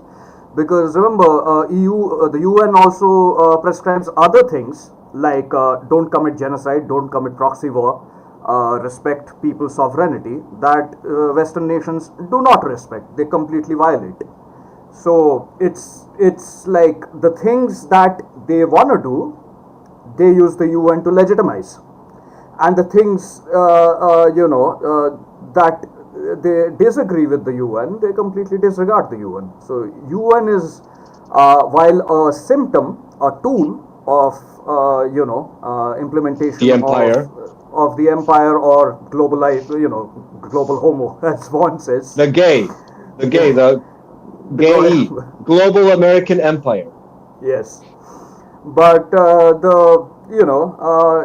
it is still. I don't think it's the root of the problem. It's just a symptom of the problem, but definitely a very important symptom. Agreed. Yeah, who's going next? Should we change topics now? Vaughn already told us in the comments this is going into a black hole. So, have you guys talked about the non-existent warships from Turkey and Egypt that was so hyped up, that was supposed to protect Greta Thunberg, that just didn't arrive? Oh yeah, where is even the other warship, the Italian one and whatnot, when the Israelis boarded the. Yep. I did warn, right? I did do a video on it. I did warn that if they really actually escort the flotilla into Gaza, they are going to trigger a war with Israel, which they have no interest in fighting, because they have no real military right now, to really fight. Like which we always complain about them, talking up the Ukraine war, and then they actually can't fight. So with Israel, it will be the same thing. And Israel is proven to be very willing to really shoot at even their friends' ship. So I was surprised that they got boarded so easily. I thought there would be like some standoff or something. The escort. Speaking of, I just reminded when you're saying that, like, it not only like maybe you have an issue militarily. I mean, it's not that it's going to be like Turkey would be, I would imagine, a big challenge for Israel. What is Gabriel? I think you need to mute. Yeah, I muted him. I muted him. Okay. Damn, I left my. Oh yeah, because one thing with Israel is not only that it's shown like how willing it is to kind of commit militarily, but it's also the type of ways it goes about it. So, I think it was Bigadi who mentioned on a few open mics ago pertaining to the decapitation strikes, and that it's kind of a faux pas. Now, it's a faux pas when you have it between states, but when you have a paramilitary organization such as Hezbollah and Hamas, it kind of doesn't apply. The faux pas is maybe striking over in Qatari territory, but then their faux pas again is holding the Hamas in the first place, because Hamas becomes like in international law terms, it becomes almost the equivalent of mercenaries. They automatically fall in a gray zone one way or the other when it comes to these kind of relations. However, when you look at the Islamic Republic, now here we have a state generally recognized and whatnot. And during the 12-day operation, they I don't think they did that much actual political liquidation. It was still IRCG commanders and such like that. But they were making like fairly clear threats that they were considering taking out the Ayatollah and whatnot. Now, well, that may be a faux pas. I think that's a good faux pas, because I think leaders who are like want to push the population into war or something, like, I mean, in the good old days, like leaders, they used to actually be in the front of the armies. So I think if leaders want to have like want to go to war and whatever, they should have a real stake in it. It goes both ways. Like, of course, if the Israelis are starting to do political liquidations with the Islamic Republic, the only thing stopping the Islamic Republic is their ability to reciprocate, right? But I think that's like, maybe that should be by international law standards, like a prerequisite that you have to make at least for this much effort proportionate to your GDP. You should at least have one politician or something like that. Heck, I'm pretty sure I would probably be okay with that Norway in war with someone if we need to clean house a little bit. So if we can get that law in there where the politicians and the leaders are actually valid targets, oh shit, I just realized that I just ranted on a pro-war argument. That was kind of hush hush. Let's not tell anyone. And you encourage assassination of politicians.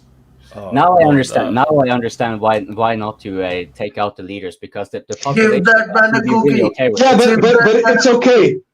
It's okay. It's okay, Coping, because you said it in favor of Israel, so you're protected diplomatically there. It's not necessarily in favor of Israel, because if they come in, let's say Turkey, I'm pretty sure Turkey is at least as capable, if not, I would say more capable probably than. Oh yeah, because in that case, like in the case that you're making, well, Hamas, has been designated a terrorist organization, but that's just on account of the imbalance of diplomatic power, because it is also an elected. It is also an elected institution of like artificially non-state or artificial state, whatever you want to call it. The thing about the attacking leadership and decapitation strikes or attacking negotiators is not that you're attacking protected people, that it's morally wrong to do that. The problem with that in terms of like laws of war is the impossibility to negotiate creates situations of absolute brutality. Like you can only have total war and even in situations of total war, like in the Second World War, there was still a protection of diplomatic relations, because you need to be able to negotiate with the other side if there's going to be any settlement that is not total annihilation. So that is the reason for protecting. But on that, World War II, they did try to assassinate Hitler, but they at least considered it. But one of the judgments for not doing it, because again, why would you take out Putin, for example, when the next one in line may actually be more competent? And this is, of course, a valid argument for like why decapitation strikes. Like, and it's a valid point as well. Like, if you start having that as a normative way of conducting war, then of course negotiations are going to be difficult, because before you know it, the one you're negotiating with is dead and you're going to have a change in position. But that's also why it may be favorable. If you consider Hezbollah, right? So Israel had taken out Fard Shukr, which the Americans had not been able to for like decades. And they took out all the chain of command below that. But Hezbollah was still not going to relent. When on Hassan Nasrallah's latest speech, he said there was no change on the stance of Hezbollah. There would be no negotiation of a ceasefire with Israel unless there was a separate ceasefire with Hamas. And that's kind of like, if you're looking at it in hindsight, it could kind of be like the cue for the Israelis that, okay, at this point now, we are on the point of being clearly militarily defeating them, but they're still being doggedly fighting, and we don't want to fight anymore. They're not a state actor, so the diplomatic fallout is not big of taking out a so-called political leader. It is technically like political liquidation, right? So what happened here? When they took out Hassan Nasrallah, 4 days later, they took his successor. His successor can be assumed to be close to him, or like a right-hand hand of or something, like he's likely to have a very similar stance and way of going about it. But when he was taken out, Hassan Nasrallah's son, for example, who was also requested to come to take position, he just, oh no, I want to move away from politics and dedicate my life to religious studies, like very telling. And then there was a lot of hesitation before the new leadership for Hezbollah came in. But when the third person did come in, oh, lo and behold, we have a negotiated actually a ceasefire, irregardless of the precondition of a separate ceasefire with Hamas. Not only that, we accepted disarmament and withdrawal, which is not a ceasefire, it's a surrender, right? And still but of course they played it for their own party, like they were, waving their flags, like declaring victory in the rubbles, right? Which is kind of like bizarre. Like you'd understand it if it was, for example, Hamas eventually, because Hamas simply needs to prevail here. But Hezbollah actually accepted terms which Hamas will not. This is why I don't think the peace plan would work, because it's not a deal they can actually accept withdrawing, right? But Hezbollah technically did, which is one of the reasons like the ceasefire is very much not only just a ceasefire because it's more like a surrender, but because Hezbollah cannot, for political reasons, it will be political suicide actually to now surrender, like to withdraw and disarm, because it's in their charter, right? The reason to exist is to destroy Israel. So you can't actually, from a political standpoint, yield on that point. So that goes back then to the decapitation strikes. If Hassan Nasrallah was so doggedly, then what actually changed within a few weeks was just their leadership. And so in the right circumstances, maybe decapitation strikes are the way to go.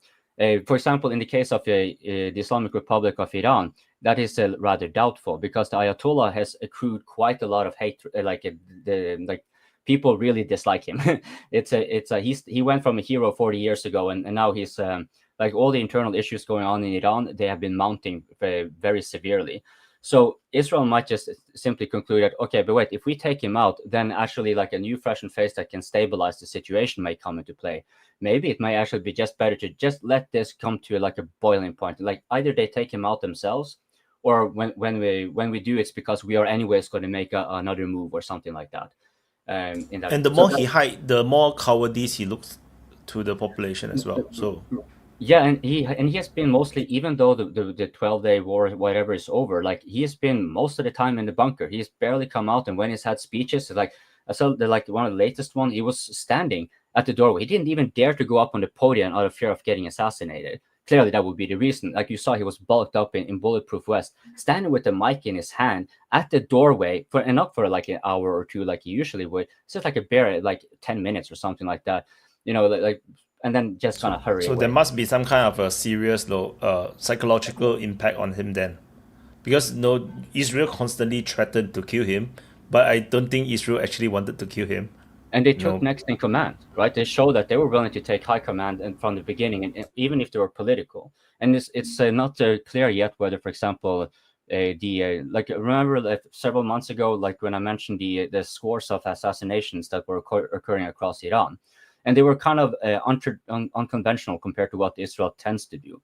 But there were some targets which were very telling, because these were two judges, top Irish, like not top, but they were so far top that they would be very important for those internally in the country, but not so much for Israel. It doesn't really qualify as their target, right? So they kind of showed already, like, no, they took out Ismail Haniyeh in Tehran, right? As soon as he came to Tehran, that was when they're permitted to take him out. When they could, of course, have struck him in Qatar, like they did recently. Right, but they choose to do it in Islamic Republic of Iran, which gives a pretty good signal at the same time. Yeah, we will take the leader of our enemy because he entered your lands. What do you think we're going to do to you if we feel like it? Right, like the way Israel was operating with the Islamic Republic is very unconventional. Like when you think about like Bigadi had been mentioning earlier, it's sort of like a gentleman agreement that you don't go after the leaders. But Israel just went full on mafia. They're just like calling them as like, yeah, I'm calling from a country that just 1 to 2 hours ago took out your colleagues, and you have about 12 hours to film yourself surrendering and relinquishing any support for the Islamic Republic. If not, if you care of your family, and because this is the thing, right? Also, they said, we'll take your family too. Typical mafia activity, right? We'll take your wife, your children. If you care for their lives, you should surrender, you should surrender, right? Basically. And this is very effective, right? Because they were forced, in the terms of their surrender, personal surrender, relinquishing from the state, they would film themselves doing so. that we would not be fighting for the Islamic Republic. So that goes back to one of the things that the Israelis have stated many, many times, that this is what they want to do. And this makes sense because their geographical distance means that they cannot kinetically really take out the Islamic Republic. So their stated objective, regime change. Yo, Nika. And so you can see that's clearly what they have been aiming Hey for. That guys, probably explains why they don't take the Ayatollah. Because if the Ayatollah has accrued a lot of unpopularity, right, then maybe he can, they don't really necessarily have to have too much of a hand on it, even though everyone knows this is what Israel wants because Israel has already stated it. So yeah, but I Desi, think how do you feel it does show something, that conflict with Iran, where they kill off so many people, try to create all this propaganda about how the Shah is going to encourage the people to revolt in Iran. It does show something. It shows that Israel actually do not have allies on the ground. This is what it shows, because that would be a perfect opportunity for a revolution, right? And if you don't do a revolution at that moment where you have all this strong propaganda or situation that is happening with all the airstrikes, and people dying and all these top leaders dying, and there's no revolution, then that means they actually do not have the ground elements to actually help them. I think they must have support, but but your point is still correct. I would say that they didn't have enough, because then that would actually be, like you said, it would have cost it. But they clearly must have, because you don't pull off assassinations like with Ismail Haniyeh and stuff like that without having pretty good, well-established and expansive espionage infrastructure. So and also, however, if you think about these judges again, because it stands out in so many ways, that it's sort of might be a favor that let's take Ismail Haniyeh. Now I'm just speculating, but let's take Ismail Haniyeh. Maybe the Israelis asked for favors to get him taken out because he's not actually of interest for the dissidents. And so what they wanted in return, okay, we know that these judges don't usually qualify, but do take them out for us and as a return of the favor. And then when it comes down to so what will be the next mutually aligned favor here, if it's not detached from each other, but they're coming concomitantly, that would be that the Israelis will be actually striking the internal security forces, because it's not like the Islamic Republic didn't have any way to stop any form of uprising. There are protests going on now because of the water crisis and so forth. So it's but they clearly have an internal security mechanism that is still withstanding.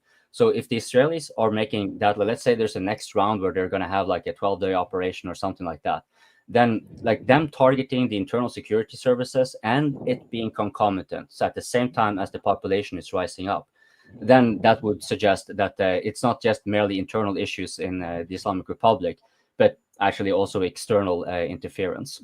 So yeah, Desi. Yeah, I kind of I kind of agree with you in some points, disagree with you in some points, right?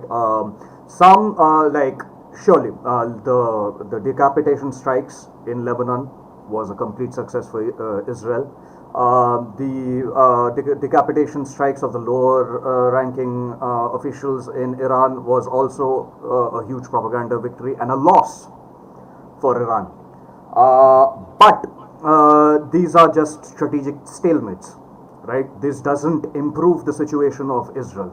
Secondly, in terms of local revolution, Israel doesn't want that.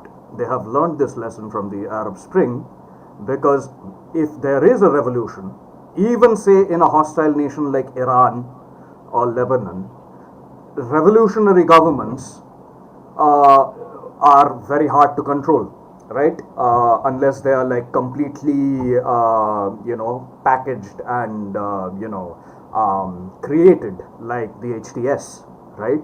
These and even the HTS, they are an unreliable ally for Israel. Israel doesn't want chaos. They want to prop up catered leaders. That's why the Shah came in. Any kind of revolution, whether in any of these Middle Eastern countries, whether it's Saudi Arabia, Iran, Iraq, anywhere, right? What are they gonna seek? The first thing the revolutionary government is gonna seek is legitimacy, right, amongst its own population. Now, if it's a devastated place like Syria or Lebanon, or a very small country like Lebanon or Yemen, then you can have some Western-backed prop and Western support acting as sufficient legitimacy.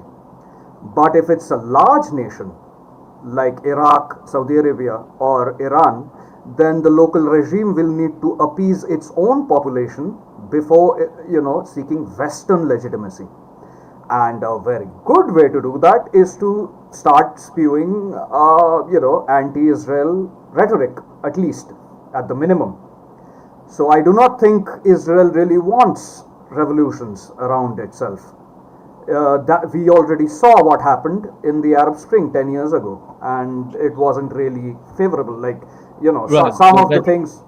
just one thing on that, because it's it's true, but none of those countries in the Arab Spring, barring except for Syria, posed any sort of nearly as comparable threat as the Islamic Republic. The Islamic Republic, unlike any other, they had actually quite a lot of power, right? Like, they militarily speaking were capable Egypt. I mean, they were the only ones actually able to overwhelm the air defenses of Israel, right? So, like, I think it's kind of like a different thing, because if the Islamic Republic is considered like an immutable enemy, then making a regime change there might be favorable. Because if you think about, for example, al-Sharaa in Syria compared to Assad, Assad was, reliable in a sense. The armistice had been lasting for 50 years. The Syrians, there wouldn't have been too many issues really on like, I mean, there have been hits and strikes across the border, right? I kind of disagree. I kind of disagree because, like, disorganized terrorist organizations are much easier to deal with, even if they can periodically get the weaponry to breach Israeli airspace or whatever. They are disorganized. They are illegitimate. They do not have local support. In comparison, the Assad regime, or more importantly, the Muslim Brotherhood, government that came into Egypt, that poses a way more dangerous long-term threat to Israel, right? Okay, yeah, I say sure. In the short run, they can be, very scary. That's all. Can I just add one comment? Just one comment. Yeah, One go ahead, comment. Nico. Yeah. Actually, in the after the revolution, there was a war on Gaza, and the only leadership that could stand against Israel and stop the war is the Islamic Brotherhood in Egypt. So that's very important thing. Bojan. Well, I agree with Desi, mostly what he said, except one thing. It's like you mentioned all these points, like Israel was the main protagonist, acting like for its interest there in these Arab and Muslim states. I think it's mostly still the West, and Israel is, well, it's hard to define whether Israel is a proxy or not. It's not easy to say, but in my opinion, it's more a proxy situation. Israel is acting with the help and on behalf of Western interests, of course, also on his own interests. But the main point is, I think that Israel did do quite successful, strike against Hezbollah and also against individuals in Iran. But it's kind of opening a Pandora's box, It's missing the point that other states can do that as well, They could do that to Israel quite easily, in fact, because killing individuals is not that hard. If especially if the assassin is willing to die for it, and there is a tradition in the Muslim world to martyr themselves, So why is that not happening? My opinion is, maybe it's in the interest of the Iranians or the other Muslim opponents of Israel to keep this government in Israel in power, because they are doing a horrible job in forming the world opinion. They lost a lot of Yeah, I was thinking the same support. thing, Bolton. I They was Yeah, lost I thinking a that mean, lot of the support, reason, and especially what I have seen in a lot of comments in all of the social media is the word anti-Semitism has lost almost all of its power. There is no sharpness to it. Most people ask if someone has been accused of anti-Semitism, what has he said that was in fact correct. So there is a big price that Israel pays for these current policies, and it's mainly the image damage that they are dealing to themselves. And it's not just a loss for Israel. I'll let you go after I say Gabe, but it's not just Israel who's hurting; it's also America who's hurting. And the leaders in the Middle East, they do like they realize like the real threat is not Israel, it's America, right? If you look at like the the military potential of Israel itself, sans the Americans, Turkey can take Israel. Egypt can stand toe to toe with Israel, right? Assad could have stood toe to toe with Israel without American help. So I think, except for the nukes, yes. But then again, this is another important thing that is happening, right? Because yes, Egypt, Turkey, they individually do not have a nuke, but Israel, through its actions, is unifying the Muslim world. And one of the nations in the Muslim world does have a substantial nuclear arsenal, and that's Pakistan. And recently, Pakistan and Saudi Arabia had a defense pact, right? Right after Qatar was bombed, Saudi Arabia and Pakistan signed a defense treaty to ensure that nothing like that happens in Saudi, lands. So yeah, go ahead, Gabriel. Oh yeah, real quick to what Bojin was saying. Also, besides all you're saying about Israel's global image, you guys need to remember that the most likely reason that Israel is actually bombing all these places and doing all these decapitation strikes is precisely because Netanyahu's government, the regime that is ruling Israel right now, is teetering. It's they have to continue escalating with their neighbors because the government that's ruling Israel is collapsing on its own weight. That's also one of the reasons, and probably the main reason why, as a proxy, it's doing all this, completely irrational, unrelated thing, like things that are contradictory to self-preservation. So it's very possible, as Vojin was saying, that the opposition, the resistance, is calculating that decapitating the leadership of such a disastrous policy would be against their interests. Absolutely. Long-term interest, definitely, right? Think about it. Yeah, Nika. Sorry, guys. I wanted to point something here very important is as I always said, it's not something new here. Assassination. What's new here? Assassination is from the day that Israel was created. They started the assassination even before that. What's changing here is that now they are boasting about it. Before, when they do the assassination, they don't comment on it. They do it in a covert way. They keep silent. Now they are announcing it. They are breaking. What surprised me and others when they attacked Qatar, they went very quickly to boast about it, to say it about it. Netanyahu was very vocal about it. And that's very dangerous for them because before they were acting more strategic, more objective oriented. Now they are more ideologic. So they don't care about consequences, long-term effects, mid-term effects. They care about their ideologic objective, and that can be disastrous. Go, Virgin. Regards Gabriel's point and also regards Nika. I think while Israel is doing quite some damage to its image, and they obviously not just like Coping was mentioning, Iran has some internal political problems with the Ayatollah and stuff. Obviously, every state has that, and most likely Iran has that as well. But Israel, as as Gabriel said, or was it Desi? They have their problems as well. The Netanyahu government is very shaky, or was very shaky before the war started, and there were frequent protests and stuff. So it's not something that is specific to Iran. So if someone would play the game of changing the government by regime change or something, Israel would also not be a very hard target. If someone could find ways to finance opposition and stuff. So obviously, the West does not have the interest to change things there, and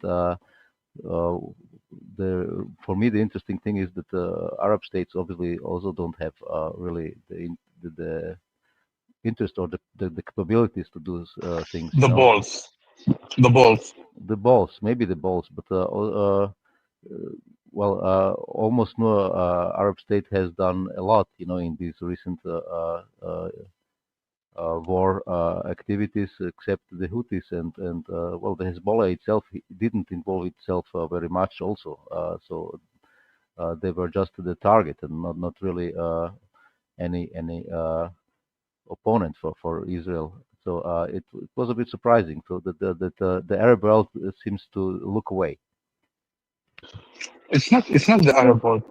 I'm always here differentiate between the government and the population, because always there's a big differentiation. We cannot elect people, the governments. We cannot influence governments. So there's always that differentiation. That's one thing. Secondly, don't forget one thing. Hezbollah is very misunderstood. Militarily and on the ground, they did very well. They did very, very well against the juggernaut that it's Sultanate. Don't forget, it's not an army. It's not just a militia. And they stood very well. The thing is, they had a lot of issues, internal issues. The Lebanese population are very divided. They're suffering a lot. They've been suffering for. You don't forget that the harbor, for example, explosion that happened like a few years ago, that affected everyone. Like economically, socially, they are suffering very well. That's affected their resistance. But militarily, they were doing very, very, very good. They couldn't advance before. Israel went to the capital itself. So Now they couldn't Mika, advance very well. a short add-on question. What about, let's say, we see in Ukraine a lot, both on the Russian side and the Ukrainian side, volunteers from other states. What about Arab volunteers for Hamas or for this fight? They cannot go there. They cannot. You cannot. It's a surrounded place, man. Yeah, There's you can't an get in. embargo for 18, 20 years. You cannot go there. There is That's why. few. Let actually, for example, there has always been an Arab resistance inside Palestine. Uh, a lot of big names were Arabs outside of Palestinian. But were Aziz the Qassam, tunnels? Sorry, for were the example. tunnels from Egypt to Gaza and stuff? Egypt is an Precise, Israeli country. Egypt precisely. is an If Israeli country. It's not a Muslim country. It's controlled by Israel and America. Don't forget that. They are there to guard the border, man. That's no, what everyone need to understand. that's why if the Muslim Brotherhood had been in power, it would have been a completely different situation I told you in Gaza. when the Muslim Brotherhood, they stopped the war in like few days because I think there's ministers who went inside the Gaza and stopped the war. Egypt have immense power, but sadly it's controlled by Americans. So Yeah, but that issue of the population versus the government and all that, there's a level of conformity that keeps all that in place, and it's mutual. So like the government can be against the people, but the people have to tolerate, and that's what we're seeing. That's what we've been talking about for hours now. What's happening in the United States, what's happening in the West, and it's also happening in the it's Arab not the world. same. It's not the But same, man. You cannot equate the same things. It's You cannot similar. equate the same things. No, no, no, not at all, man. Not at all. But Nika, at the end of the day, right? The primary motive of every government is like self-preservation, right, and continuation of the government. In that regard, the Arab governments are very similar to the Western governments or any other democratic governments, even in India or whatnot. Or any form of government. Any Yeah, form precisely. of government requires the consent of the population, even if they're under dictatorship, under duress, No, but under you can even take the Precisely. government as a sub-component. Just think about institutions. Institutions are necessarily self-referential, so they need to have a filter mechanism in order to maintain the personnel that is ostensibly meant to be serving their function. But what do you also have in the same process? It is functionally the same as a club. Like in Norway, we have a lot of issues where these institutions and also the parties are kind of doing their own little internal, scheming on that. It's not unusual in any country, I would say.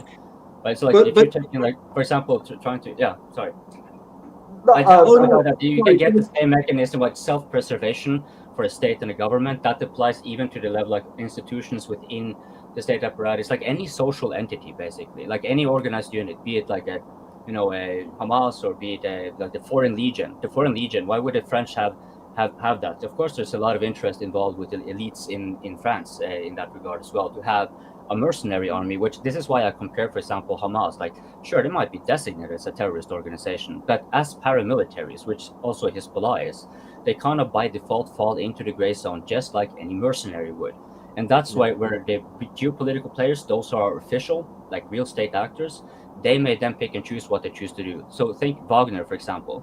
Wagner could be operating in whatever way, but then the US started to sanctioning facets of Wagner specifically, not the Russian state, but they've sanctioned Wagner, right? Because they fell into that gray zone. So, like, yeah, I just thought it would be like self-preservation. Like, it will be going on the lesser elements under the state apparatus as well. That's what it is. What I want, So yeah, yeah. what I wanted to say to Nika about the issue of government versus population, I even heard like Muslim pundits like Shahid Bolsen, and I can't remember the names of others, but talk about this, that in the long run, seeing this like in long-term perspective from like the project, what's happening, what Israel is doing is good because it's destroying Israel. So like Gaza is like the Muslim community, of nations, right? The Muslim alliance or league can do that calculation and say, okay, these guys, they're There's committing political suicide, and if we just wait a little bit, we're going to be able to do things more safely. I don't. If we if start to you change that will be true if you have leaders or political organization that think strategically, that thinks long term, that thinks for the benefit of the country. But you don't have that. You have individual leaders and communities that only care about keeping the power, and they don't care about anything else. They can sell the people, the land, everything, just to stay the power.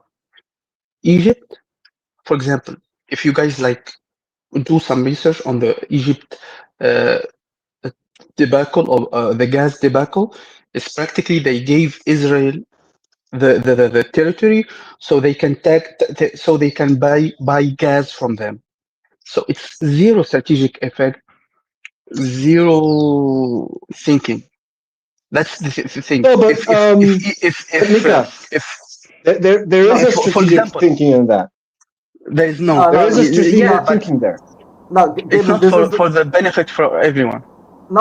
Gabriel, this is the strategic thinking of the governments, right? Of the Arab governments is these are the two pressures that are there, right?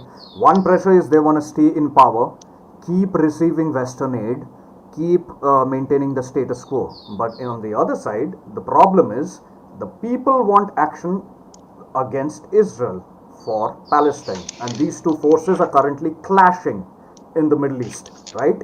And this is what is creating the rhetoric from rhetoric without action. That's the phase we are in right now, right, in the Middle East. Now these, like the Jordanian king, the Turkish government, the Egyptian government has finally is forced to say something against the Israelis, but they still do not want to act against the Israelis. That's what we are in, and that's because of these two contradictory pressures. Just to underscore what Because Nika was saying, because Nika was saying something about like the gas deals with Egypt, and one would say like, okay, but Egypt, that's just a basket case. You would expect that. Well, okay, look at Norway. We did the same, and it wasn't to like some grand power or anything that was really powerful. It was the UK, right? Which is, I mean, okay, granted, they are like for our maritime neighbors, they are the big one around the block, right? But nonetheless, our government still through our not even that. well, No, no. The problem I know, was the I know problem historically, generally speaking. was Well, I don't want to. interest. Coping. It was No, not to UK let me though. It finish. was to BP. Let me finish. So, because the thing here that Norway made, even though like the UK is, because that's what Nika is pointing out, they're not that strong. Norway doesn't really have to make like a really unfavorable deal with the UK. But what did we do? We set up a massive power line where we are exporting power to the UK. And if it crosses a certain point where we are supposed to actually get the profit, it actually goes to someone in the UK, which is against our own interest. And in the process, when we are exporting the power, it's sold to the population that we are making an export that's good for our revenue. But what they're really doing is importing. They're importing higher energy prices. So sections of Norway have like a 10 to 20 times fold higher power bills and expenses. Now, how is that occurring? Clearly, there is an element of corruption here, because you cannot do this level of inefficiency just because you're like incompetent. Here, you clearly are like, this is again going back to like climate may be an actual, like climate change may actually be a thing to follow. However, it's also utilized as a massive money siphoning project. And the rationalities that we're seeing, like the one Nika was pointing out, where they're giving up a gas field to buy the gas from Israel again. Like, this is obviously like, this doesn't even fit. The idea is wrong. The idea is wrong. The thing is, they didn't even do it with Israel themselves. They do it with Cyprus. The thing is very dumb, very stupid, because they didn't do their job. They didn't do any effort to solve the issue. For the maritime borders, there's two ways, as everyone knows. It's like if you choose the median or choose anyway, it's a technical stuff. But for the second one, that can give you more territory, you need to do to hire some experts, you do some effort, and to sign the treaty. But they didn't do that. They did a bilateral treaty with Cyprus, and they asked Cyprus. They don't need for that area. They don't. They must like inform them and accept any contracts or something's done in that area. Cyprus ignored them. Cyprus did a separate deal with Israel. They assigned the borders in the proper way. Israel had acquired and Cyprus had acquired the gas field, and now they are buying it from they selling it to Egypt with like an inflated amount of gas energy. Anyway, so it's not even with Israel. It's not even with a strong like opponent. It's just with Cyprus, which is very weak compared to Egypt. It's just the leadership did like that, and they accept it. No one can say no because it's a dictatorship. If it was in a European way, there's like means. At least there's media. There is people who can talk and can pressure the government. In Arab world, there's a differentiation between the government and the Okay, but and just the on what population. you mentioned with the Cyprus, because it's very congruent, all that you're saying, in a sense, with what I'm talking about here too. Like, again, we're giving up for, like, it seems to counter to national interest, but really we're talking about people, like, just like connections. Cyprus, well, there we have actually one of the biggest, if not the biggest, freight line in the Western world, freight line companies. And it's a FLO, I think it was, I forgot. Frontline, it's a Norwegian company. Now, this company got the like triple or something in its value during the Ukraine war, because when the sanctions and all the cutting of gas was occurring, then they of course got all the LNG from the United States, and that like they got the revenue in the transport and shipping of that.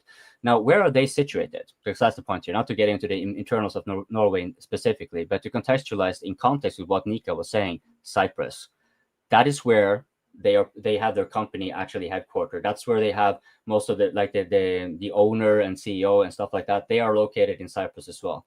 Cyprus is like a place that you have a lot of rich people. Let's put it like that. So yeah, that wouldn't be like that makes kind of sense that the Egyptians, they would like. It doesn't make sense from like a strictly geopolitical sense, but it is very telling. Like if you see something that's senseless, it's very revealing of the internal issues to that country.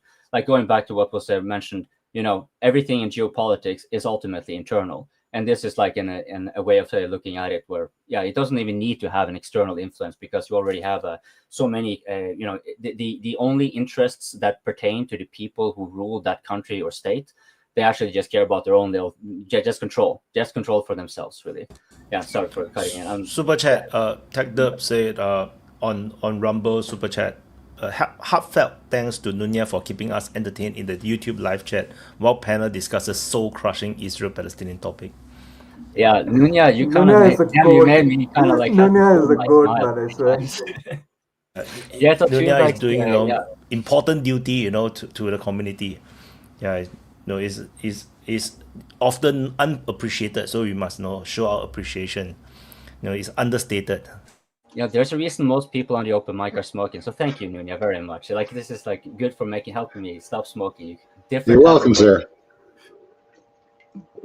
Oh, it's all good. Yeah, I just wanted to add a small, for example, about the very small.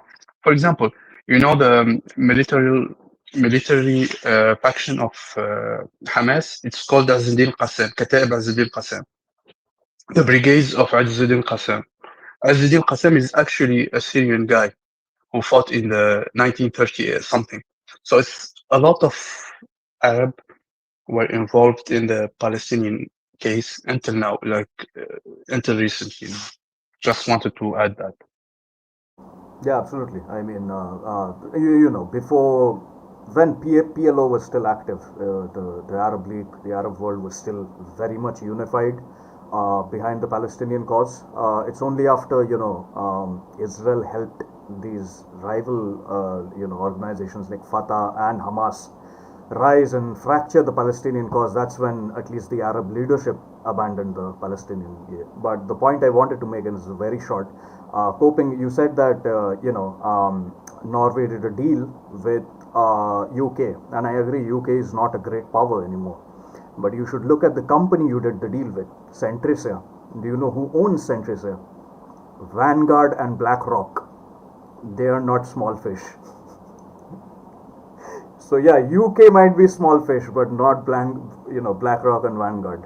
So yeah. So again, is that from a conventional geopolitical lens, like we were thinking state actors, it will not make sense. But like, yeah, you have like Vanguard and BlackRock. Like, what do they not though? Like, where are they not one way or the other?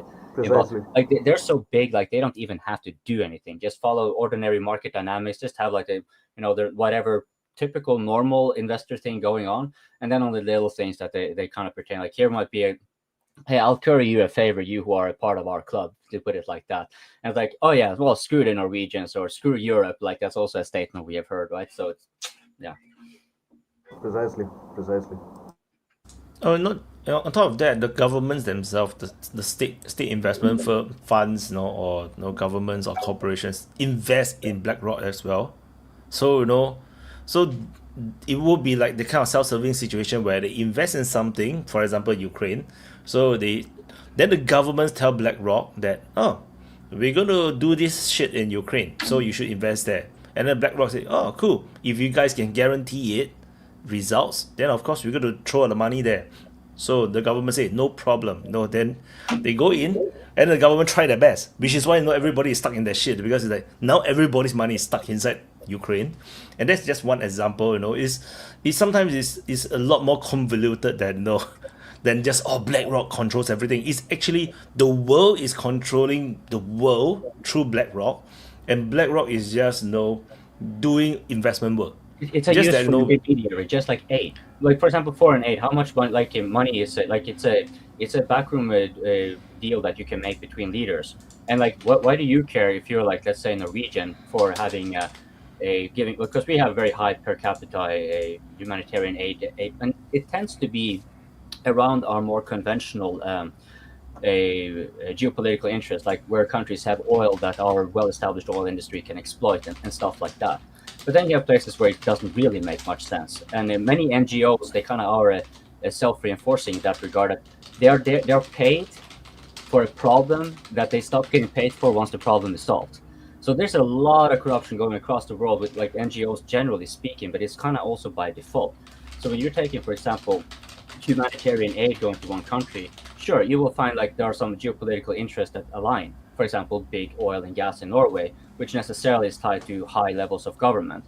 And so those interests are peculiarly catered to. So how do you actually then lubricate politically the power, those in power of the country that happens to have the resource you want or whatever? Then you can kind of do that through humanitarian aid, because you are not responsible for their level of corruption internally. So if they choose to just take it in, right, and then just on whatever, fat cars and whatnot, that's no problem for you, right? They are happy, so they are going to let you get that deal that cost them nothing. Like I can give another, like just to give one, like another example of typical corruption that goes that isn't really that unusual, is in Ghana, where they have found lithium. Now, what did the government there do for the deal to give up their lithium resources to whatever, I think it was an American company or whatnot? 0% ownership, but 10% carrier interest. Okay, so 0% ownership, clearly no interest of national interest. So what is then the 10%? Where does that come in? Well, likely that it's because it simply is the money like from the lithium mine. It's a slush fund. It's where you can get money, basically, right? So internally for the people, the leaders of Ghana, be them on whichever side of the parties, like they are generally so vested into the overall economy and having control of it, and like because their economies are not nearly as shall we say kind of weighted financially like Norway is, for example. Then their primary revenue, like external, like if they cannot be kleptocratic enough internally, the best thing to do is an international grift and just get humanitarian aid. Yeah, and lubrication. Yeah, of course, I say that. I cannot really say a single word before Nunya makes a joke of it in the live chat, but that's right. Nika, go. I wanted to say the people who want to change topics, come here and change the topic. We will speak what we want. If you want to change the topic, come here. Have some balls and change the topic yourself. Yes, and to those of you who may be now getting to the new DPA Open Mic channel, because Wyatt had to do some maneuvering due to it getting demonetized and whatnot. So if you are here now, do remember to subscribe and press the like button and everything. And if there are anyone new here, don't forget that if you actually look into the live chat, there is a link to StreamYard, so you can just join us here. The topic are made by the people who come on. So if you got something on your mind, don't be shy. We're just a bunch of regular dudes who like to geek out on these kind of things. It's nobody's speaking from a position of authority. It's just people getting on and sharing perspectives. So don't hesitate to like and subscribe to DPA Open Mic and get on. Well, somebody saying talk about Venezuela. Have we talked about that? No yet. Let's do it. We can. Yeah. Venezuela. Trump is. Yeah, because I haven't heard anything from Venezuela. I haven't been able to pick up anything of that. I've been busy. Oh, they blew up another speedboat. That's all I know. What a courageous act. What a courageous act. They are very courageous, man. The Navy, U.S. American Navy. Yeah, they're going off and making bot shots. Well, we don't know because they kind of blow them up and they destroy everything. And then it sinks to the bottom of the ocean and never to be seen or heard. Nobody's investigating it or anything. It's just boom. Yeah, they were drug dealers, which makes absolutely no sense. Exactly, because you don't have journalists in the waters they're filming. This is portrayed to the population because the government wants it. But what are they going to show up? What is the ostensible reason? Taking drug trade, one boat? I mean, what is that? That's like they have submarines and shit with tons of drugs coming on. Taking like a boat like that, I mean, as much flashes you want to put it, you're gonna kind of have to see the whole ocean lit on fire before I think that's gonna impress anyone. So, like, one boat. What's the? Well, yeah, what that the seems cartel leader, pretty right? clear. It seems pretty clear that they're preparing for an invasion. There's been a lot of military buildup.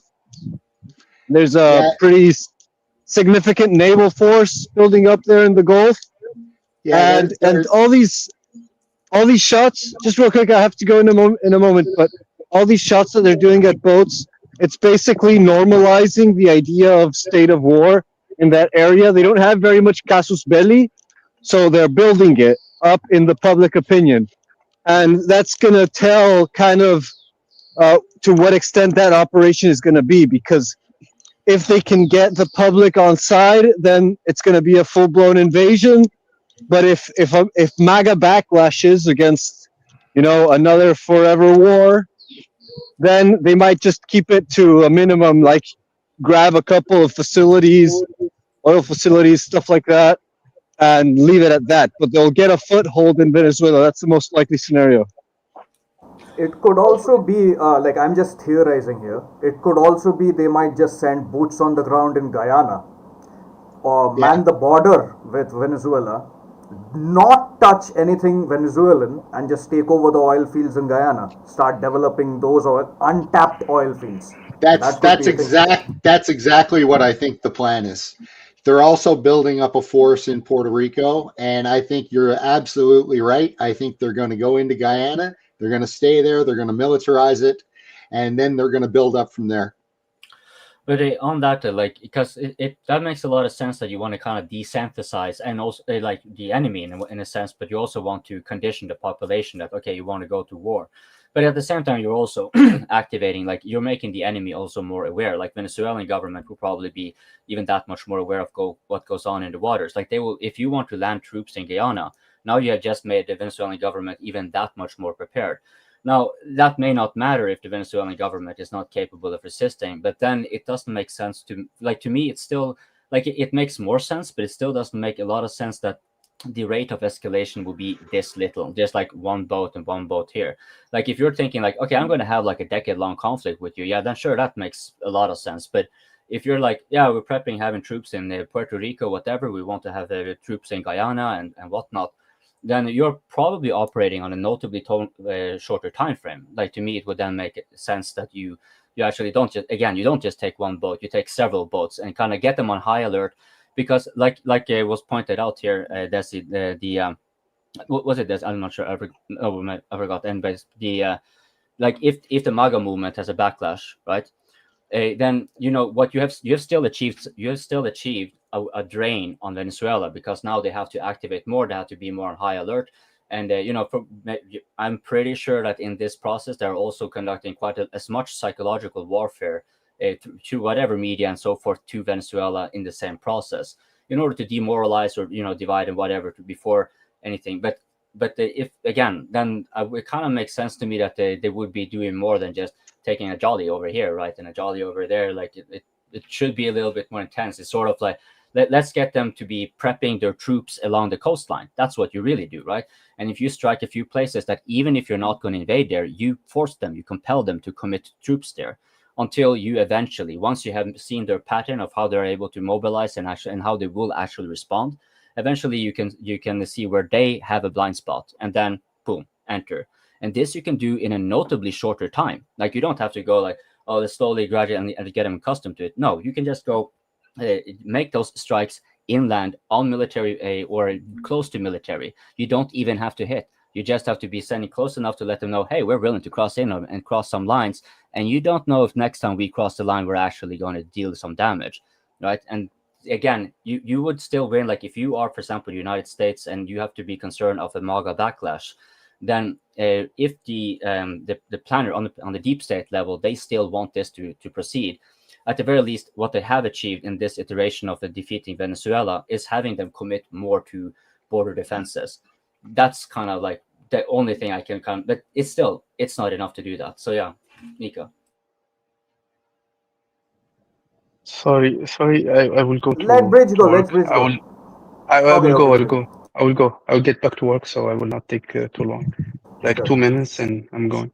So for some people of the chat who are talking shit, I don't even bother to respond. You are without balls. I don't talk to those guys without balls, so it's futile.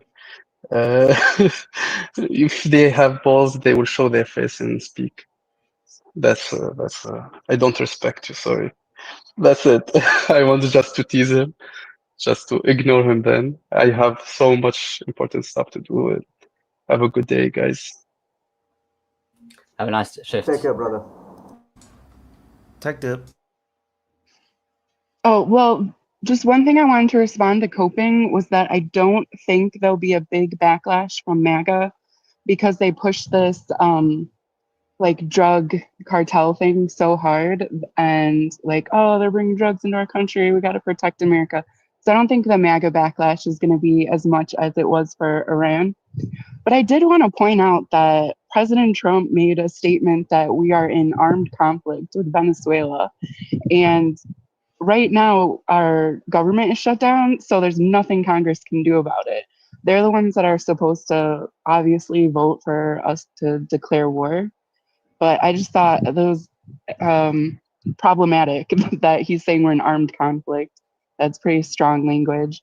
And then the other thing I wanted to say was that as far as like positioning American assets closer, we really don't need to if all we're going to do is airstrikes, which seems like the way they're going to go. And yeah, we can definitely do that even from American soil. So that is not, I don't think that would be much of a consideration for that. But yeah, the whole situation is very interesting, and I'm looking forward to hearing what you guys have to say. Yeah, I yeah, completely but agree with. why would United States want to give Venezuela such a long runway to prepare for it? Like it's just not normal, right? Because the most effective military operations is always more surprise, and you do not know where the front line is. You do not know where the enemy is going to attack or go through. That would be the best time. Like you see, Ukraine war in the first 1 month is the most quickest, and then after that everything went to the stalemate. So I find it a bit weird that. I think they're just going to get a foothold in Guyana, as we said earlier. And once they get that foothold, they'll just build on it.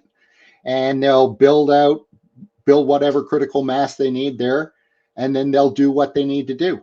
And Venezuela is kind of in this situation. It's like, what are they going to do? Attack them? So I think that's absolutely what they're trying to do. There are more ships heading from Puerto Rico, as far as I understand it, and my understanding is there was more hardware coming over too. So it would be my guess that they're going to try to build up some sort of foothold there. And I think the earlier comments somebody made about these attacks are just trying to normalize war. And like Bridget just said, the president was saying that, we're at war with these guys. So using this kind of language to get people in that kind of war mindset. But I don't think it's going to work. I think people are smarter than that now. And, they're not going to buy another war on drugs, been there, done it, got the t-shirt, lost the t-shirt. It's, there are more pressing things at home, and I don't think people are going to really fully back, the U.S. military traipsing through South America. But I could be wrong, and not that it matters what the people think anyway, because we all know that both parties will sign up for it in any event. And, here we go. A part of this comes down to control of the resources, also comes down to U.S. needing a win, right? And needing to assert whatever fleeting dominance they have in the region, right? Because there's all sorts of things going on in the other countries in South America. They're really quickly building their ties with China, Brazil, Peru in particular, Bolivia. So, the Chinese have been making a lot of moves and making them quickly and making them successfully.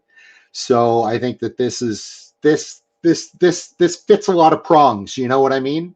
That they need to use their pitchfork for. So that'd be my 2 cents on the situation. Yeah, yeah, absolutely. I completely agree. And it's like one thing I want to point out, like these complete invasion and forever wars. This is a new concept, right? This is a neocon concept that was brought in after the Cold War was over. The long-term American strategy, the successful one, which Kissinger prescribed, was the base building strategy, right? And building up a base, building up a stronghold at the mouth of the Gulf as well as at the top of South America, that does seem like a good strategy for America. Now, I do not discount what Bridget said, and that's why I kind of disagreed with coping. You do not need a lot of build up in that region because American bombers and fighters can just fly over, right? You can just have a few air tankers set up in the Gulf, and you can just keep bombing Venezuela to rubble. But I don't think they're gonna bomb to rubble. Maybe they're gonna try a decapitation strike. Don't know if it'll succeed or not. Even with a decapitation strike, I don't see the left-wing government of Venezuela collapsing. Right, the right wing is extremely weak and just pathetic in Venezuela, and it was made even weaker, the internal opposition, when United States propped up like people like Guaido and these other people who have absolutely no support in Venezuela, right? And the people who can become an opposition in Venezuela against the left, they got discredited further, but they were weak to begin with. So I don't think regime change is possible without extreme involvement, without going into another, not forever war, but at least like 2 to 3 years of war, right? And I completely agree with Nunia. Maybe the older Republicans might support this, but the younger Republicans, the younger Democrats, the younger independents, they are not in support of forever war. They're not in support of opening up another front. And quite frankly, if they do open up another front in Venezuela, I don't think that's good, because like America is already overstretched across the world, right? There's a front in Ukraine, there's a front in China, there's a front in Israel, and now they're going to start another front in Venezuela. So I don't know. Can America do it? I also think they're not thinking full big picture. That if they were to do something like this against Venezuela, how that would impact their relations with other countries in South America. And you're seeing it already, like Colombia has, all but said, hey, we'll join in if somebody invades it. And this is like their next door neighbor. And, you've got Brazil, who, has always had some chilly ties with them, that they seem to be warming to them. And I think that all going into Venezuela and, doing what everybody obviously sees is happening, it's not going to win them any friends. And it's only going to push those countries closer to China. And that'll be it. That'll be it, And another warning to like anyone who is pro-war with Ukraine, right? With Venezuela. It's like South America is not the Middle East.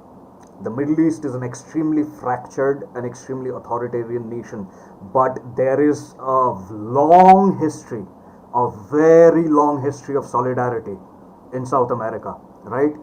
And it's like both in the masses as well as amongst the elites. And this can have psychologically, it can backfire for America if go ahead.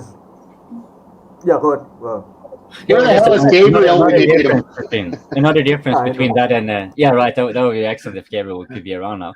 But another point on that, because the Middle East, like, it seems like a large area, and like it's a lot of noise coming from that area, but it's not really that many people. Like it's and if you look at population density maps, like compared to anywhere else in the world, like it looks like it's almost empty.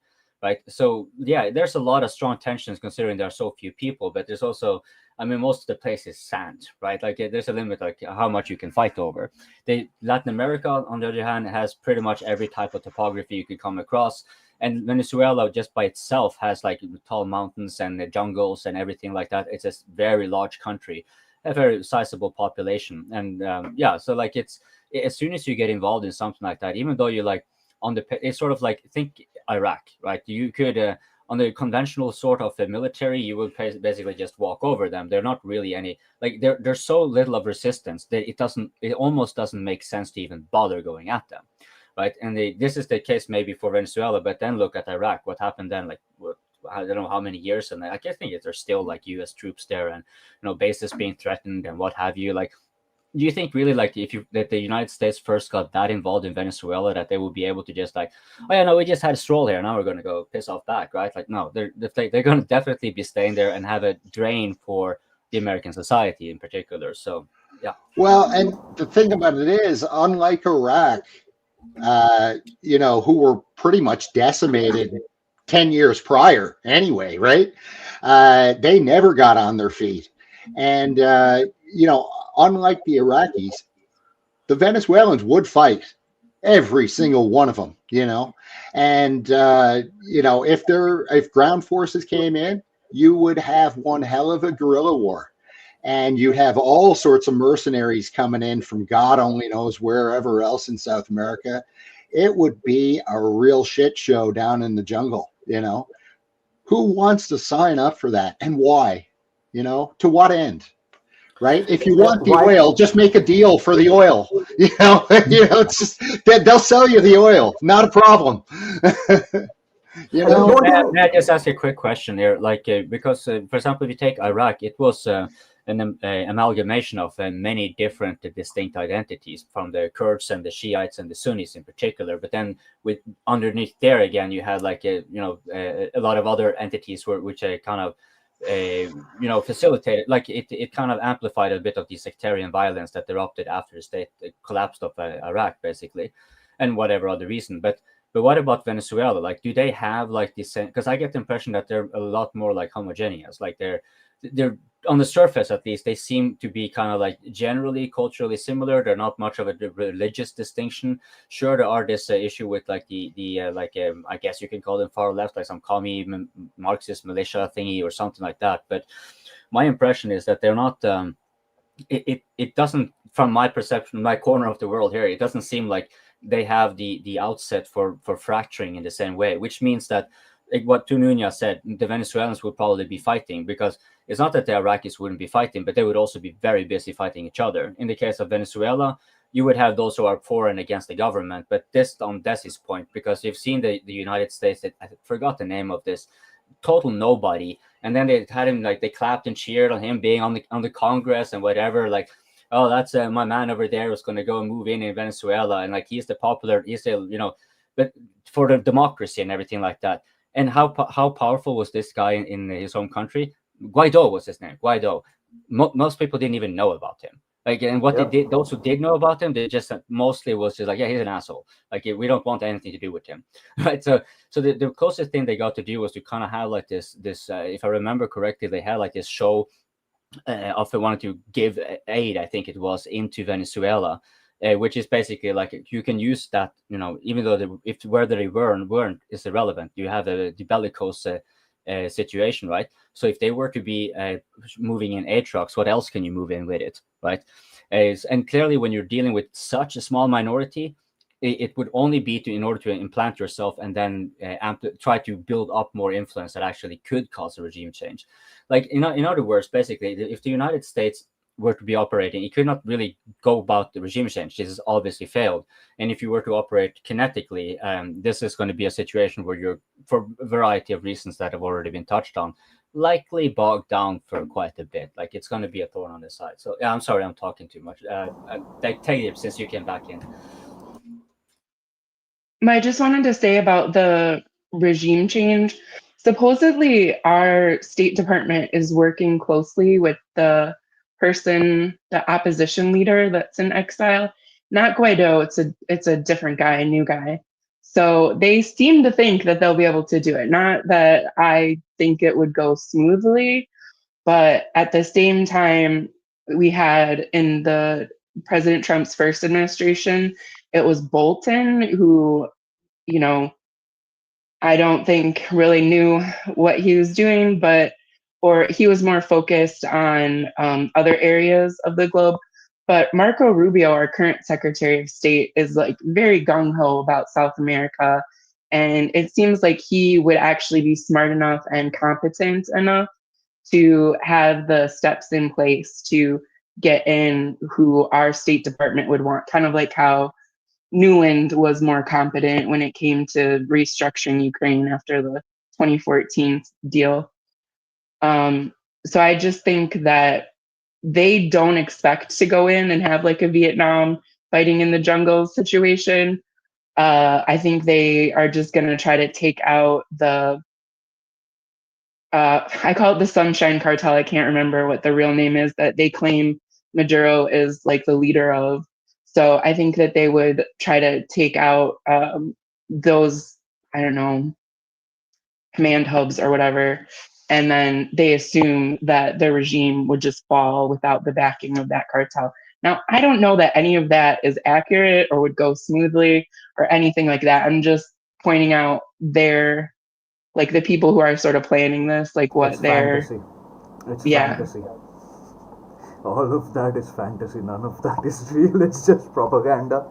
I mean, But hold on, even one question on that one. Because if it's Marco Rubio, for example, that dude, if I remember correctly, is quite young, and he was from Latin America somewhere or something like that. Now, could he have already so many vested interests in Latin America that he may be one of those operatives that have a more long-term vision of, because then it like whether it will be him or it will be the State Department being interested in actually, if not causing regime change, it would still be useful to have someone in there and begin the process. So like would Marco Rubio it strikes me like not unreasonable if he's one of those pushing it quite a lot. Like, sure, he may have some ideological reasons, but considering where he's from and whatever, there might be more things to it. He's a fairly wealthy dude, quite influential. You know, you don't necessarily want to push your country into a war which you can avoid, for example. But if he's like of the type that wants to take it as yeah, exactly, right? Because if you can get something from it, then of course you want a war. Like in the case of Norway, right? The Norwegian arms industry has been benefiting tremendously from this, at least monetarily. So yeah, sorry. I have a theory, but I have a request also. Why could you open up the map of Venezuela? Because then I can see what I think. If there is a full-scale invasion, what is essentially going to happen is U.S. is going to take over the coastal areas, the coastal cities, Caracas, La Plata, Barcelona, and it's just going to basically hold on to the coast and then allow its Venezuelan proxies to basically fight out in the hinterland, essentially. Because the hinterland, if you just open up the map, it's hell. It's hell. Look, just like the topographical or the yeah. But See, would it be relevant though? I mean, if you push them into the hinterland, because if I'm not mistaken, most of the cities and population and anything of importance is situated near the coast, anyways. True, but the vast majority of the country will not be under them, and the left will have a very, very easy time regrouping in the jungles. Like, you look at the river, right? Beyond the river, it's impossible. Like, in a total victory with boots on the ground, millions of troops, the river, the bottom river, that's where you'll reach. But I doubt anything. Yeah, that's the extent, but you'll never reach that. Now go to the top. Yeah, look at that. There's a mountain range there, right? But forget the mountain range also. Just go near the cities, right? Just go near the cities, the coastal cities, right? Go to Caracas, or rather go to Barcelona, right? So yeah, see, now that will be a hard, tough fight, but I think that there's jungle areas, but there is like infrastructure between the coast and Caracas. So I can see U.S. troops just landing on the port and then storming, just bomb rushing all the way to Caracas and taking over. That completely possible, right? But you see these mountains, right? It's a cauldron. This cauldron, United States will be able to take over with minimum losses, right? It is a cauldron, but they will be able to take over. But just look, zoom in, just look at the passes, right? Venezuela is structured in a way that all it's like traffic has to flow through passes essentially. So you have like natural choke points, right, for supplies, like the very one in Caracas. And the more further you go down into the hinterlands, the more difficult it will be to bring in, supplies. There are places in Venezuela which are just supplied by boats near the rivers and all. There isn't even much infrastructure to move heavy equipment. So if you want to do a complete regime change and take over Venezuela, have no doubts, this will be a nation building project. This will be a nation. You will be building roads if you want to take over Venezuela. You have to build communication lines, everything. But while I do agree with you, that doesn't seem like an easy thing to surmount. But if they're pushed into nowhere, basically into behind the river, into the jungle, and so forth, then that's true too. You will have a nation. I'm not saying all the way to the river. That's like total victory, right? If you can push the leftist regime to the river, you have won. You are not going to be able to do that, because even if you go to the river, there is no roads in the river. So maybe you send boats and stuff. So so the good strategy for America will be to navigate the river itself, to cut off Venezuela into two parts, take over the coast, and then isolate the northern half, take over that half first, and then forget about the southeastern Venezuela. But that would be hell. That's jungles and mountains and just natural choke points everywhere. It'll be hell. What would I mean? It's of course a very advantageous defensive position. Is very difficult to hunt down anything as you get closer and closer to the river. But what are the effects because, like, for example, if you can only get there by boats, then presumably there isn't all that much infrastructure and so forth. Like whatever military you have there, it's not going to be easy to resupply it. Yeah, sure, you may resupply it without getting detected by moving donkeys through the jungle and stuff like that. But that's not a particularly fast and effective. Like there's a reason they generally go by the rivers, and the rivers are easy to monitor. That's what I'm saying, right? If it's like the United States will have a very easy initial victory. There is no way Venezuela can hold on to its main coastal cities. But there is no way you can defeat an insurgency in Venezuela, a left-wing insurgency for that matter.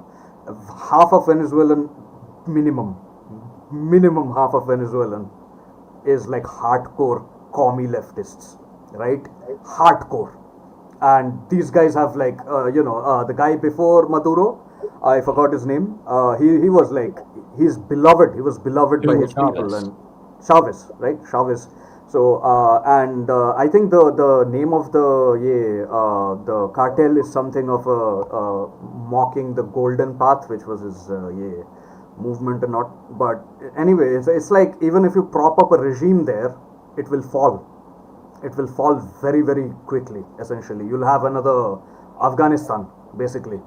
And on top of that, to comment on your homogeneity part, it's not just that Venezuela is extremely homogeneous. It's also Colombia and its neighbors, right? Colombia is absolutely homogeneously similar to Venezuela. These nations used to be the same nation once upon a time, Rio de Grande. And it's going to receive a lot of support. That's what I'm saying. You actually kind of underscore what you're saying there, like because since they don't actually, like even if they come and take over, they will not have a lot of political support to start with. So it's true, like they would have to stay there for a long time. Like look at Afghanistan, they stayed for a long time, and yeah, sure, that was one hell of a success, right? So if they were going to be operating, it's kind of also applies that the left wings that will be or the communists or whatever you want to call them that are hanging out in the jungle, they don't pose a military threat in that sense. They're more of a threat because they can easily infiltrate into the cities and from there cause the problem. So it's not even being the jungle isn't like it's only when the US, for example, would try to go and hunt for them, which is Vietnam War kind of basically. That's kind of what that sounds like. Precisely. So you have like in the jungles you have Vietnam, in the cities you have Iraq, or rather, who knows? It can even go like Avdiivka, or like you'll have. I mean, do we really think that Maduro won't be supplied with drones by someone or the other, China, Russia, anyone? Aren't he gonna isn't or any kind of like anyone who has some beef with America will start supplying these Yeah, rebels car bombs with will go a long way. I mean, one of the biggest terrorist attacks that the United States were subjected to was where they had like 240 something U.S. Marines in Lebanon, and that was a car bomb, if I recall correctly, right? So it's like it's absolutely true. They don't actually even need advanced munitions or ordinances, because the conflict has now devolved, I guess, in a sense, to an insurrectionist level. But the insurrection is more like partisans. So like you would have. Like I think you would have, it will be much more difficult for the United States to do a divide and conquer of any type, like for example with Iraq, as mentioned earlier. So I mean, it will break Venezuelan society fundamentally, the invasion. But in the flip side, it can also turn Venezuela into a modern day Vietnam, right? It can become. It's not. Venezuela technically is still a democracy, right? The right can come back, bounce back, even though technically it is a communist nation, but it can go full commie, right? Like imagine, and on top of that, it's like basically whatever government the United States props up in Venezuela, it will stay up as long as there's boots on the ground in Venezuela in mass numbers, right? You need massive amounts of troops defending every single city across the coast, supported by warships and air patrols all the single time, every time, and you'll still have breaches. You'll still have breaches from insurgents and terrorist attacks and whatnot. It's gonna be a shit show. It's gonna be hell if they invade. Now compare that to if they just send like 500 or 600 or even 1,000 troops to Guyana, right? Just to assert, just the presence of American troops in Guyana is going to ensure Venezuela never invades Guyana like they have threatened to do before, and it will ensure that some U.S. Petroleum companies can come and develop oil infrastructure in Guyana, so that Guyana can then substitute the oil that was coming from Venezuela. Venezuela will become economically irrelevant, and you can continue to blockade Venezuelan oil, but Guyanese oil will now substitute Venezuelan oil, and that will hurt Maduro's regime in the long term much more. So those are the two options. That makes a lot of sense, because if you also consider like the occupation part, it's not just that you will have the military troops there, because the troops are not actually well suited for paramilitary activities like the terrorism thing or whatever, right? They are. That's where you actually need more dedicated, specialized units, especially over time, and that's where you kind of also again have like these. I forgot the name of those various PMCs that primarily were there for policing duties, essentially to bring security, to avoid car bombs and what have you. So now, if you take all that, that's really expensive. It's not just the military expenditure, all the nation building things that you're going to get yourself involved in. You have all these security services, which, for every failure you have, you now have to beef up your security again, right, to make sure that it doesn't happen. And so, yeah, like the just simply seizing Guyana and make Venezuela maybe not completely irrelevant, but to the point where like it will be clearly a very important iteration in the subjugation of Venezuela. If they are not broken by it, then they're anyways going to be that much closer to it. So, yeah. Well, I'm not sure if you have your yeah, sorry. Well, I go back to as well, all of this has a price tag to it, right? So here you've got a government that's $38 trillion in debt, more or less now. Not getting a whole lot of demand on the bond market for the old treasuries anymore. And the ones who do want to buy it at rates of, 4.5% to 5%. Which is just egregiously high for, U.S. government bonds. So, I've been saying this for a long time. This is a simple game of math, and eventually you run out of, shells to turn, and eventually the jig is up. And I think the jig is now gonna, because of, expansionist stuff like this, because of the whole Ukraine fiasco, because of whatever the plan is, was, or might be in China.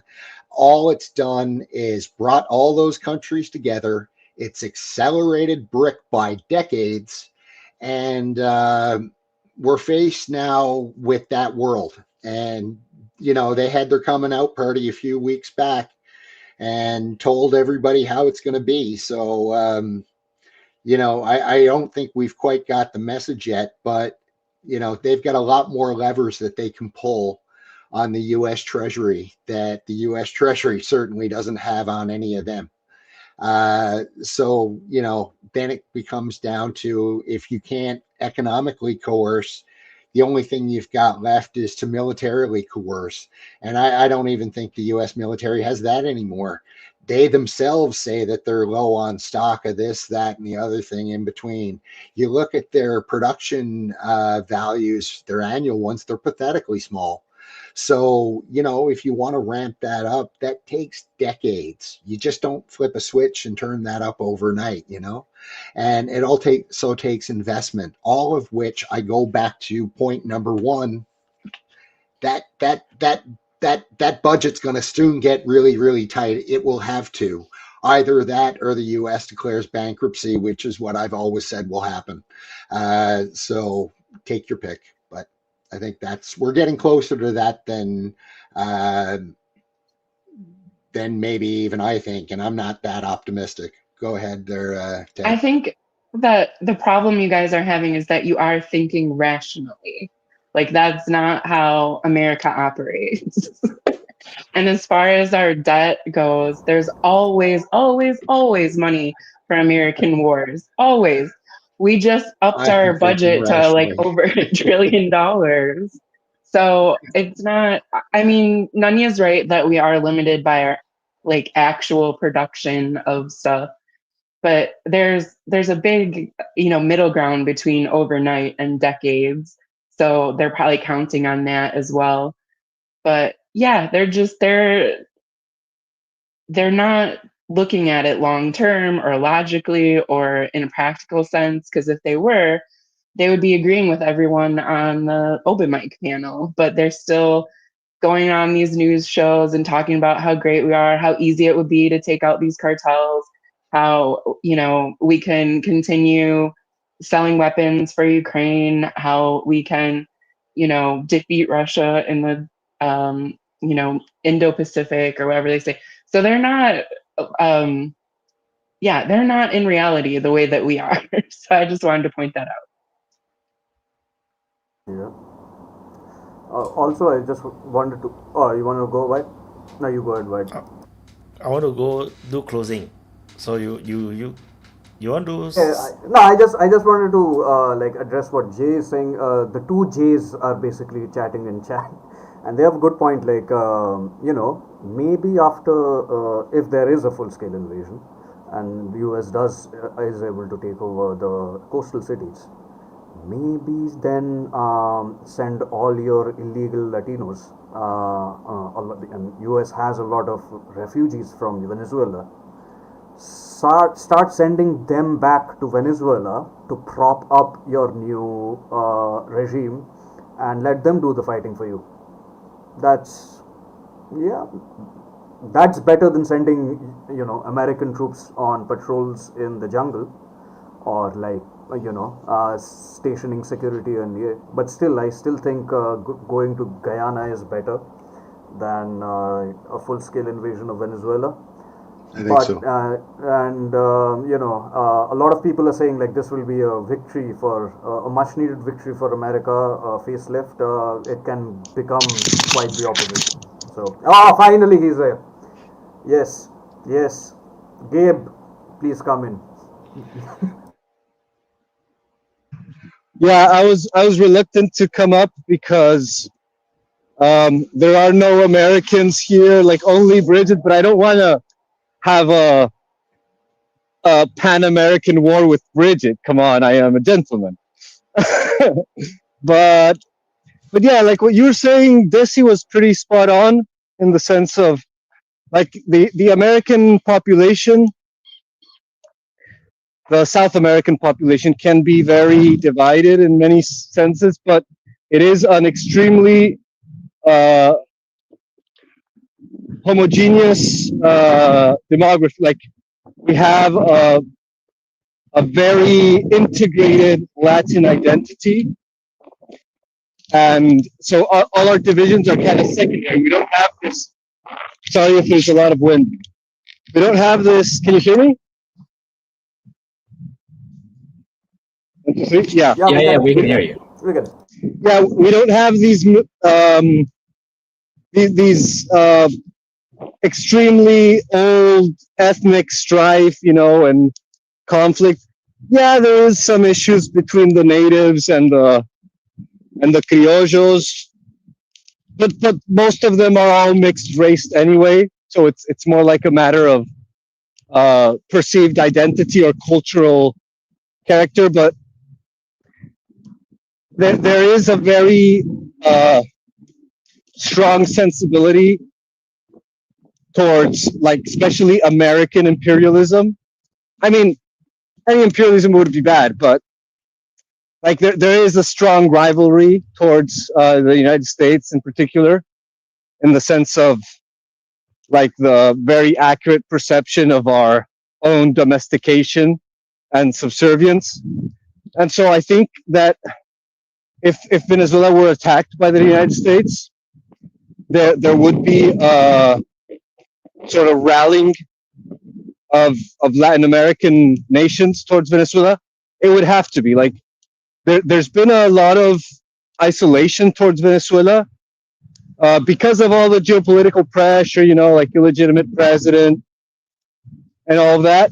But the moment there's a military operation, that would have to go out the window pretty fast, especially with all the left-wing governments in South America. The Peruvians have been shifting towards China pretty strongly. Colombia is a very traditional ally of the United States. It's been like the official foothold since forever.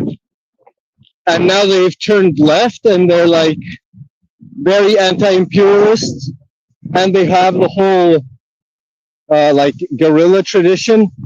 And they're right by Venezuela. So I think there would be a strong involvement of Colombian guerrilla forces, which are very well trained in jungle warfare and in unconventional warfare in general.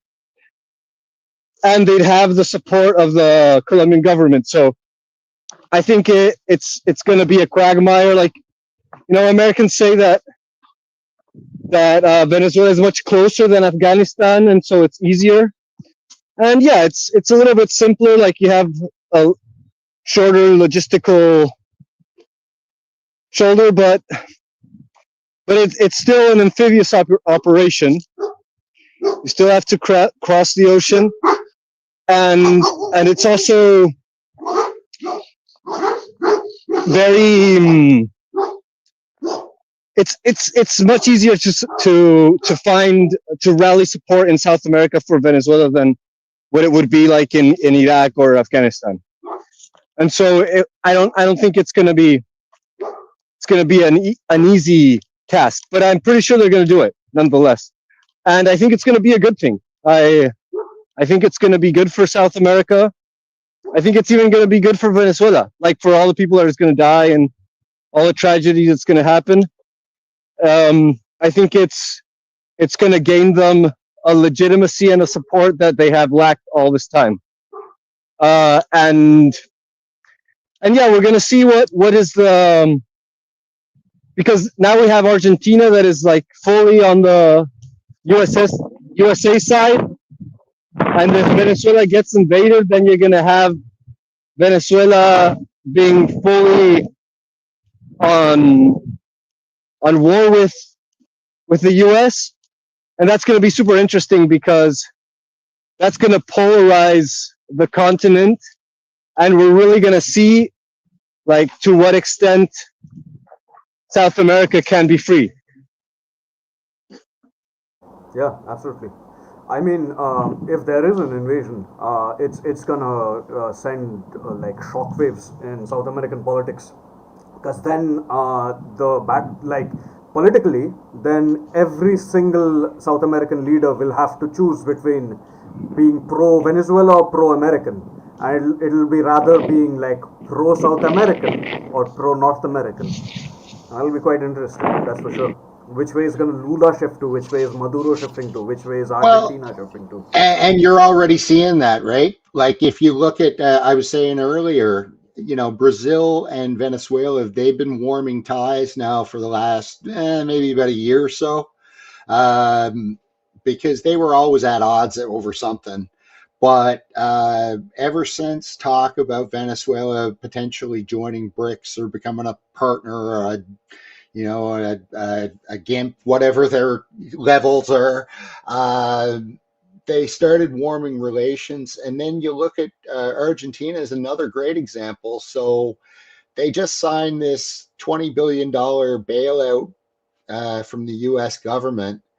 And then they got all sorts of heat from the politicians in the US government, as well as in the media, about a bunch of, soybeans were shipped from Argentina to China.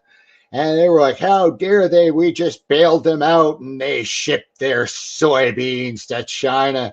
And that must come to an end. It's like, guys, these are contracts between private companies. Like, what do you expect Malaya to do? Just burr exports to China? Is that what you want done? Because that's the only thing that would prevent the soybeans from getting to China. You know what I mean? So I guess what I'm saying is you're already seeing South America look more towards China for trade. And that's been happening for decades now. And it's really accelerated the last 10 years. They've got those two ports built. They're building the railway to connect the two ports from Peru down to Brazil. And I'm sure they're going to expand it from there as well. So, they've got their claws in pretty tightly, and those governments seem to be pretty happy with it all. You hear about how those ports are just doing booming business and bringing in all sorts of revenue. That's a success story for the continent. You know what I mean? So, that's kind of where I see this going. As we were saying just now, somebody was saying, it's going to cause a lot of these countries to make the choice. I think they're going to choose to be with Venezuela because they see where the future's going to. It's not hard to see, guys. All you got to do is look around and you see everything's falling apart. It's just the way it is. And I completely agree, Nunia, because if you I wanted to say, I just want to say, South American countries are inherently export-based economies, right? Most of them, or rather almost all of them, they are primarily export-based economies. They mostly export, natural resources. Argentina is a prime example of it. And, once if America wants to become great again and start producing stuff, start producing crops, cattle, manufacture goods within America, this is going to hurt Latin America. It's going to hurt Mexican industry, it's going to hurt Argentinian exports, and they will inevitably have to start doing business with China. Brazil, Argentina. That's been happening. That's been happening for a while. Yeah, that's been happening for a while. And real quick, a while ago, I was saying that America's not going to bail out Argentina because you don't pay a bitch that sucks you for free, right? But the funny thing is that he actually did bail out Argentina. I couldn't believe it. I was like, what the fuck? We're so screwed now because now they're going to own the joint. And who knows, maybe they do. But the funny thing is that, exactly after that, Argentina sells a massive shipment of soy to China. And this year, for the first time, I think China didn't buy any soy from from the U.S. And so, like, the Americans were super angry because the soybean from the U.S. got snuffed by China, and then China went and bought the soy from Argentina that Trump is bailing out. And so then I was thinking, you don't pay a bitch that does it for free, but don't ever trust the bitch either, you know? So, like, even if she's the cheapest bitch like Millet, she's still gonna cheat on you. That's what I'm saying. Especially if it's Millet.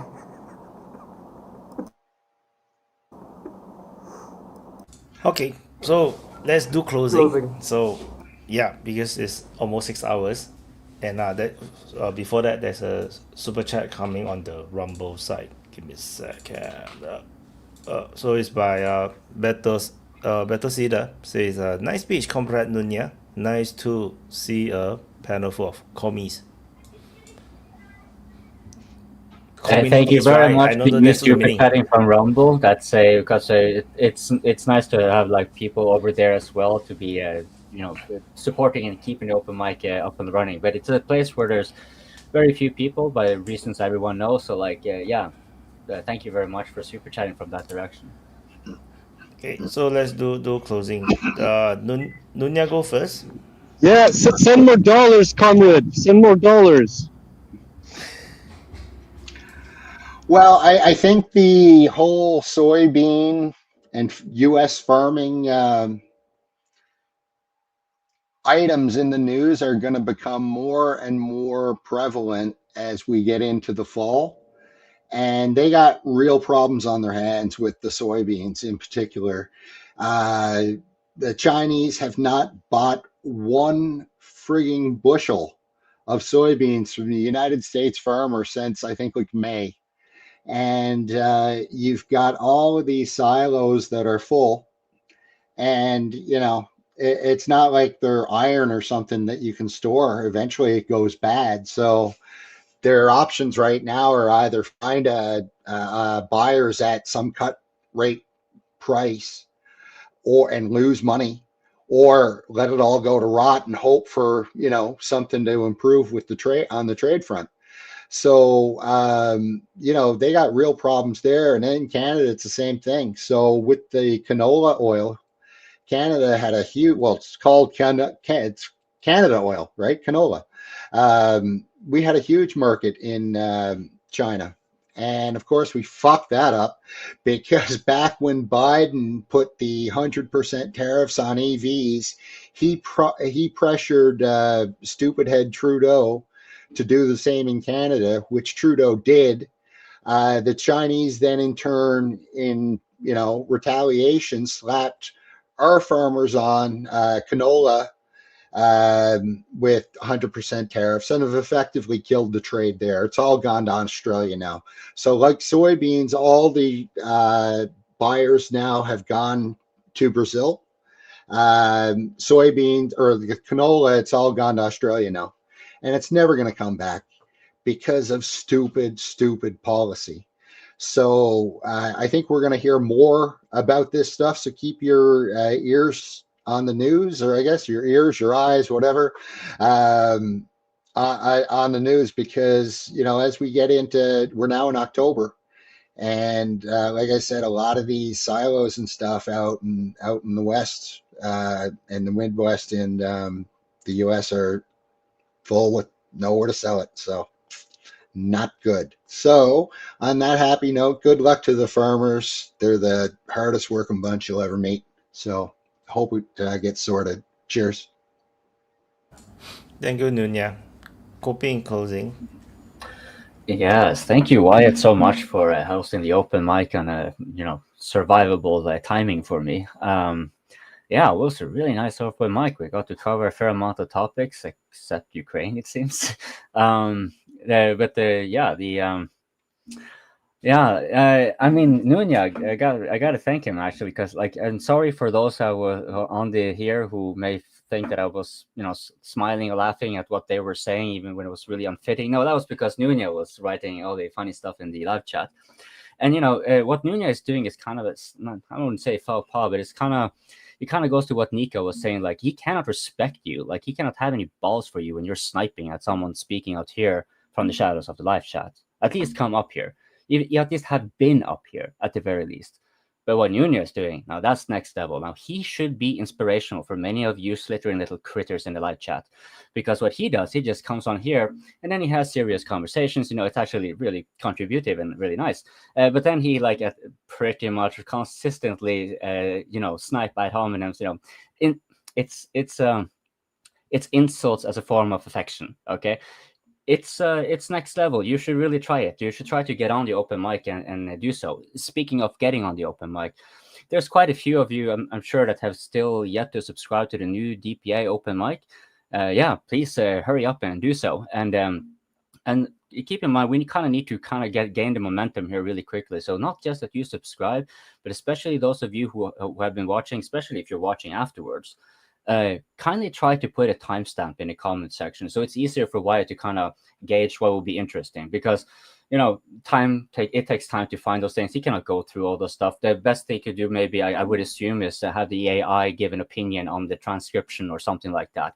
And we all know that can be quite hit and miss. Who does, like, if let's put it like this: if you give this input for Wyatt, you're the one who causes a clip to be made here, which you can share.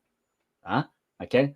Again, you can take it to the next level. Even if you don't come on here, try to think a little bit about, because I'm sure you're watching this because you're enjoying it, right?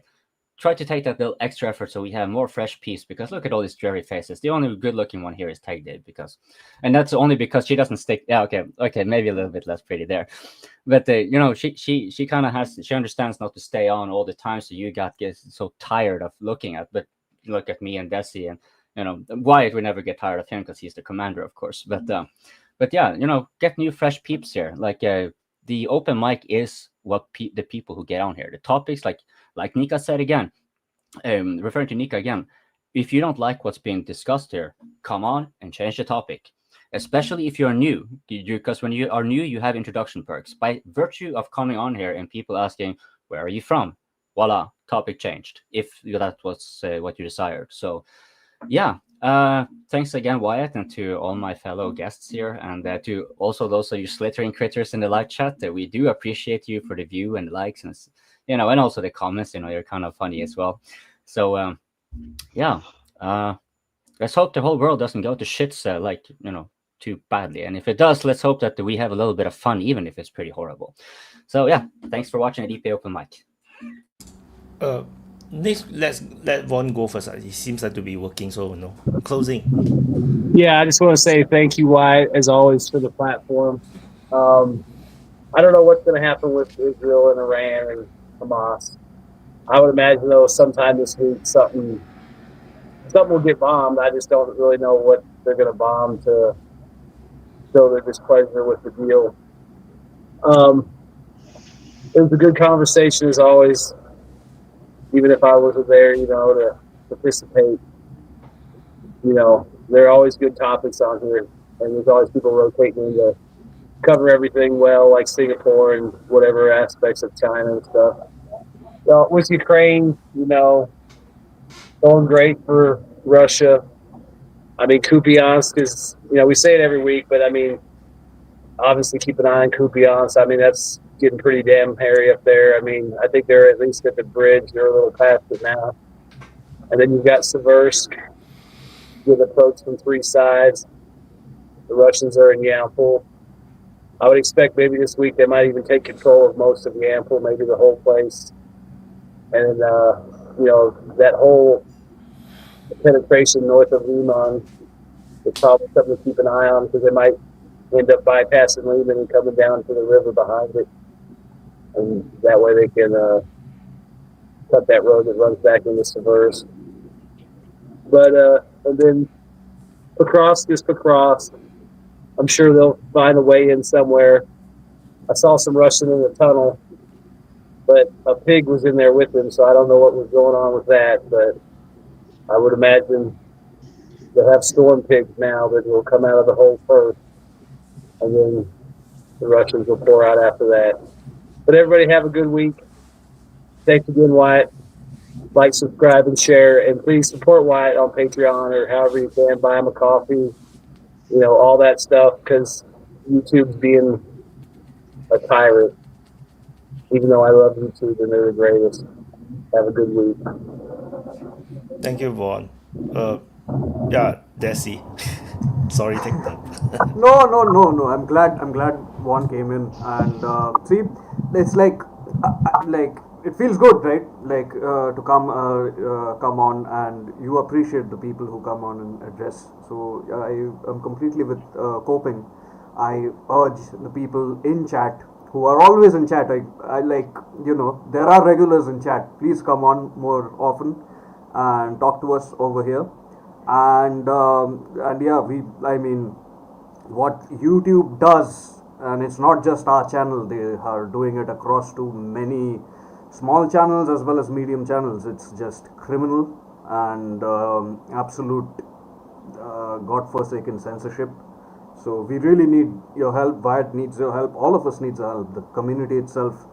We must stand up for ourselves against such censorship and against such tyranny, right? Because otherwise we just would you won't find where else is a platform where anyone can come in and say whatever is on their mind and blabber up, right? This is kind of unique, and but despite its uniqueness, this kind of censorship is going on everywhere across YouTube and actually everywhere across the internet, especially with now talks of Twitter X probably getting bought. Who knows if Twitter is gonna remain and the free platform that it is now, or maybe it's gonna turn into another version of YouTube or Facebook or something like that. TikTok is already gone. TikTok, unfortunately, turns out it wasn't really for stopping Chinese propaganda. It was for spreading Israeli propaganda. The things that happened with TikTok happened, but we still have to fight back. We still have to protect the little spaces that we still have to ourselves. So do share, like, subscribe, and yeah, another thing what Coping said, it's very difficult since it's 8-hour streams, right? Whoever is the editor, or even for Wyatt and everyone else involved, it's very difficult to find interesting topics to go through the entire 8-hour stream. And remember, Wyatt has to make other updates, the frontline changes and updates. He has other work to do, so it's not very easy. So if you guys find something very interesting that you like, make a timestamp in the chat itself, or yeah, just make a clip, and it'll really help out the channel, and we will really appreciate it. And that's it about the channel. I hope there isn't a full-scale war in Venezuela. I hope US leadership is smart enough to take the easier way out to dealing with Venezuela. The genocide continues in Israel, unfortunately, and I mean, what else can we do other than protest or send our thoughts, prayers? If one thing about the people in the chat, if you are pro-Palestinian, be aware of all these ads and stuffs telling you to donate for Palestinian causes, because a lot of times these are scams, and a lot of times these are also Democrat or Zionist organization basically using your money to then spew propaganda. Be very careful, essentially, of whom you hear and where you donate. Essentially, you have to be always careful when you are on the internet. Ukraine is going as usual. Russia is winning. Vaughn already covered that, and rest of the world is slowly boiling over. But we'll be here. We'll be covering whatever happens, and hopefully it doesn't completely boil over. So anyway, that's all I'll say. I'll give it over to Bridge. Thank you, Desi. So I just wanted to say thank you to Wyatt for providing a platform for people all over the world to come on and talk about stuff. And yeah, if our American leaders and bureaucrats watched DPA Open Mic, I think our country would be in a lot better shape. So, yep, same as everyone else. Like, subscribe, share, and vote Desi Speaker of the Year 2025. Wow, the campaigning has begun. Yeah. No, It's okay, no, October. hold It's on. Then I have about to. I'm sorry for campaigning time. cutting it, but then I have to say one thing. Vaughn, third year in a row, and I'm going to give this winning argument why you guys are going to vote for Vaughn. I'm going to vote for Vaughn because, just like with the Times, it's not the best person or nicest person or whatever that's on the front page. It's the one that has the most impact, and no doubt about it. Vaughn's say little thing with the Wagner flag that caused the previous open mic to, like, the reason we have the DPA open mic parentheses new is Vaughn.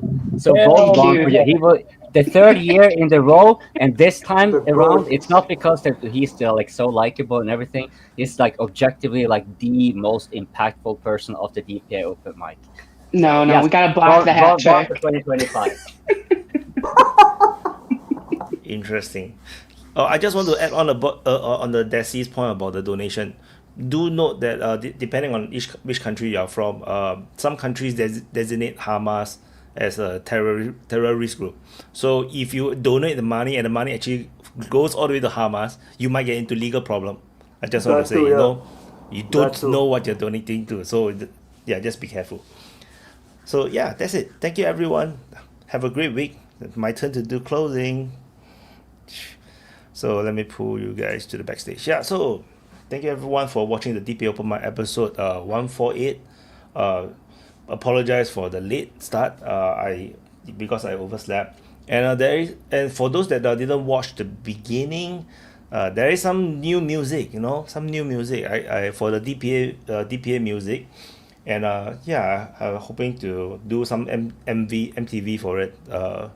Maybe with the help of AI, I can make it faster. Some animated footage, but I'll probably put up the videos, the music as without anything first. Yeah, just the music as just one background. Maybe the lyrics. Yeah, I see what I can do.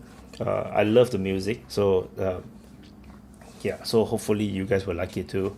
And that's it. So great discussion today, and I'm running low on battery. I mean, as in myself.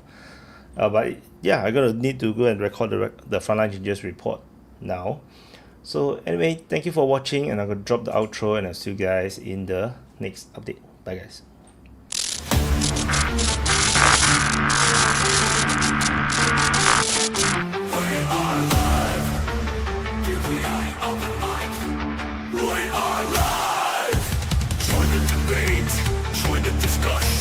Share your voice, share your opinion. Swallow your ego, expand your mind. DPA Open Mic, free speech zone.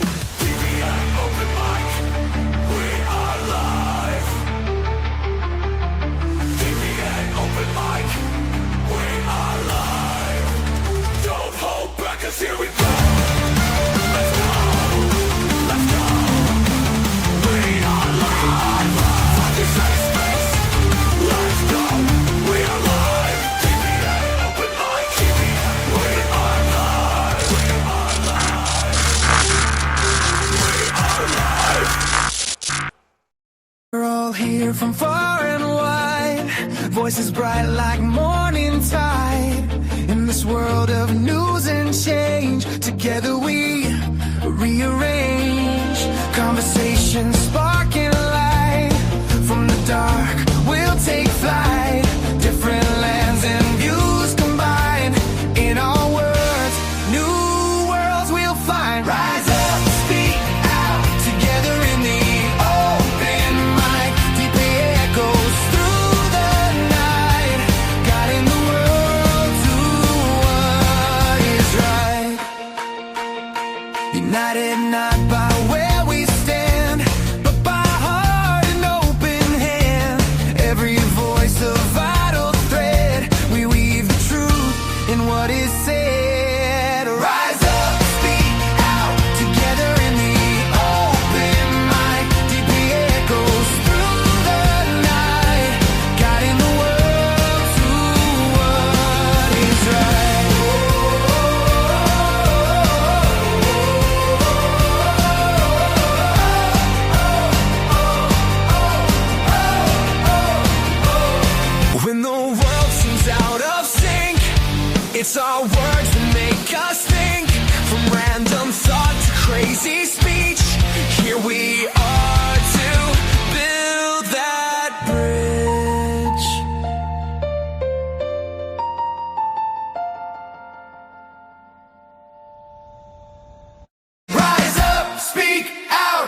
together in the